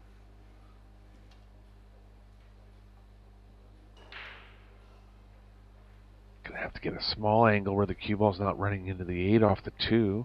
So, tough table here for Yasmin.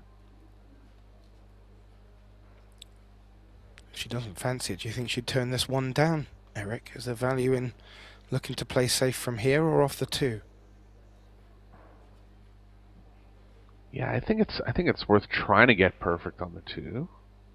Can't really hurt her if she doesn't. Still be safe opportunities on the 2. Believe there's some angle going to the left here, but she's actually drawing at it, so must not be much angle. So safe on the 2 it is. Combos there too, Gethin. It's pretty wide. I was just as that camera angle flashed around, I was thinking exactly the same thing, Eric. Oh. Just having a look at it. Gonna be a little hard to slow the cue ball down here. Yeah.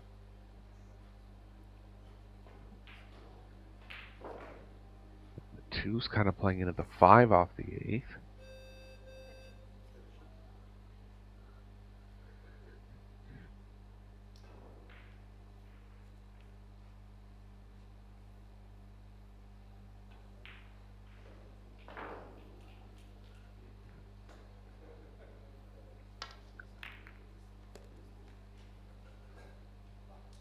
Oh, she made it. Down. Wasn't able to hold the cue ball. She can go behind the 5 now, though.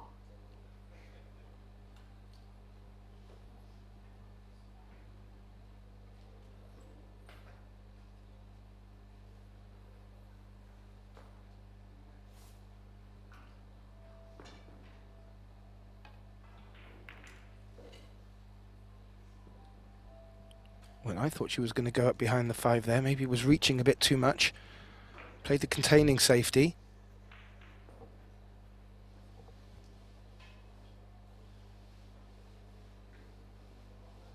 Lopez is going to have to miss the 4 coming back up table to create some distance.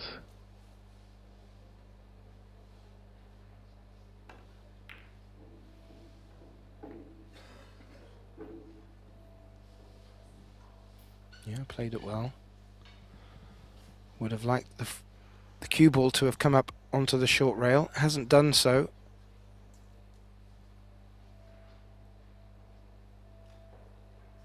Side rail to side rail again here for Yasmin.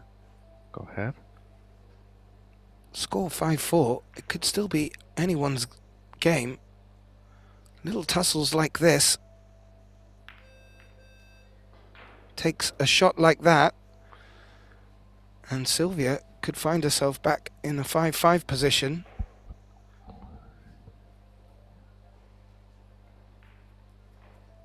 Yeah, has to avoid the 5 coming back across to the 3. I think she can get inside it.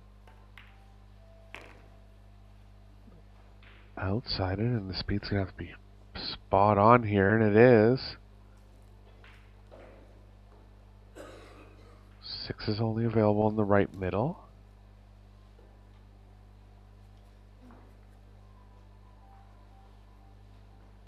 Few angles on the 5 that can play her over across table.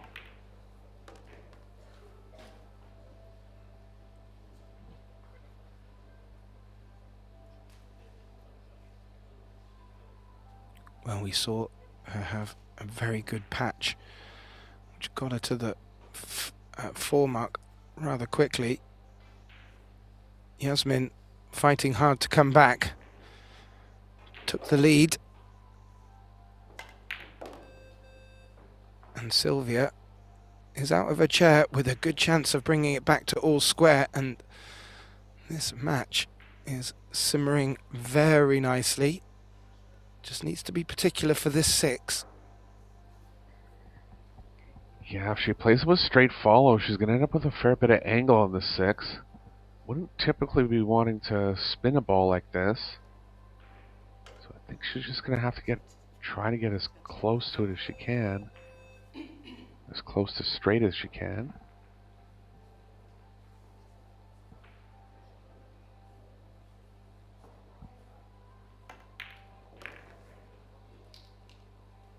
Did put a bit of spin into it. And the cue ball's actually going the wrong way now. Match on the line here, Gethin. Yeah, and I don't think that goes to the centre. I think she may have to play off the edge of this, but then that side pocket comes into play. Perhaps. But if she can get the cue ball behind the 7, I think she's going to go for this. Yeah, I think the 6 is available. Oh, you're right, off the edge.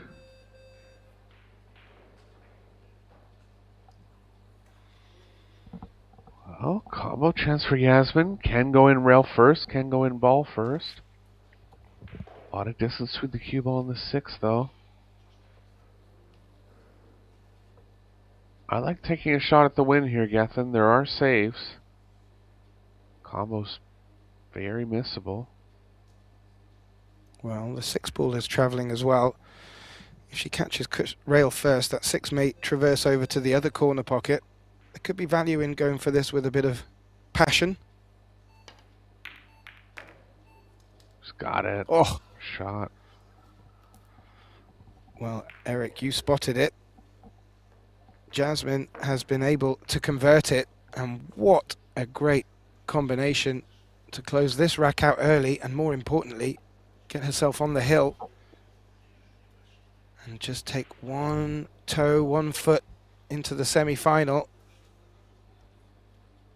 Her opponent Sylvia now in a must-win situation, and it looks like Ina Kaplan has beaten Lena Primus from Austria, and that will make the second German in our semi-final.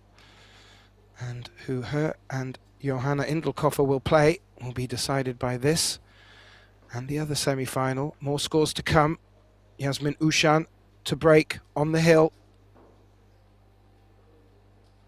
Did have a breaking run on her previous break. Did the break very well and puts it well again.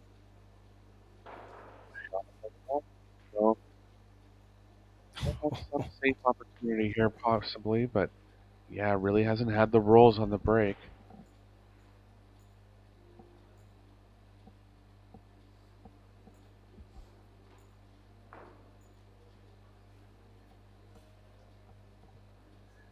Doesn't really have enough of the 1 to get the cue ball behind the 4.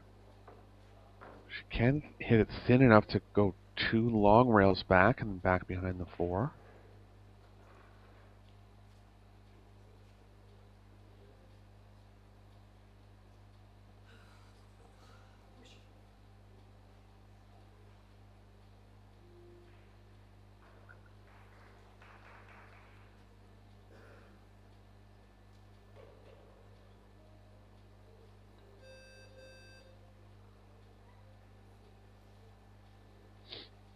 Didn't like it, so I'm just going to push down table. Position extremely tough here off this 1.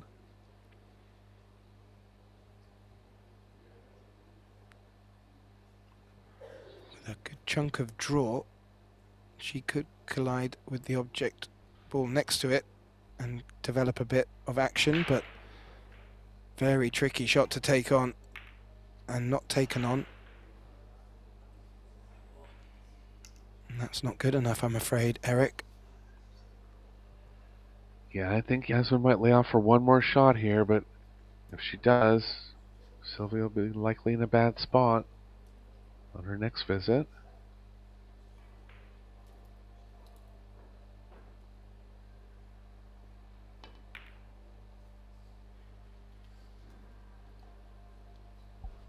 Oh, she's drawn the cue ball enough here.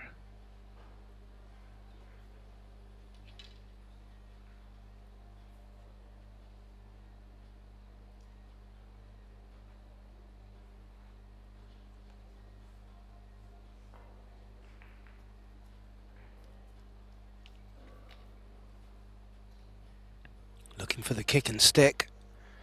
If that cue ball can freeze up, there's a good chance that that 1 comes right the way down the table. But it hasn't, and it has threatened to leak out into a pot in position here.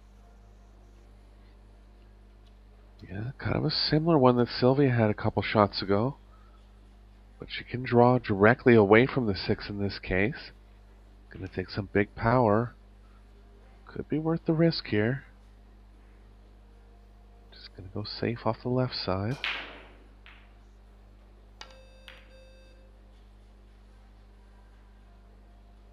Angle's right, speed looks a little light. It is, and another big draw shot opportunity for Lopez.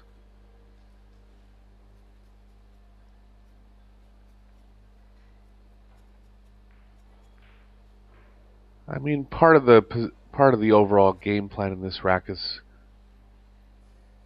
a little bit confused by where the 3 is. The 3 doesn't have a pocket. Still feel like trying to be the first player on the 3 is a good move here, though.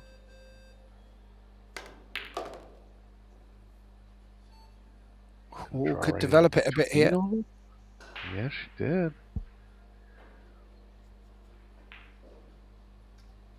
Side rail to side rail now. I mean, in reflection of the match, Sylvia must be very happy with the number of times she's been able to get to the table. There's every opportunity for her. Good safety here. Could just keep the pressure on.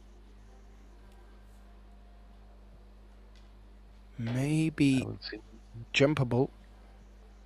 Yeah, I haven't seen Yasmin with a jump cue much in this match, but she will be going to it here. Not much for position.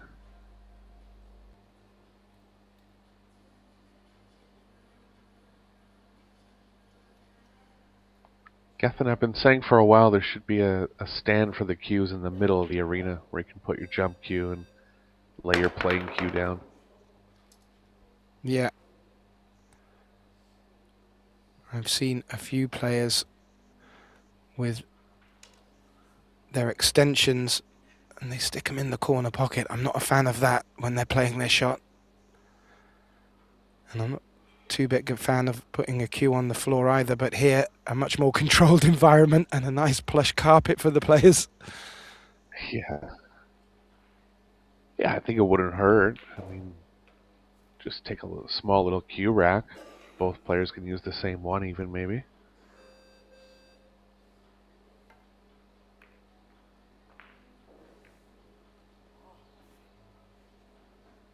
Just left her a look here.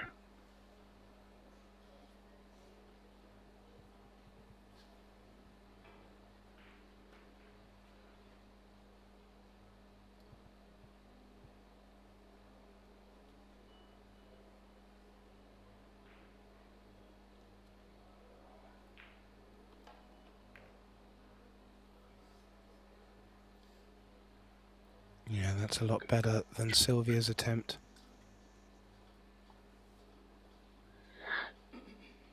Yeah, 2 rails now. Just for contact.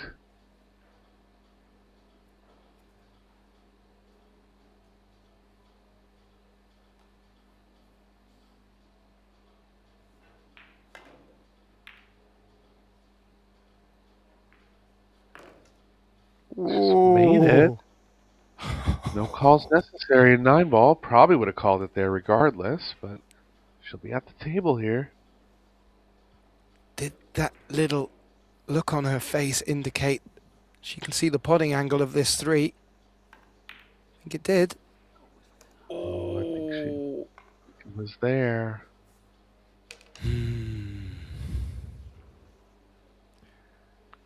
Well, she wouldn't have had much. Safe as she can here. She wouldn't have got much on the photo, to be fair. But what she has got is of great safety now, whether a tap on the table needed or not.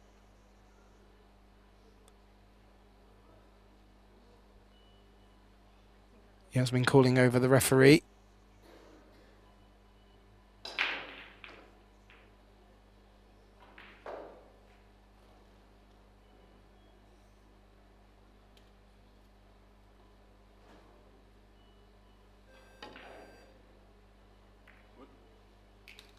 Good contact. Let's see how the 3-7 lined up, and they're not quite in line. Chance for Lopez to play the cue ball behind the 7 here, but not a bad result for Yasmin. No, not at all. I'm not too sure if the 5 is now available to the bottom right. But Sylvia playing a great shot there, up behind the 3. Is there a window between the 5-7?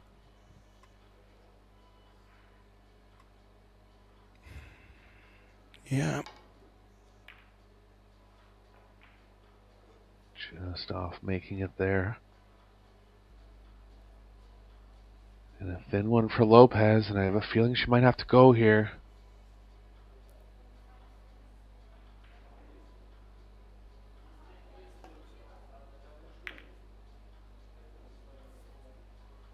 Didn't, but played safe nicely. Yeah, great response.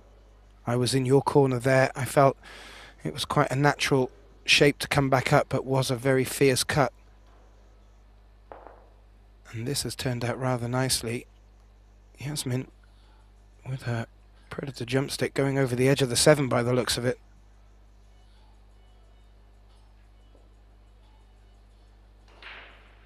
Or not.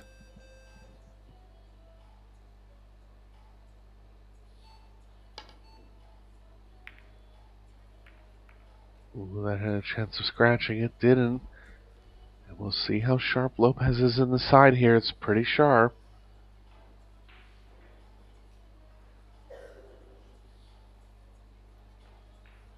Yeah, Yasmin made a scratch on a similar escape. Narrowly avoided it there. This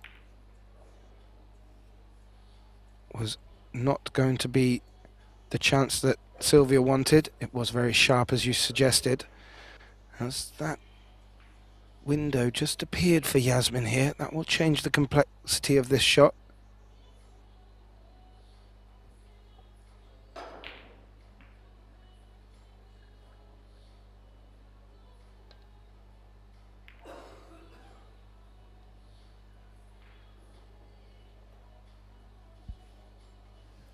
Don't think Safe here from Yasmin. Yeah, it's not going to be able to cut this in. Bank's not on.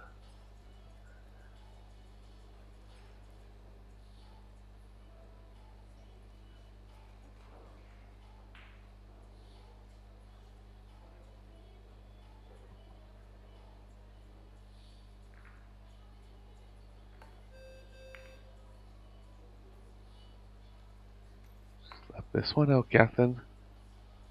So first look for Yasmin to win the match now. Still not clear if the 5 passes into the bottom right. I have a feeling it might. probably going to take a chunk of the 7 here as well, Eric. So need to be very careful with where the 4 is positioned.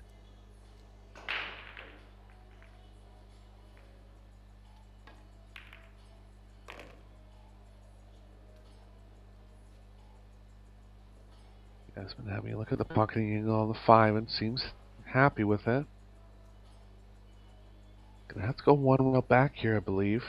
Tough to really get enough energy in the cue ball to go 2 rails up the left long rail, up the left side.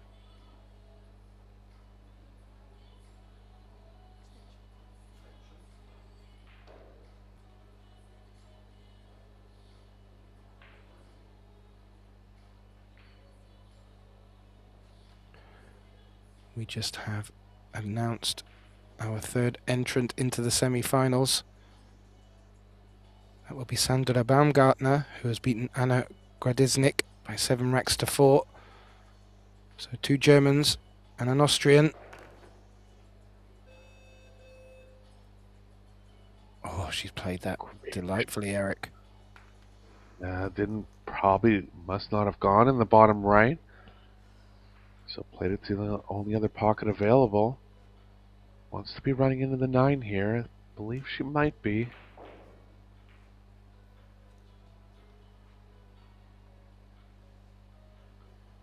Playing off the thin side of it. Doesn't want to push towards the 6 too much.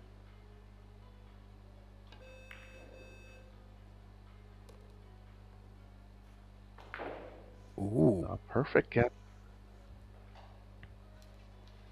She can draw out of this, but Yasmin knew this one could have been easier.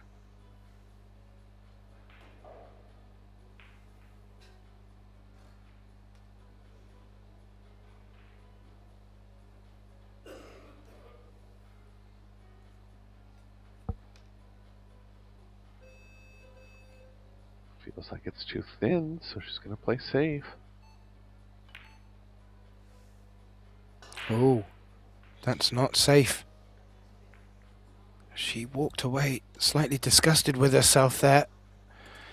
She'd made the decision to go safe. Did have the chance of taking it on, but if she didn't feel it, Eric, don't take it on if you don't feel it. Yeah, it must have just been too thin in the side. I mean, she was right up next to the ball. She would have known if she could draw it enough.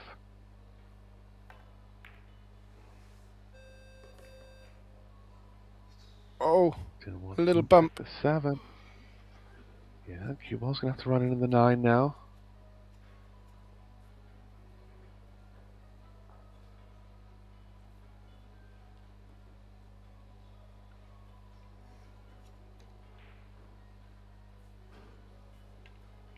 This 7 to give her a great chance of bringing the scoreline back to 6-5 in this quarterfinal. Makes it. How's the cue ball? Oh! Oh, no. That's a little unlucky there, Gethin. She had to run into the 9. She's going to concede here. Yasmin has to shoot the last ball. But taking 5 games in a row to win the match.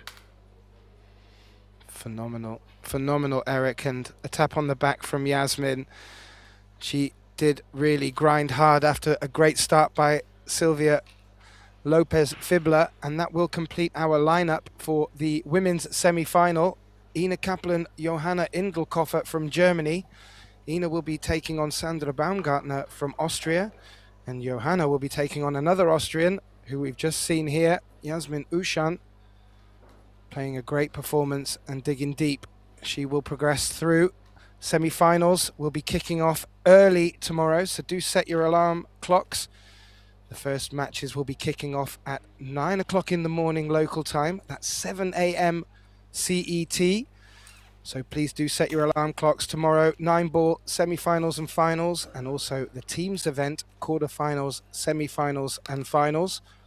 And then we'll have 1 day break after tomorrow. We'll be back Thursday the 12th for the Euro Tour. So we'll look forward to seeing you all back bright and early in the morning. My name's Gethin Davis. It's been my pleasure to be joined with Eric Horlifson, and we look forward to seeing you all back here for more 9-ball and team action at the European Pool Championships 2026.